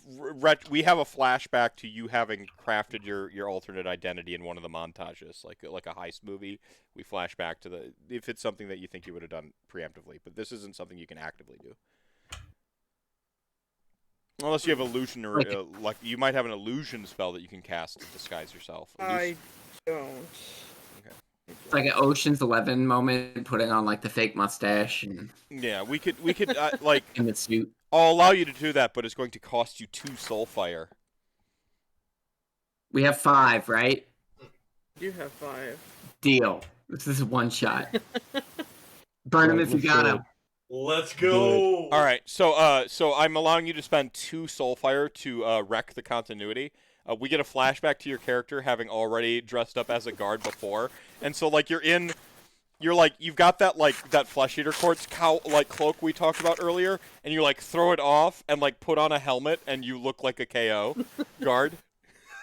Just all of a sudden. Like you've been the cloak has been hiding her, and it's scene to scene the whole time. This is why it works, and then we get the flashback of her already having planned for this, and then she throws off the cloak and affixes a helmet.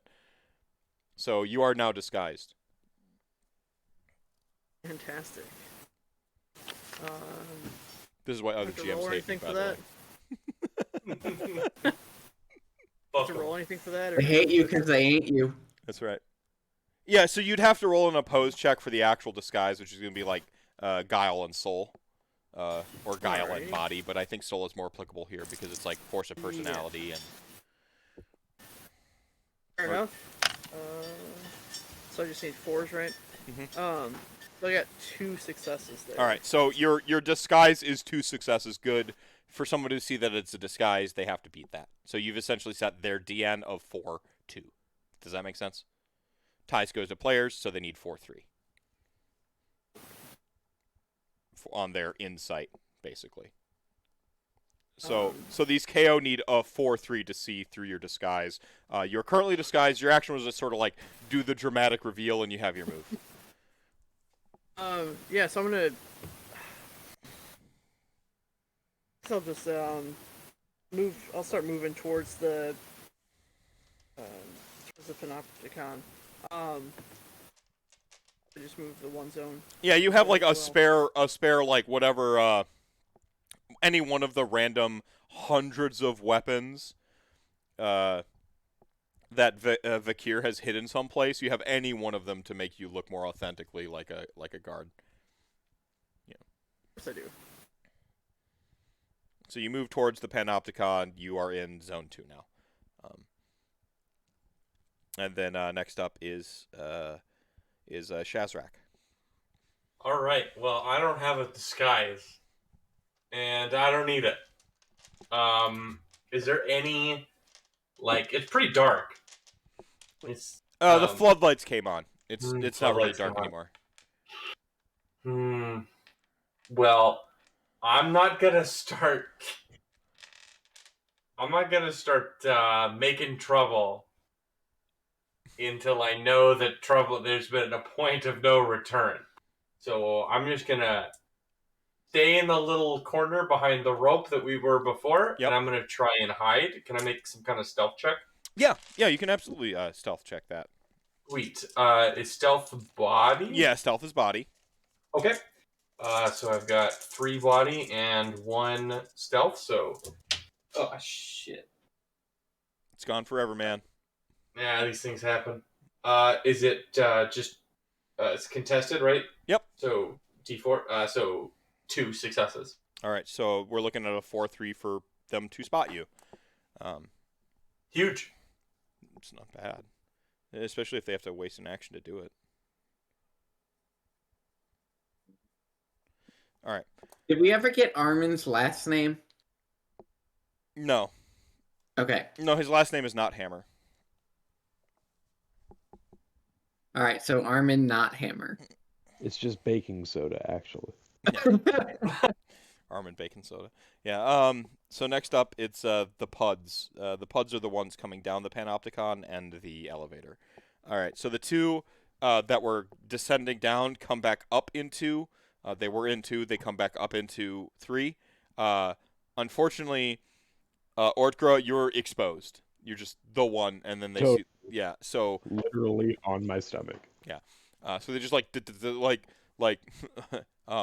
one of them says like halt, who goes there, and the other one who's like trigger happy just like shoots. So Fair. Who goes there? Totally fair.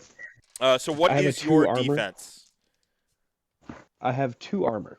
And Defense my I care about. defense Yeah. is average. Average. All right. So they're good shooting at average. They need 3s to hit you. They're guards. So I'm going to take away 1 die automatically, called the Star Trooper roll. The Star Trooper rule. Or Stormtrooper rule. Appreciate. There we go. So they get 2. Trooper? They get 2 successes. So as it stands, they successfully shoot you. You take 1 damage because you have armor. Their weapon is 1 plus successes. So Okay. I'm down to 5 wounds. Your toughness, right? Yeah. Don't you go through your toughness first before yeah, so wounds? yeah, you chunk your toughness down first, and then you get to wounds, and then once you get to wounds, then it gets weird. Okay, Because so then I have 7 toughness, so I'm down to 6 toughness then. Yeah.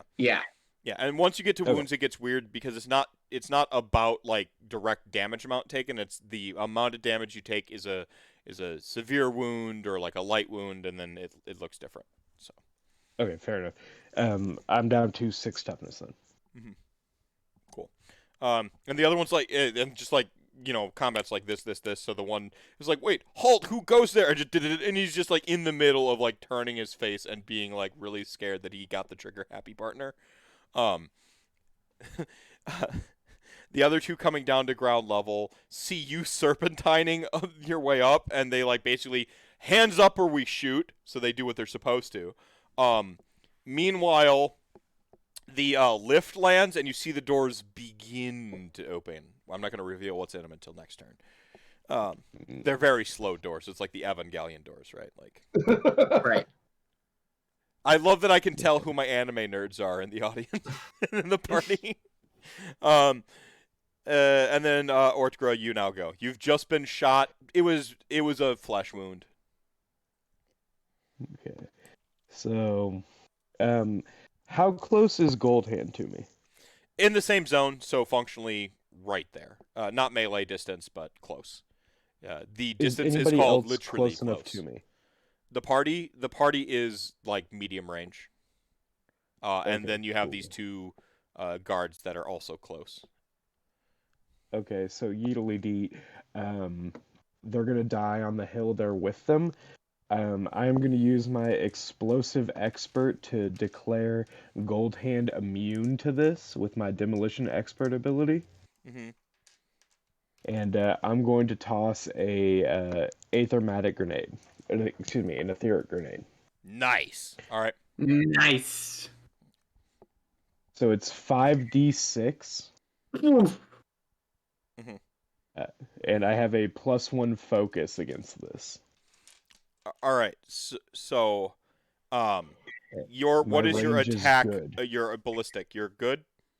I have good ballistic as my base skill, and I also have 2 ballistic training and a focus on base ballistic training. So yeah. So that's the amount of combined with dice my and skill, I have 2 and 2 on yeah. training and focus on ballistics. Yeah. So you have 2 +1s to hand out with the dice pool you roll. So you're gonna roll your dice Okay. pool.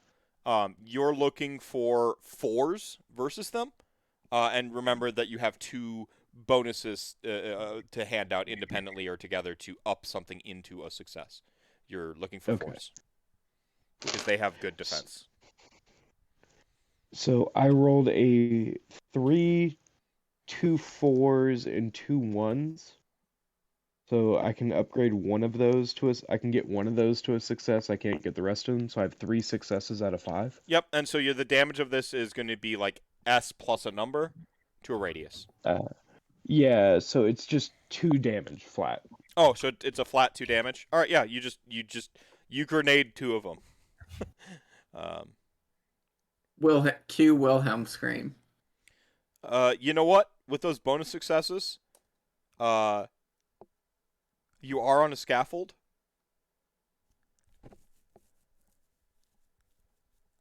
So you're gonna roll an opposed strength check for me, with your strength being 4, and they're gonna roll against that with an athletics. This is an opposed, so we're looking for a number of successes. Okay, and so they're doing a so body athletics. body? This is against the explosion itself. It's a strength 4 Okay. explosion. They're up on scaffolding. You can use your you only used one of your focus before, so you can use one of your focus in this. Okay.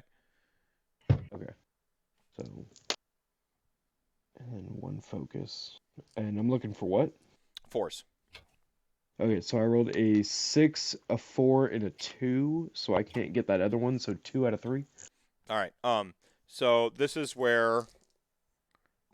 So one of them like basically there's an explosion, like they're knocked backwards, and the other one like gets knocked over the scaffolding. It's a tie, so tie goes to player. However, it's an explosion and it's cinematic, so he grabs onto the scaffolding and he's like holding.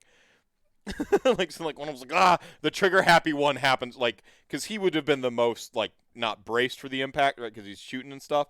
So like he's like like he flips back over the scaffolding with the explosion and like grabs on, and the other one's kind of flung in sort of diagonal from you, kitty corner from you because it's a, square scaffolding. But Okay. And with the movement that I have, that I'm blows just out the gonna- windows in the front of the Panopticon, however.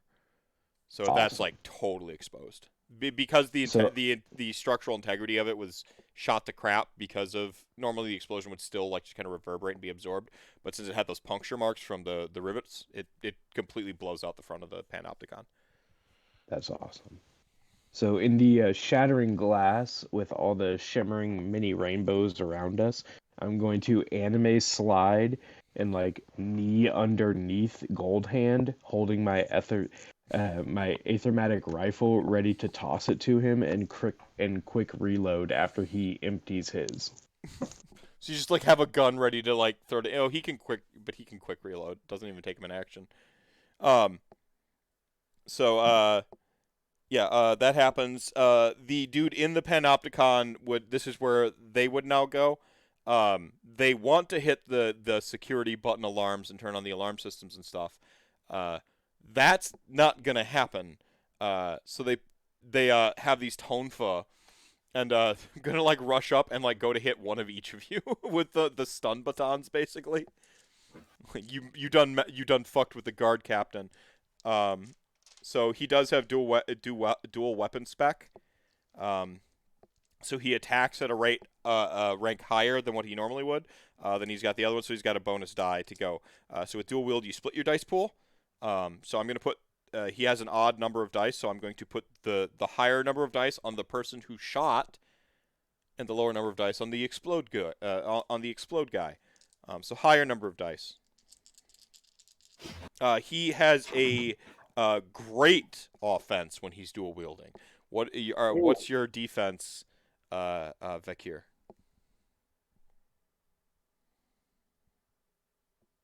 Oh, average. Oh, damn. He's looking for 2s, baby.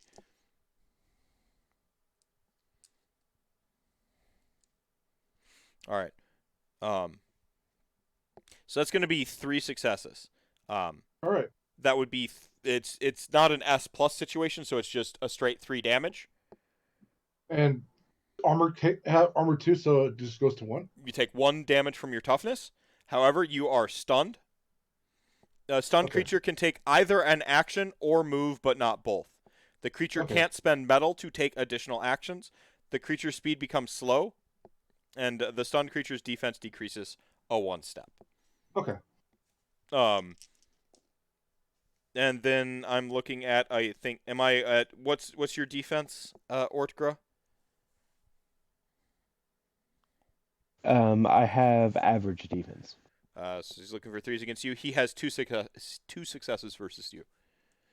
You would have the same 2 armor. So your armor happens to absorb the blow.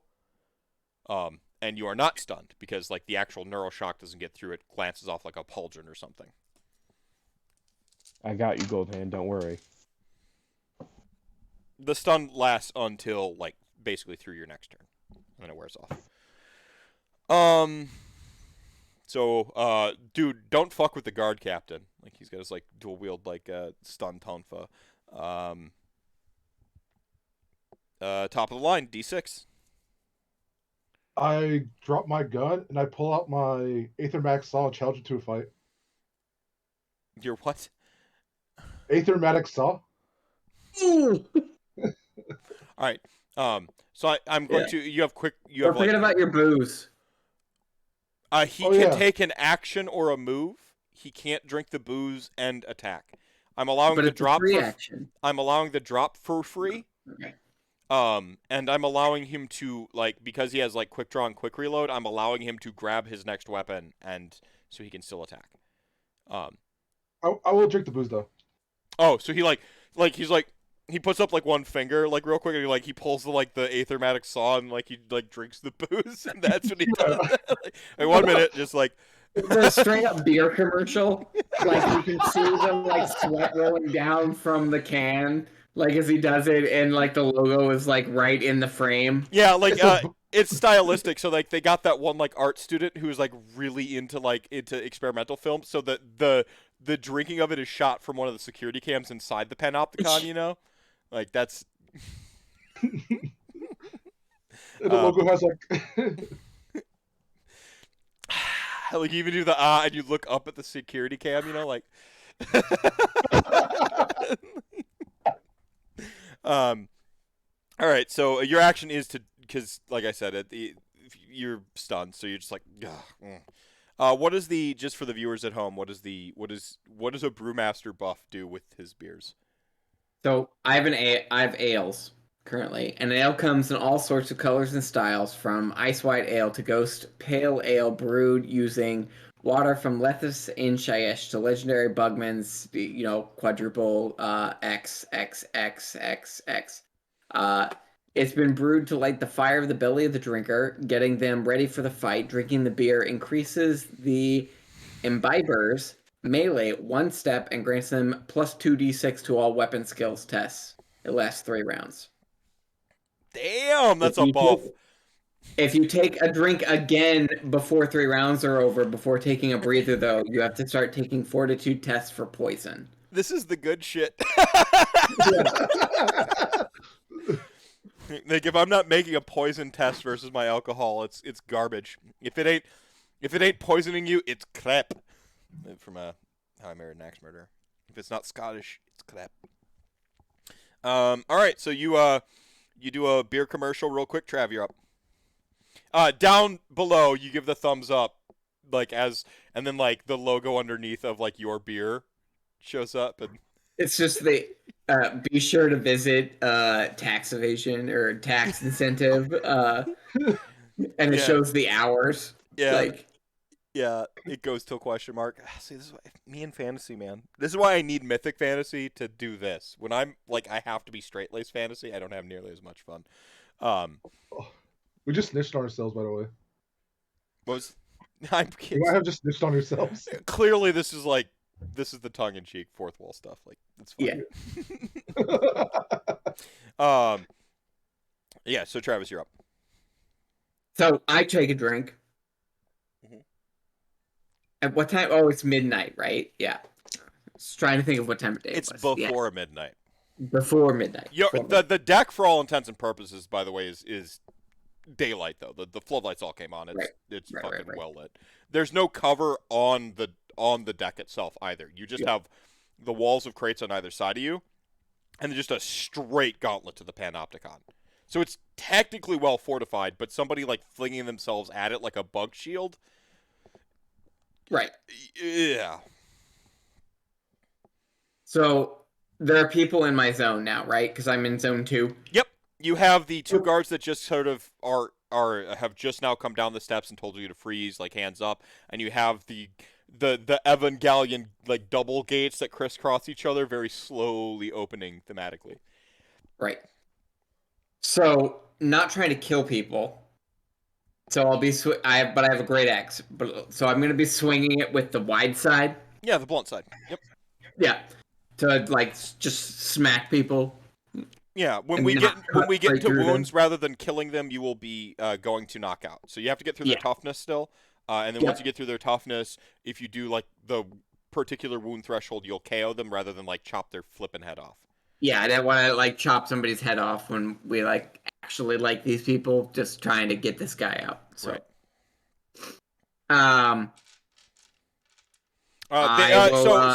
Everyone's got. Everyone in the entire staff except for the guard captain has goods across the board. Okay. So just if it makes it easy for you, they're good. They're well trained. They've good at shooting, good at defending. And I'm gonna line that. Well, technically they're average in melee, but they don't attack with melee. So that's a me thing, not a you thing. I'm gonna take a swing. Okay, yeah. He's on good, so whatever you're at. I'm also on good now. So okay, so 4. Because I drank the ale, so looking for 4s, but on 6 dice. So 3 successes. Damage is 2 plus successes. So 5 total. So you would go into the wound. You whack him good and basically like sort of conk him good, and you just kind of like there. You're fairly certain if you land one more good whack like that, he's going out. Yep, and I'm yelling, "Say goodnight, Gracie." Do you spend metal? Oh yeah. Yep. Okay. Metal allows you to take an additional action. 2 successes that time. Oh, 2? Plus. Yep. And the damage is 2 plus successes. So 4. So then he's got to do a threshold save against that. So we'll say 4 there just to make things easy for me. His toughness. He's a dwarf, so he's got good body. He goes down. Whack! You KO this one. You just like run up and like sort of smack him with the axe, wind back up. You say your one-liner, and then whack, and he goes out. Do you have additional metal to spend, or do you would like to spend, or are you gonna wait? Let Tanya go. So I do, because you regenerate 1 metal a round, right? 1 per round, right? So you always basically the trick is to like spirit bomb somebody with all your metal when you can, and then now you're just back 1. I am gonna, because I know there's more people here in the zone, I am gonna spend it to take a dodge action. Cool. All right. So your metal is equal to your soul score, essentially. Everybody in the party, you have that much metal. You can spend metal, as you've just found, to basically do additional actions, and then it replenishes 1 per turn. Think of it at the beginning of the combat, or at the turn you spend all your metal. You can kind of front load it, and then you will only ever get 1 back per combat. So it's great for front loading and doing awesome stuff, but then after that you can only like kind of do one extra thing. But since it's round 2, we have 2 medals. Nope. You have your sole amount until you spend it, and then you will have one the next round, and one the next round, and one the next round. So how much do we start with usually? Your sole amount. Whatever your soul is. Oh, okay. So I have 1 medal. Okay. Yeah. Tanya, you're up. You are adequately disguised, you feel. Cool. You can delay until condition if you would like, because you. I'm going to treat disguise in combat like stealth in combat. Once you blow your disguise is like they know you're. But currently, they think you're a friendly. The guards, that is. Yeah, it's probably gonna be better call for me to wait to delay right now. Okay. What's the condition you're delaying until? Till the second guard that was targeting Travis's character. Until the guards go is vague enough. Like. Yeah. Okay. The second guard is not targeting Travis.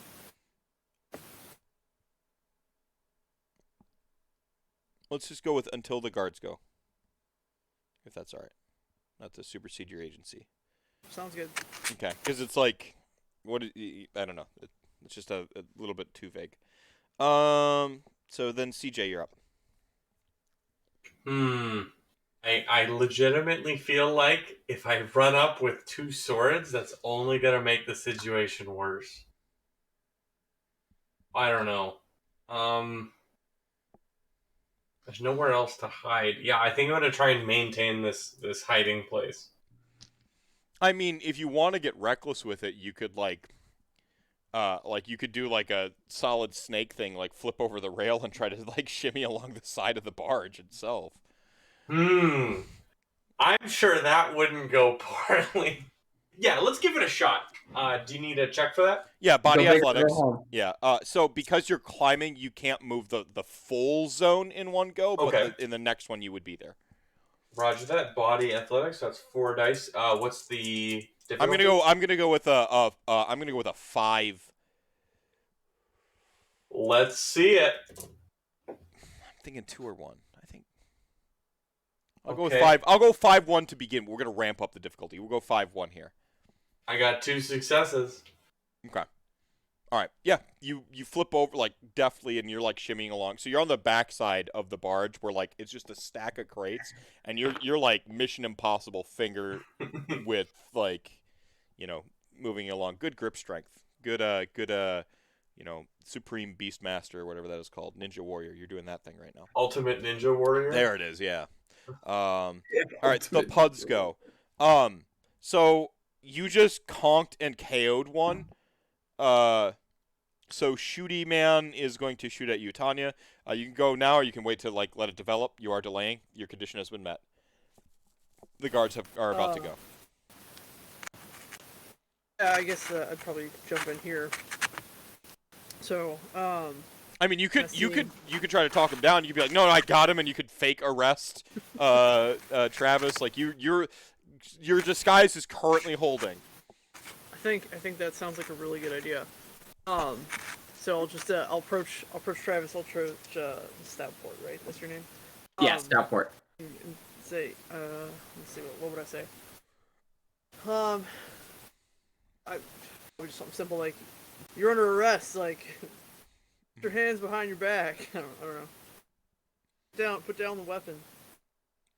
Oh no, you've got me, officer. Drops his axe, puts his arms behind his back to sell the axe. Wonderful. Tanya, you have some like freedom to position yourself, if you'd like. Yeah. So I mean, I'd approach. I'd kind of pretend to like restrain to classically like fake cuff him, and you're just like holding his hands behind his back. Yeah. Right. Yeah. No one noticed that I didn't have any cuffs on me. So yeah, it looks pretty good. It looks pretty convincing.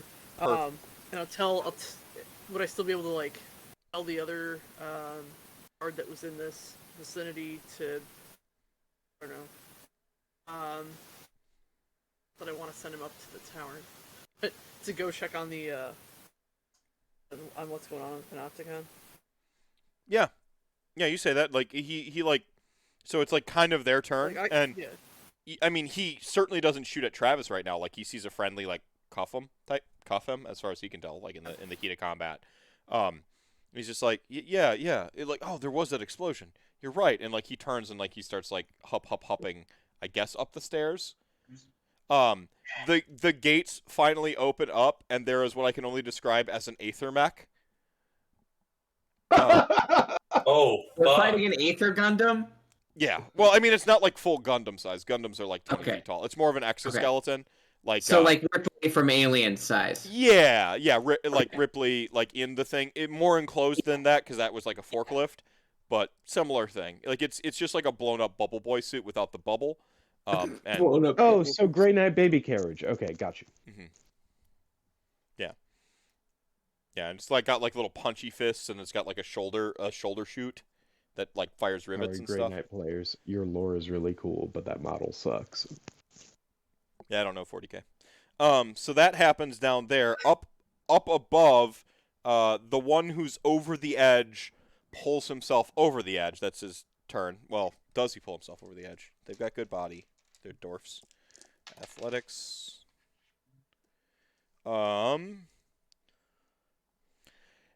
He doesn't fall, but he doesn't pull himself over the edge. So like, you know, just like the guard equipment he's in is just like too heavy. Drop the gun. No, I need it. Like, just the whole scene plays out. I didn't blast them. The other guard, sort of, is on the outside of the Panopticon, looking inside with a window that's just blown out. Like classic chest high wall. Like over it, props up on it, and he goes to shoot at. The most threatening right now is the guy drinking the beer. I'm sorry. He's a dwarf. He knows. We're beer commercial man over here. He knows. He knows too well. So your average armor or good armor was it? I think you My said armor is 2.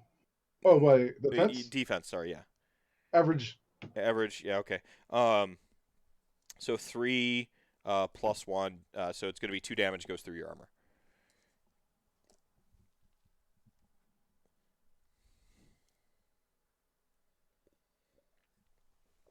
And he's just like, he's got a brew! Get him!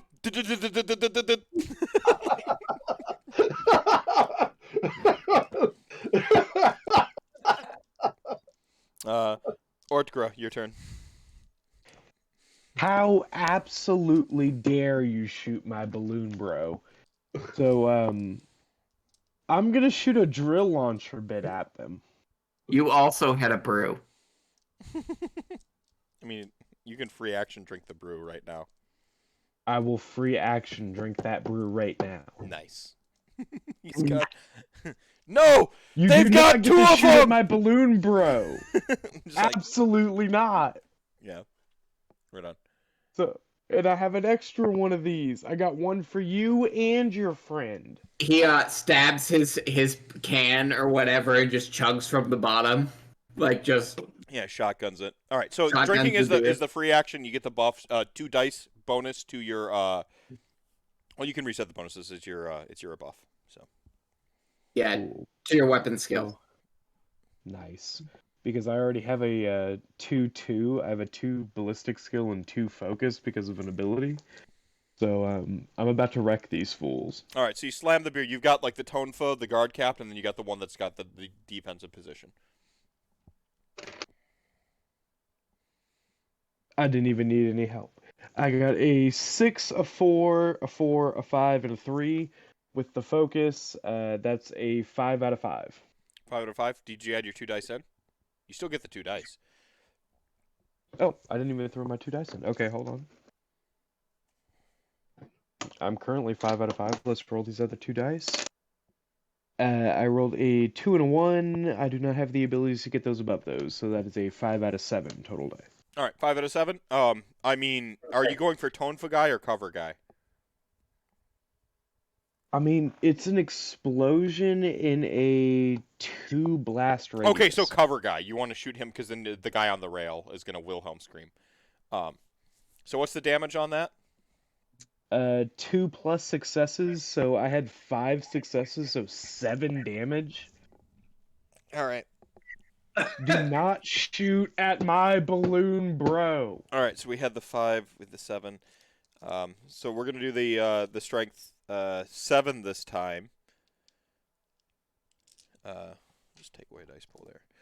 All right, dude who is they're all right. So first off, the guy who is hanging on has no chance, like no chance whatsoever. He was barely clinging. He falls. Wilhelm scream, wham.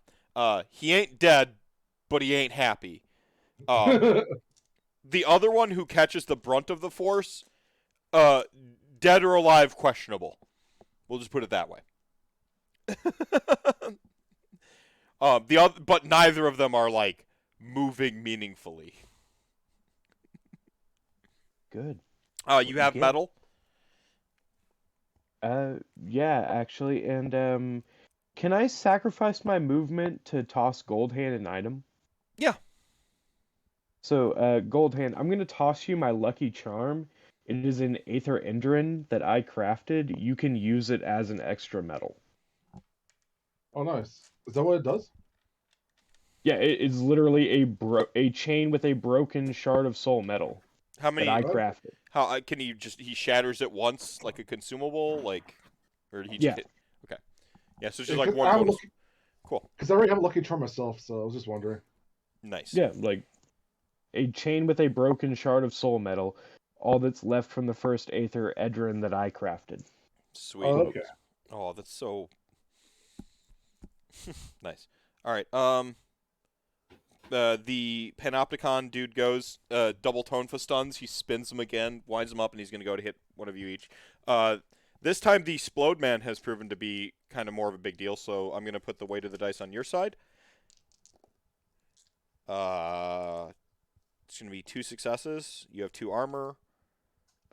Nada. Same thing on the other side. All right.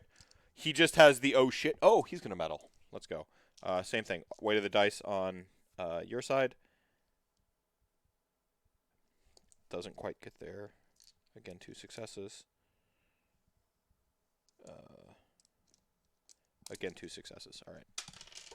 Statistically speaking, that's it. That was, whatever. So we're just, but it looks sweet. Okay, is the point.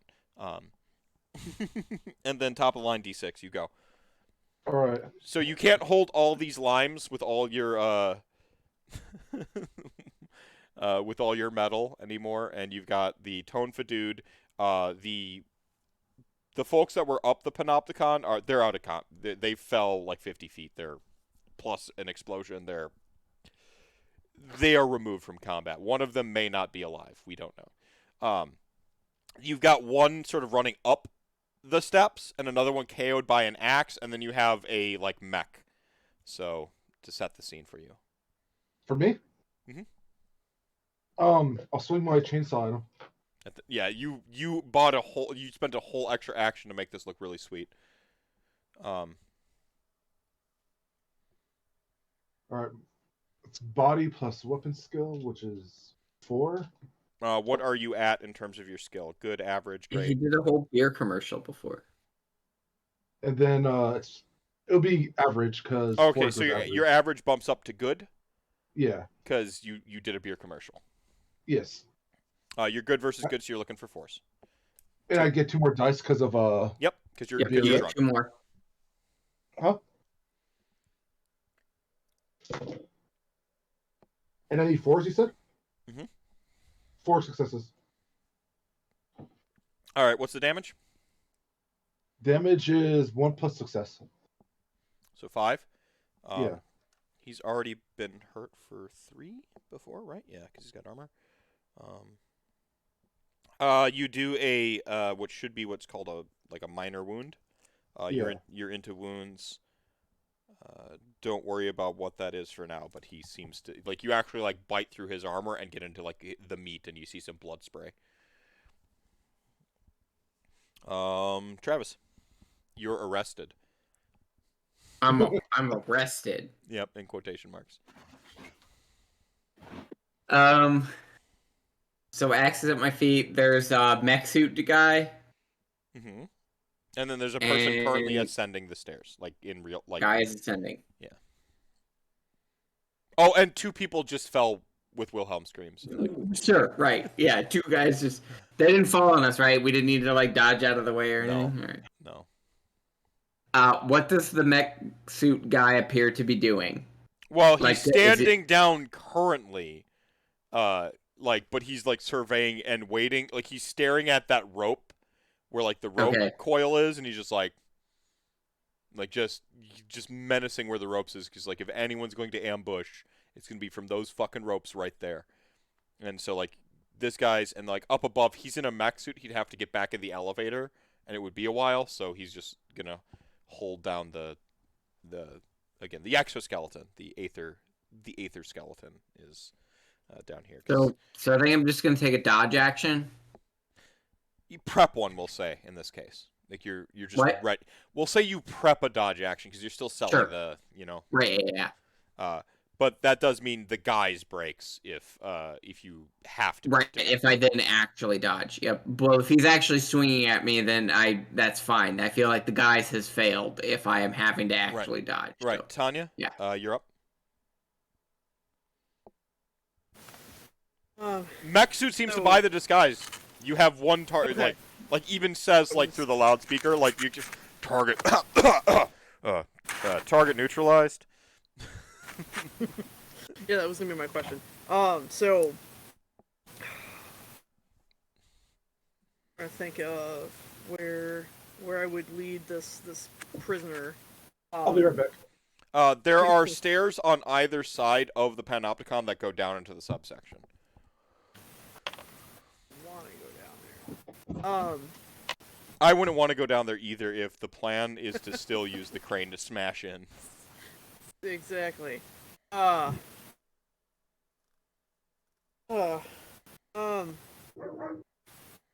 gonna walk towards the stairs on the side of the ship we're on, where our Corsair friend is scaling the exterior there.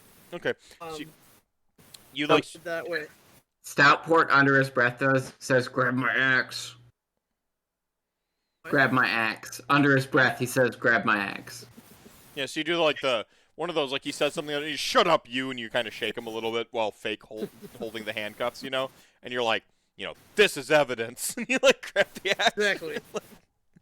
Exactly. All right. Keep selling this prisoner bit for a little longer. The proof is in the pudding. It's DN 4-3 for your disguise check. Like they haven't beat it. It's a convincing disguise. I mean, you're a little tall for a dwarf, but they hire humans and stuff sometimes too, right? It's it's free market capitalism. Works. Works. Works.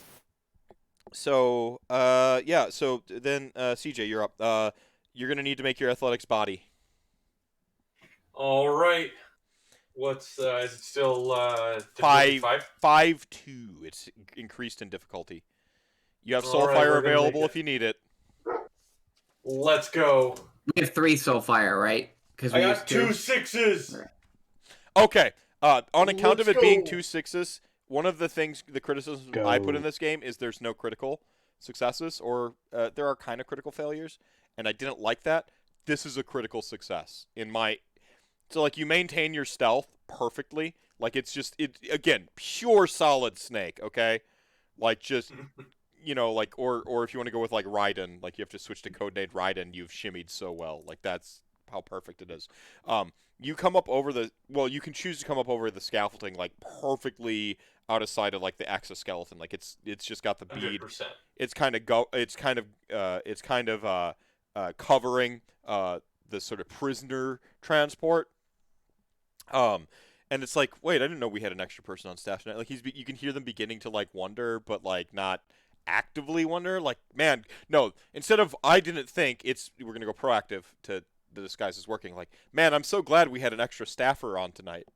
Like says out loud from inside the suit, and you kind of hear it muffled through like the materials, right? And I'm not going to spend your move because the double 6s. That's your crit success. So you have your Huge. full move available, which means you can get up to the Panopticon if you must, and you always have your action. So, like you just the way you shimmy across is like smooth like butter. Like it's almost like you're Ooh. flying. That's how like your fingers remember their grip. You feel like, oh man, the last time I did this, it was on a boat over the ocean, and there were way more hydras involved. It was way more dangerous. Yeah. Yeah, I guess I'm just gonna run on up to the Panopticon. Okay, yeah, so you shimmy up. Go. Yeah, perfect. And you do it out at like you're maintaining your stealth. You still have again a sort of side effect of the crit success. There was 2 6s, 2 good things happen. Sweet. Don't spend your move, and then you get to maintain your stealth. So Perfect.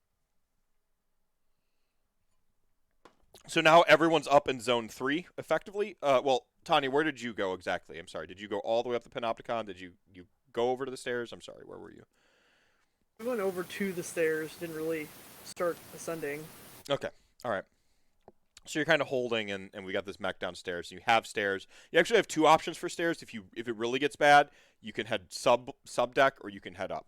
They're not like connected like you might expect stairs. They are separate because it's just scaffolding stairs that go around the Panopticon heading up, and then there's a set of stairs that are sort of like roped off that go below. You can almost imagine it's like a portal style thing. You're going to get to the bottom of those steps, and there's going to be like a literal vault thing you got to turn, a valve you got to actually turn to get inside of it. That sort of thing. Your brain's already imagining what going down is like. So, CJ, the PUDs go. The only PUD left is the mech, which would have to ascend the elevator and has no cause to currently, technically. It doesn't really. And then you have the one that's been like kind of making its way up the steps. So that one gets into the 3rd, sees the guard captain down, like looks at the ruinous bodies. Backup! Need backup! Panopticon! Like compromised! And the mech just like hears this and immediately like heads back into the elevator. And it's going to be like an action and a half until it's up there. And you can see the little like yellow beacon light at the foreground of the Panopticon where like the lift, the empty lift is, and it would come up in there. Theoretically, it can go down too, but it's being called up. And so this guy like kind of breaches up, calls in for backup, and the calling in for backup is kind of part of the move. And he's going to go for the kill shot. The most intimidating right now is definitely the one who just shotgunned the beer, unfortunately. And chainsawed the guy. Oh no, the chainsaw is way more intimidating than a guy who's just like still like, and he's looking up. What are you looking at? Like he's like talking to a camera that's not there because those mushrooms you packed into this beer. See, that's our in-world explanation for why we keep breaking the 4th wall, is because you put a bunch of Gloomspite Gits mushrooms in all these beers. Yeah, everybody's tripping. So he's gonna shoot at the dude with the chainsaw.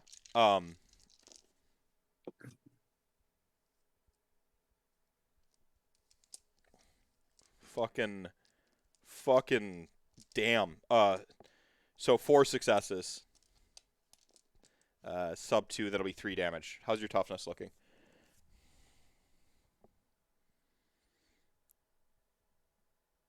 Whom? Me? Mhm.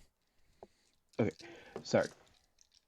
No, not you. Toughness. D6. I'm sorry.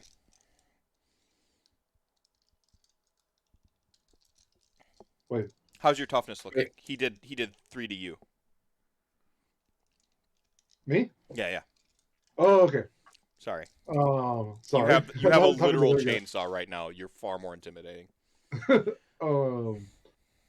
So you did 3 to me. Is this including armor penetration? I already took off for the armor. So All right, he I got 1. You have 1 toughness remaining. We're not into wounds yet. You still No. look mostly good. So,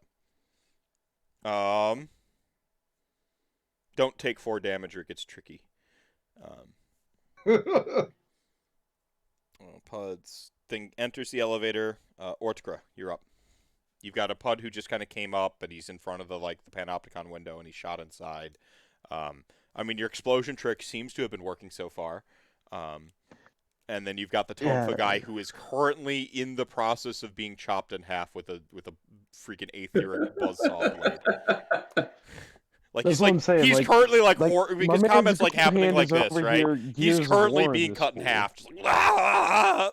Yeah, it's like straight up horror movie stuff, right? Like the guy's like stuck in the wood chipper, but like it hasn't gone all the way through it yet. Right, and like two out of 3 of the people, or 2 out of 4 of the people in the room are hallucinating because there's like weird fucking Gloomspite get mushrooms in their beer.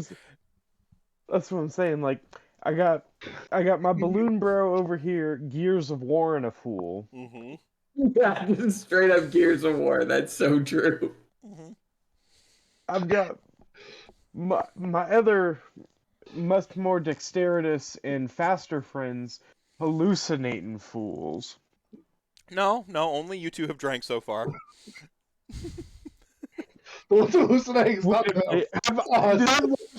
Did I launch a grenade tripping? Because, like, I'm finna do that again if that was the case. You've got so I'll set the scene, reset the scene real quick. You've got a person who just kind of came up the steps in front of the Panopticon and just like he sprayed into the room and he hit Chainsaw Bro. You've got the light lit on this like shaft area at the front of the Panopticon where like you can hear like the churning of an elevator or lift coming upward with a mech suit in it.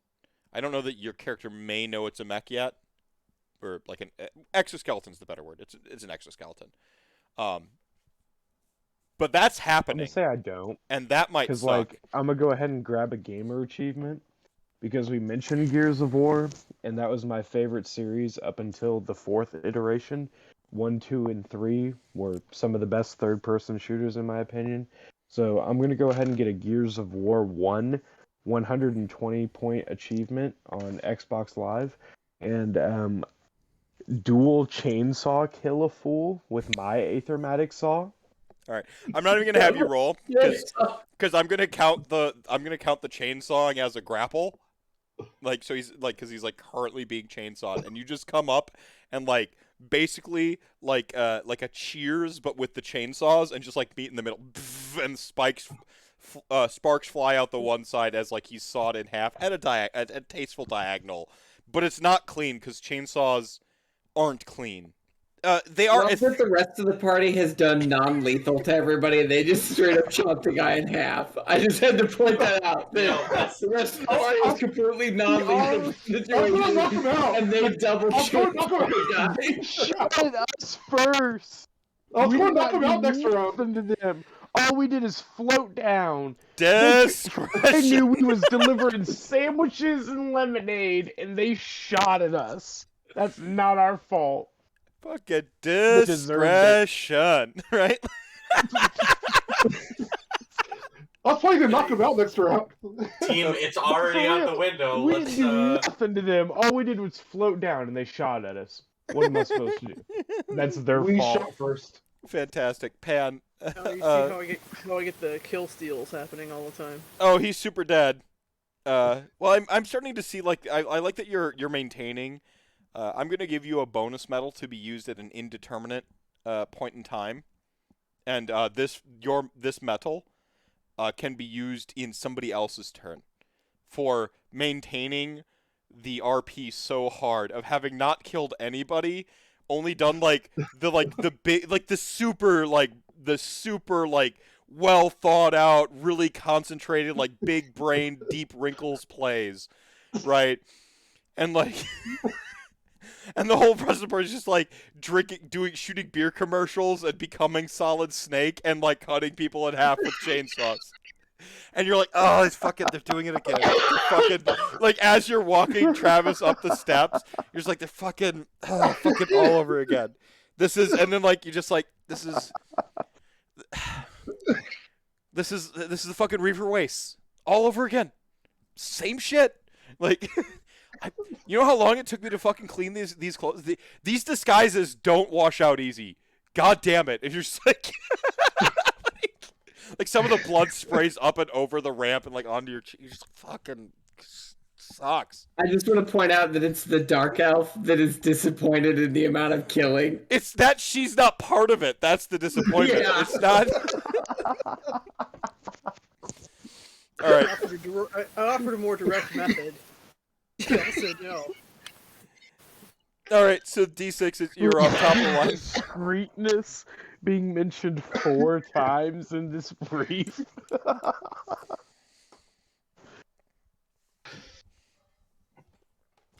Sorry, go ahead, Meph. Honestly, cartoon violence at a certain point is its own type of discretion. Because, like, just imagine, like, I just imagine, like, some, like, high-collared elf, you know, like, with, like, a, you know, like a future fantasy, like, a future past fantasy, like, sort of trench coat and, like, super, like, hydralisk skin, like, popped collar, smoking, like, a corncob pipe, with his, you know, like, sort of, like, human blade master, best friend who's got, like, the wicked cod piece and, like, a huge plume, and he's just like, my god, what happened here? And they're just like, and they're just like chaos, pure chaos. But they mean like, and they're like, they start going through all these theories. What do you think, like corn maybe, or like a corn cultist? Like they're just like, because it's so absurd.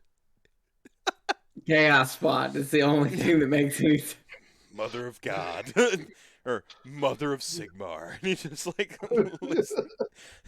their listless gaze meets the sunrise. Yeah.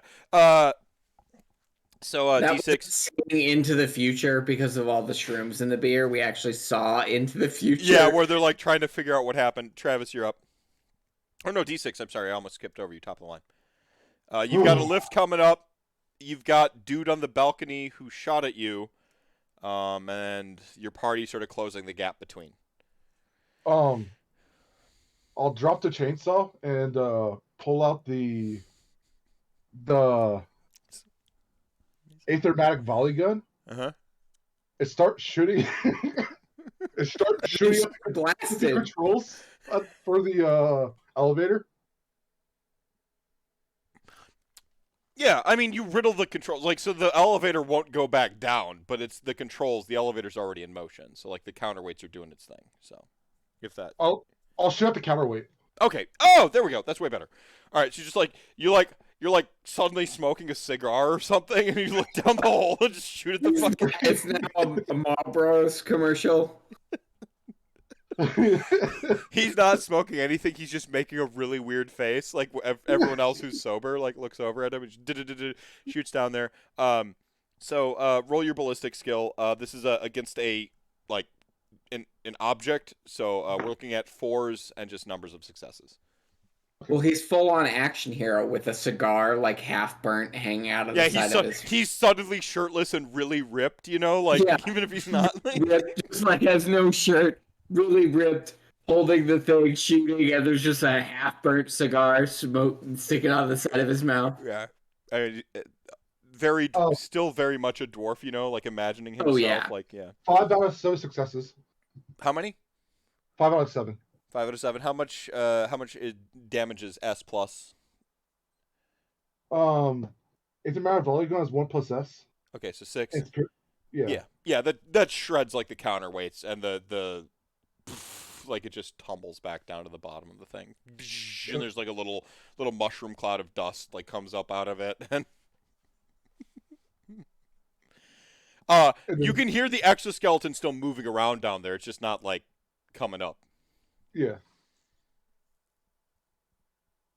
And then I'll spend a metal, and then shoot at the support for the other guy.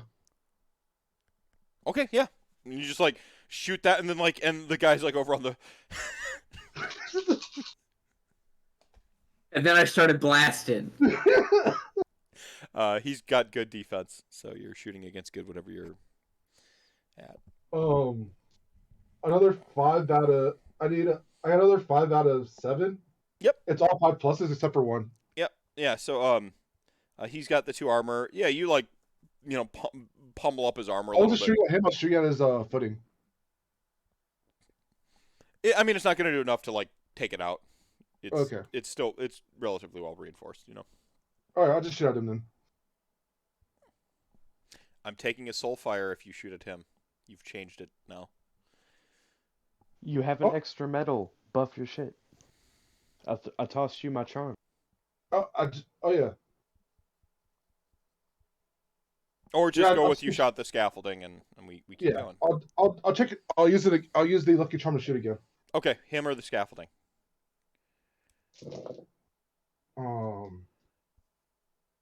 6 this time. Yeah. Him or the scaffolding, by the way. Scaffolding. Okay, 6.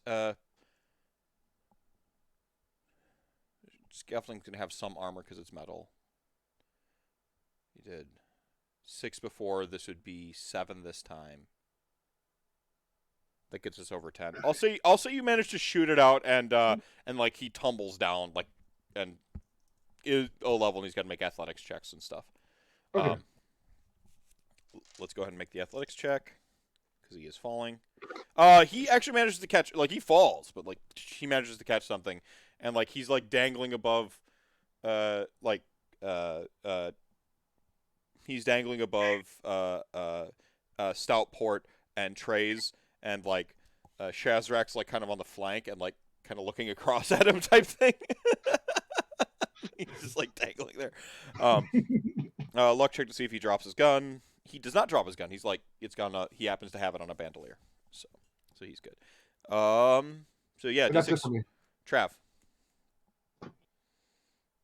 So we're like halfway up. I mean, you're below. You haven't really quite started going up or anything like that. You just there is a huge thud as the elevator lift is ruined forever. Sure. And it went down. Yeah. So we just keep going up. I mean, right? so Like, for all you know, sorry. Keeping up the facade of being in handcuffs, right? Yeah. So we keep going up. Trace. I mean, you aren't really bound by me, so you can kind of do whatever you want. But I mean, if the mech dude is now below us, I don't know that we have to deal with him on the deck that we were on anymore. So we were in. So, yeah, I mean, going up at least to get rid of that last guy, right? Or is he gone now? He's dangling. Yeah. Like, if we don't have to destroy that mech, I would suggest not, because I'm betting that thing's pretty expensive to build. So where's the guy dangling at in conjunction to us? Like he's up like a like 2.5, 3.5 stories. Like he's up, and he's dangling. Like but zone wise, like can I move and then use the metal to like whack him down, or you're in 2? You can get into 3. He's in 3 technically. You're in 2 because you're sort of at the base of the steps, and he's dangling kind of near the top of the steps, right? And the zones are cubes, so he's essentially on that overlap between 2 and 3. Okay. So I could spend a regular movement and then a metal to get to him. You could spend a regular movement and do a charge and hit him. Like you could, if you really. So, but I don't know that they've chopped the guy in half. So I'm continuing to try and not kill people yet. Yeah. So like, I want to try and get to him and like pull him over and then just like whack. Dunk. Yeah, if you spend a metal, I'll let you like kind of pull him to safety. He's like, oh, thank you. Oh, thank you so much. Oh man, they're crazy up there. And then you just like whack him, and he goes like that. Yeah, like whack him right when he's saying thank you. Yeah, so I'll let you just spend the metal, and you do that. It's okay. Like it's fine. He's taking some damage from the falls, and and he's like, oh, I didn't fall to my death. Oh, I didn't. They're so crazy. Thank you. And he looks, and then just the axe, like the blunt, just whack right on the back of the head, and he drops. So I got 5 successes. Don't worry, he's out. And I'm sorry, brother. Yeah, he's toast. You saved his life, actually, like twice. By 1, not killing him, and by 2, like pulling him down and getting him away from them. So. The 2 cycles on top. Yeah. So combat is for we're still like the encounter clock and the encounter music is still running. Dun dun dun dun dun dun. Yeah, but combat has dropped for all intents and purposes. So when you destroy that counterweight, it didn't fall to like the deck level; it fell into the sub decks. So removed from combat. I'm gonna give CJ the initiative in acting right now because it's so like the combat dropping initiative. CJ has been just sort of like being a tactical genius and a stealth guru, And so our two Built different. and Tanya has been, like trying to like do the things. So your two characters kind of have like main agency right now as like the other people come down off their weird combat high. Okay, I'm gonna go into like the station, I guess, of the Panopticon and try and look and see if they have. Well, I guess we already know where he is. Mm-hmm. So I'm gonna try and because I don't know how to operate these cranes and shit, but I know Ortgra should know how to do them. So I'm gonna try and okay, which controls do you need? Did those get shot or like what's going on here? Yeah, like half the control panels in this room are shot up. By the way, We only need one of them to work. As long as they're in the working half, we're fine. So you can. I mean, it's a claw, so it's kind of obvious when it's a thing for a crank. Like crank controls are going to be, even if they're like dual levers. You're looking for levers. You're looking for like directional buttons. So you see the controls. They are intact. They just so happen to be sort of like 1/4 turn to the side of the other two, that have been destroyed. Do we notice the guy Perfect. chopped in half? For RP purposes, that Don't they even just get out of cut a bed for dude a in guy half. cut in half. I'm from Anvil Guard. That's nothing. I'll get to it in 1 second. One other thing that you notice, one other thing that Shazrak notices is like actually so like a literal like map up above the back area that actually shows like the cell block numbers and like the corresponding nice. stuff.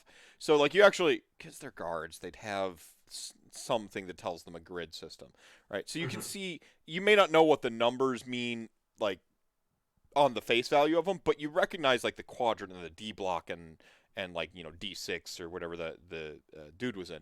You see that on that. That's there. It doesn't say who it is or what all the other numbers mean for like the containers and stuff, but all that stuff's like labeled, so you can see it. It even says like guard sectors and stuff and where people should be on patrol. By the way, there's more guards on the ship. They're minimum staff, but it's a skeleton crew, so they've got more in the sub decks. They've got some on break.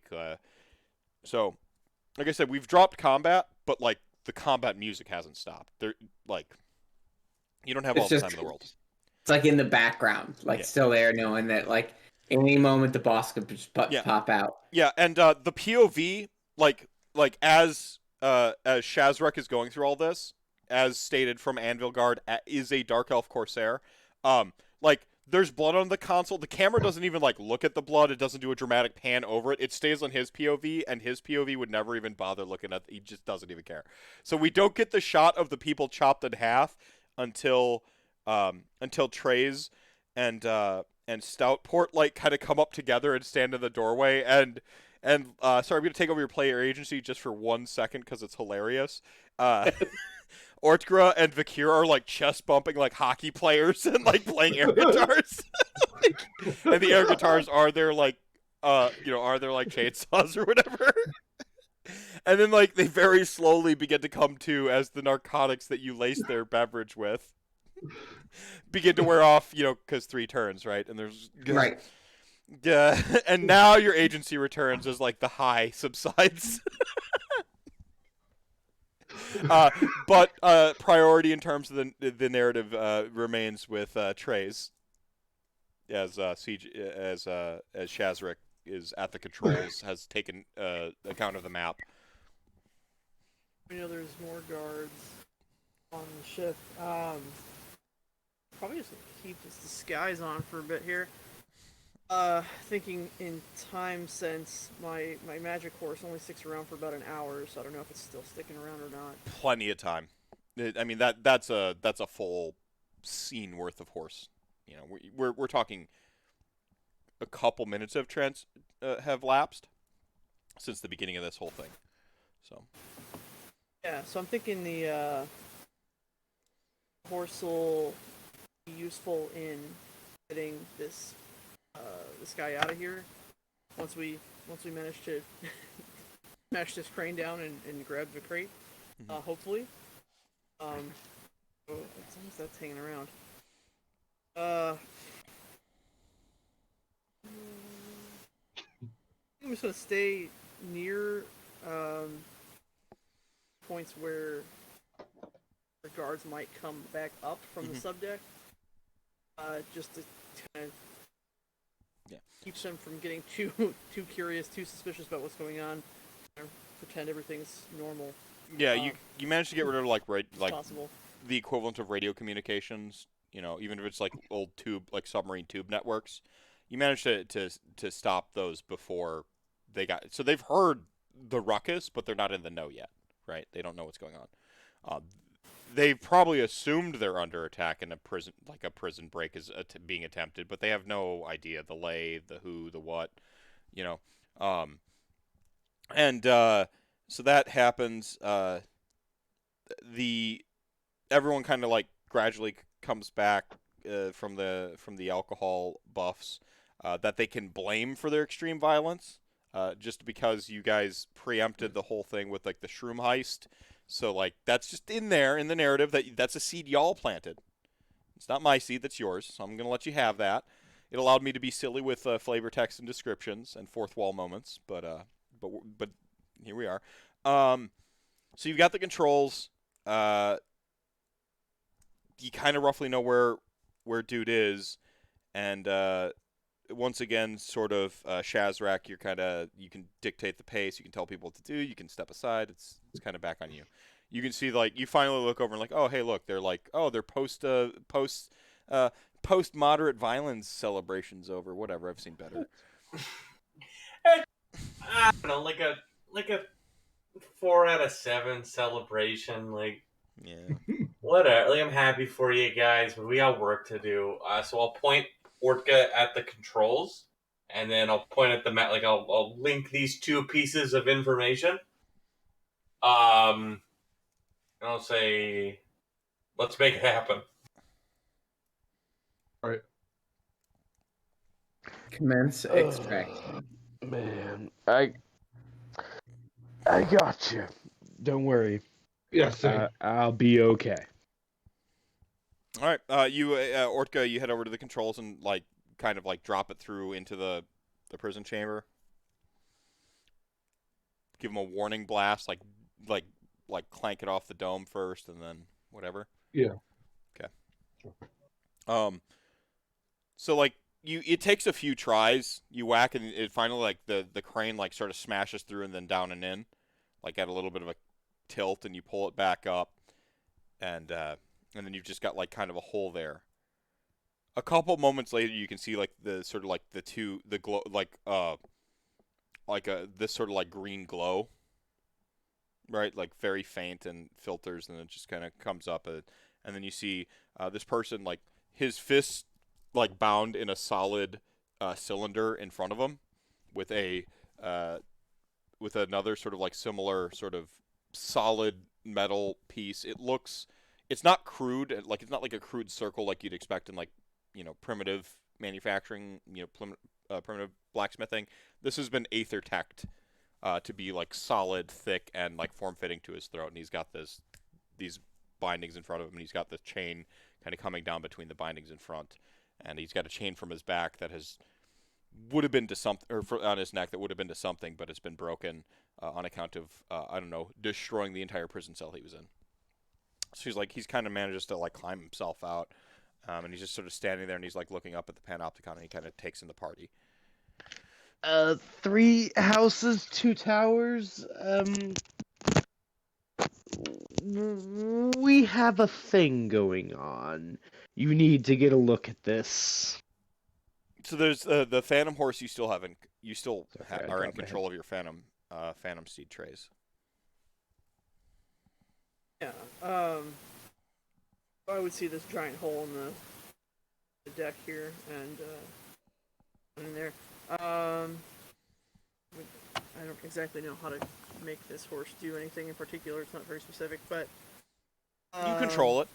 Like you control it. It's your thing. So I'd probably try to send the horse down To him. So I'd probably try to send the horse down to him. I have no idea what we wanted to do with this guy once we freed him. We never really quite discussed that. But at least that way we could get him. Yeah. I hope he can get on the horse. I don't even know if he can get on the horse, but Yeah, he like flings arms up and like hoists himself up on the horse. magic horse. Um, And he's like, like the horse like floats up to him or whatever. You guys head out, and he's like, so maybe the horse has wings and it can fly natively per the spell. Like maybe like bring the horse up to like the Panopticon, and he's like, I'd thank you, but I think I'm still in danger.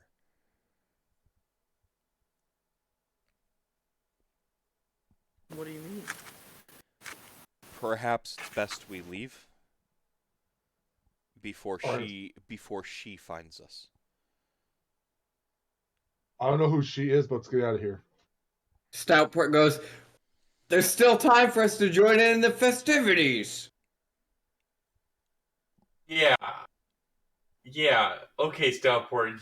Yeah. So I'd imagine you guys have some contacts in the flotilla, and you don't need to go through the elaborate scheme of a hotel room. You just head to a safe house that you've got set up with like a friend of a friend or a contact. Just a place that you can always count on being empty, type thing. Maybe a warehouse you have for like the backlogs of alcohol.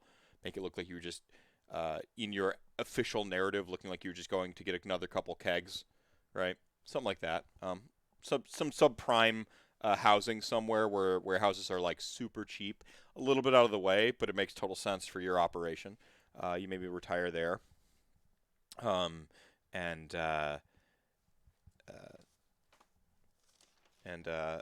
Bellator Singh, just kind of like sitting in front of you. He's got like the manacles in front of him. I think between Ortgra and Vakir, you can get like the manacles separated. When you're about to take them off of his fists, he says, "No, leave them." Okay. And so like he has these like there's essentially like these metal clubs wrapped around his fists with like the chains dangling down on either side. And he like kind of like does this, and he wraps them around. He's like, "Until I've redeemed myself, they should stay." What happened? I failed. Failed what? Her, Who's her? the Red Saint. Who's the Red Saint? Shivan Vex. She runs the rigs. Hell, she runs this city. Or hell, she runs this flotilla. Oh, I thought Mayor Barley ran the flotilla. In a sense. But usually it's my experience, and he looks down at like his like bound fists. It's my experience when you think you're in control. You're not. That's the lesson I have to learn here. So what are you to do with me? He looks at you. Supposed to give you to the mayor. Of course you are. He just kind of like lets reservation set in. So it's begun, has it? What has begun? The revolution. Bound and Because- Hill. Metal starts playing, and like it's no, It he's was just brutal. Against who? Everyone.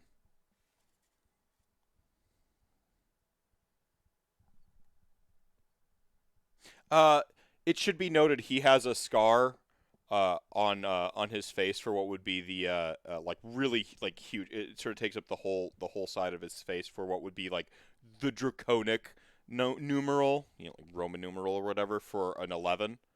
Yeah.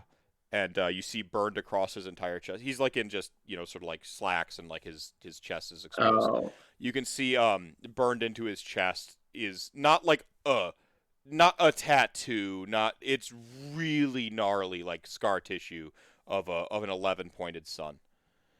so the 11th dawn.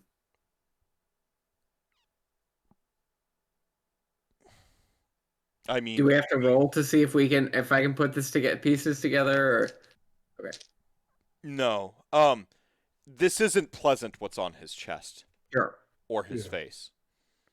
This is this more screams tortured by than celebrates and had Okay, cool so tat- like he didn't like self-tattoo this or like self-flagrant this onto him. It was He might have, if okay. with what he So my just said, question to him, the self-flagellants now I might. have a question to him then. Yeah, So these tattoos or were you branded?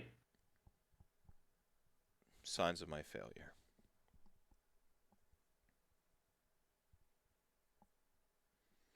Do you like the 11th Dawn or no? There means to an end, but I understand them. Player to player, me and Goldhand could put 10 rounds into him right now.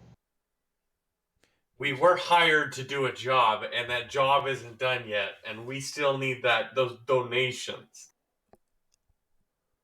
It's always about money, isn't it? With you people. You people. Whoa, whoa, whoa. I said is he also player a to dwarf? player. Like I said player to player. There was a discussion of strategy. Like, Yeah, no, in player you could totally end this dude. Like, he's at your mercy. Well, just bring it to the mayor first. Probably ask him questions too. I'm going to go ahead and end this here and ask if y'all want to play in a second version of this and see where this goes. We can leave it as a cliffhanger that my party solves in the proper game, and like they find out the flotilla has like some major revolutionary event, and all your player characters are a little like they're name dropped in that, or we can do a second one of these in like a month or something, and figure out a schedule that works for everybody. That But, could be good to go. I'm down for a second Yeah, one. whatever works. Yeah. It's a good game. Yeah. Fun yeah, system. this was really fun. Like, Yeah. this was my first experience with Soulbound. This was really fun. I appreciate y'all. All right, I'm going to keep the player-to-player in character, because it's going to give us a good transition. You're like, we could riddle this dude with, 10 holes, and he says, the life you save, I suppose. And, he just kind of, lowers his head in front of you. And as, he lowers his head, the camera does the thing where it lowers and it goes through the floor. And we cut to... The last camera shot is, of his boots. No. We cut to, Feargrim. You hear the familiar crunching and smacking noise from the beginning of the adventure, and then we cut to sort of a desert scene, and just this tower that's toppled and crumbled in the background, and a bunch of silhouettes were walking forward, and what was with that entire ghost Alfro stun? I guess at least we got this. And you see Feargrim holding up this weird crystal thing, and it's got a winter swirling in it. Who knew you could condense the Everwinter into just one rock? And so you Feargrim there, and Skig's just I hate Zinch. He's just saying off in the corner. And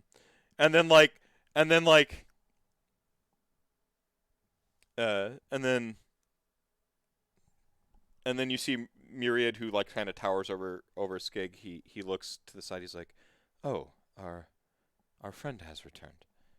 And you see Lanissa kind of walking up, eating a apple-looking fruit. Skig looks at her. "Huh? Where were you?" She says, "Making up my mind." And she tosses the apple behind her.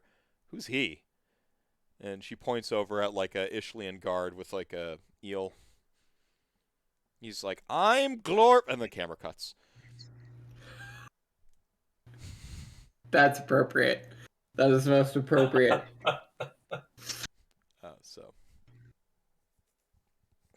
So there you go. I saw some of y'all fading there. So I have no concept of how late other people can stay up. I'm a fucking insomniac. It just doesn't register for me. So thank you for toughing it out there. And I hope you enjoyed that. I did. If you choose to be in a second iteration of this, say, Friday next month, we'll finish up the sort of revolution plot line. We'll figure out who the Red Saint is. We'll see what happens with the flotilla. You'll have a direct hand in the opposite type of plot of this last adventure. Or not. It could be like just like more Always Sunny in Philadelphia meets a revolutionary plot line, like whatever it is. You just murder the guy at the beginning and go straight off the rails. Yeah, just Like, immediately off the Both rails. sides. Like it becomes a weird political intrigue, like supreme capitalist ploy to like franchise your tavern and take over the city via like aggressive alcohol franchise. And I don't know. I'll have my 3-story beats again, like I always do. Couple lines of dialogue and some encounters, and whatever happens from there, that's on y'all.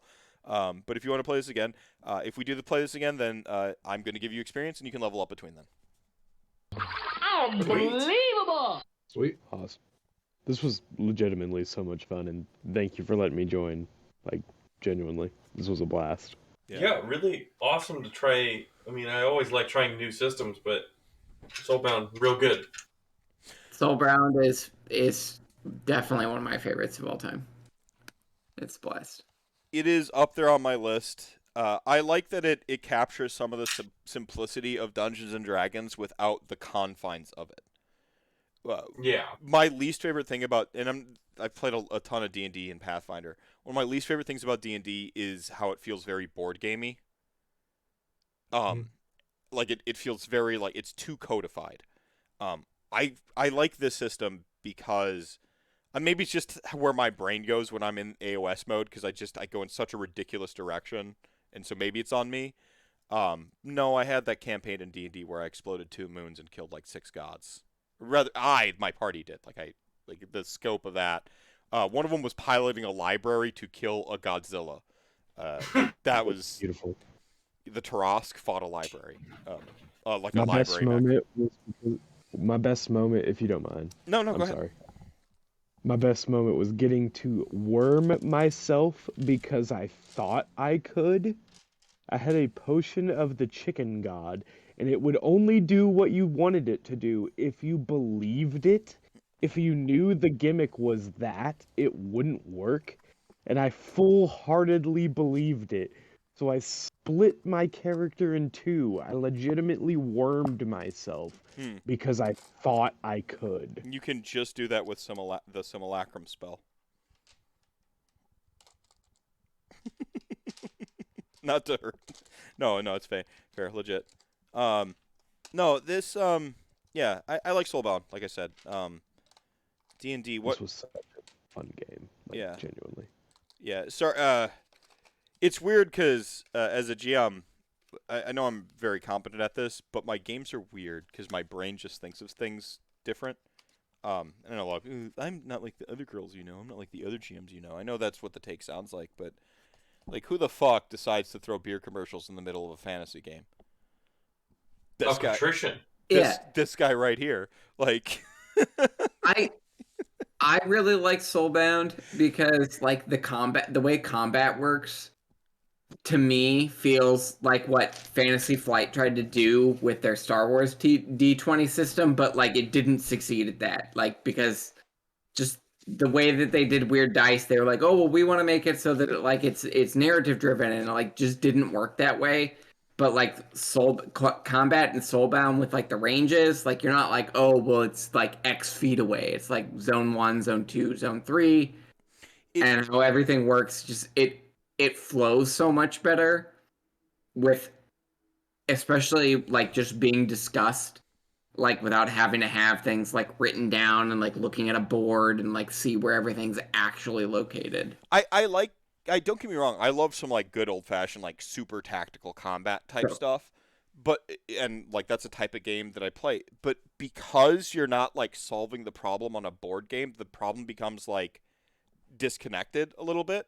And then you have to do interesting weird stuff. Like in Dungeons and Dragons, the shoot the mech suit down the elevator shaft doesn't feel like a quantifiable problem because you're just looking at like squares, and usually it's even in a 2D space.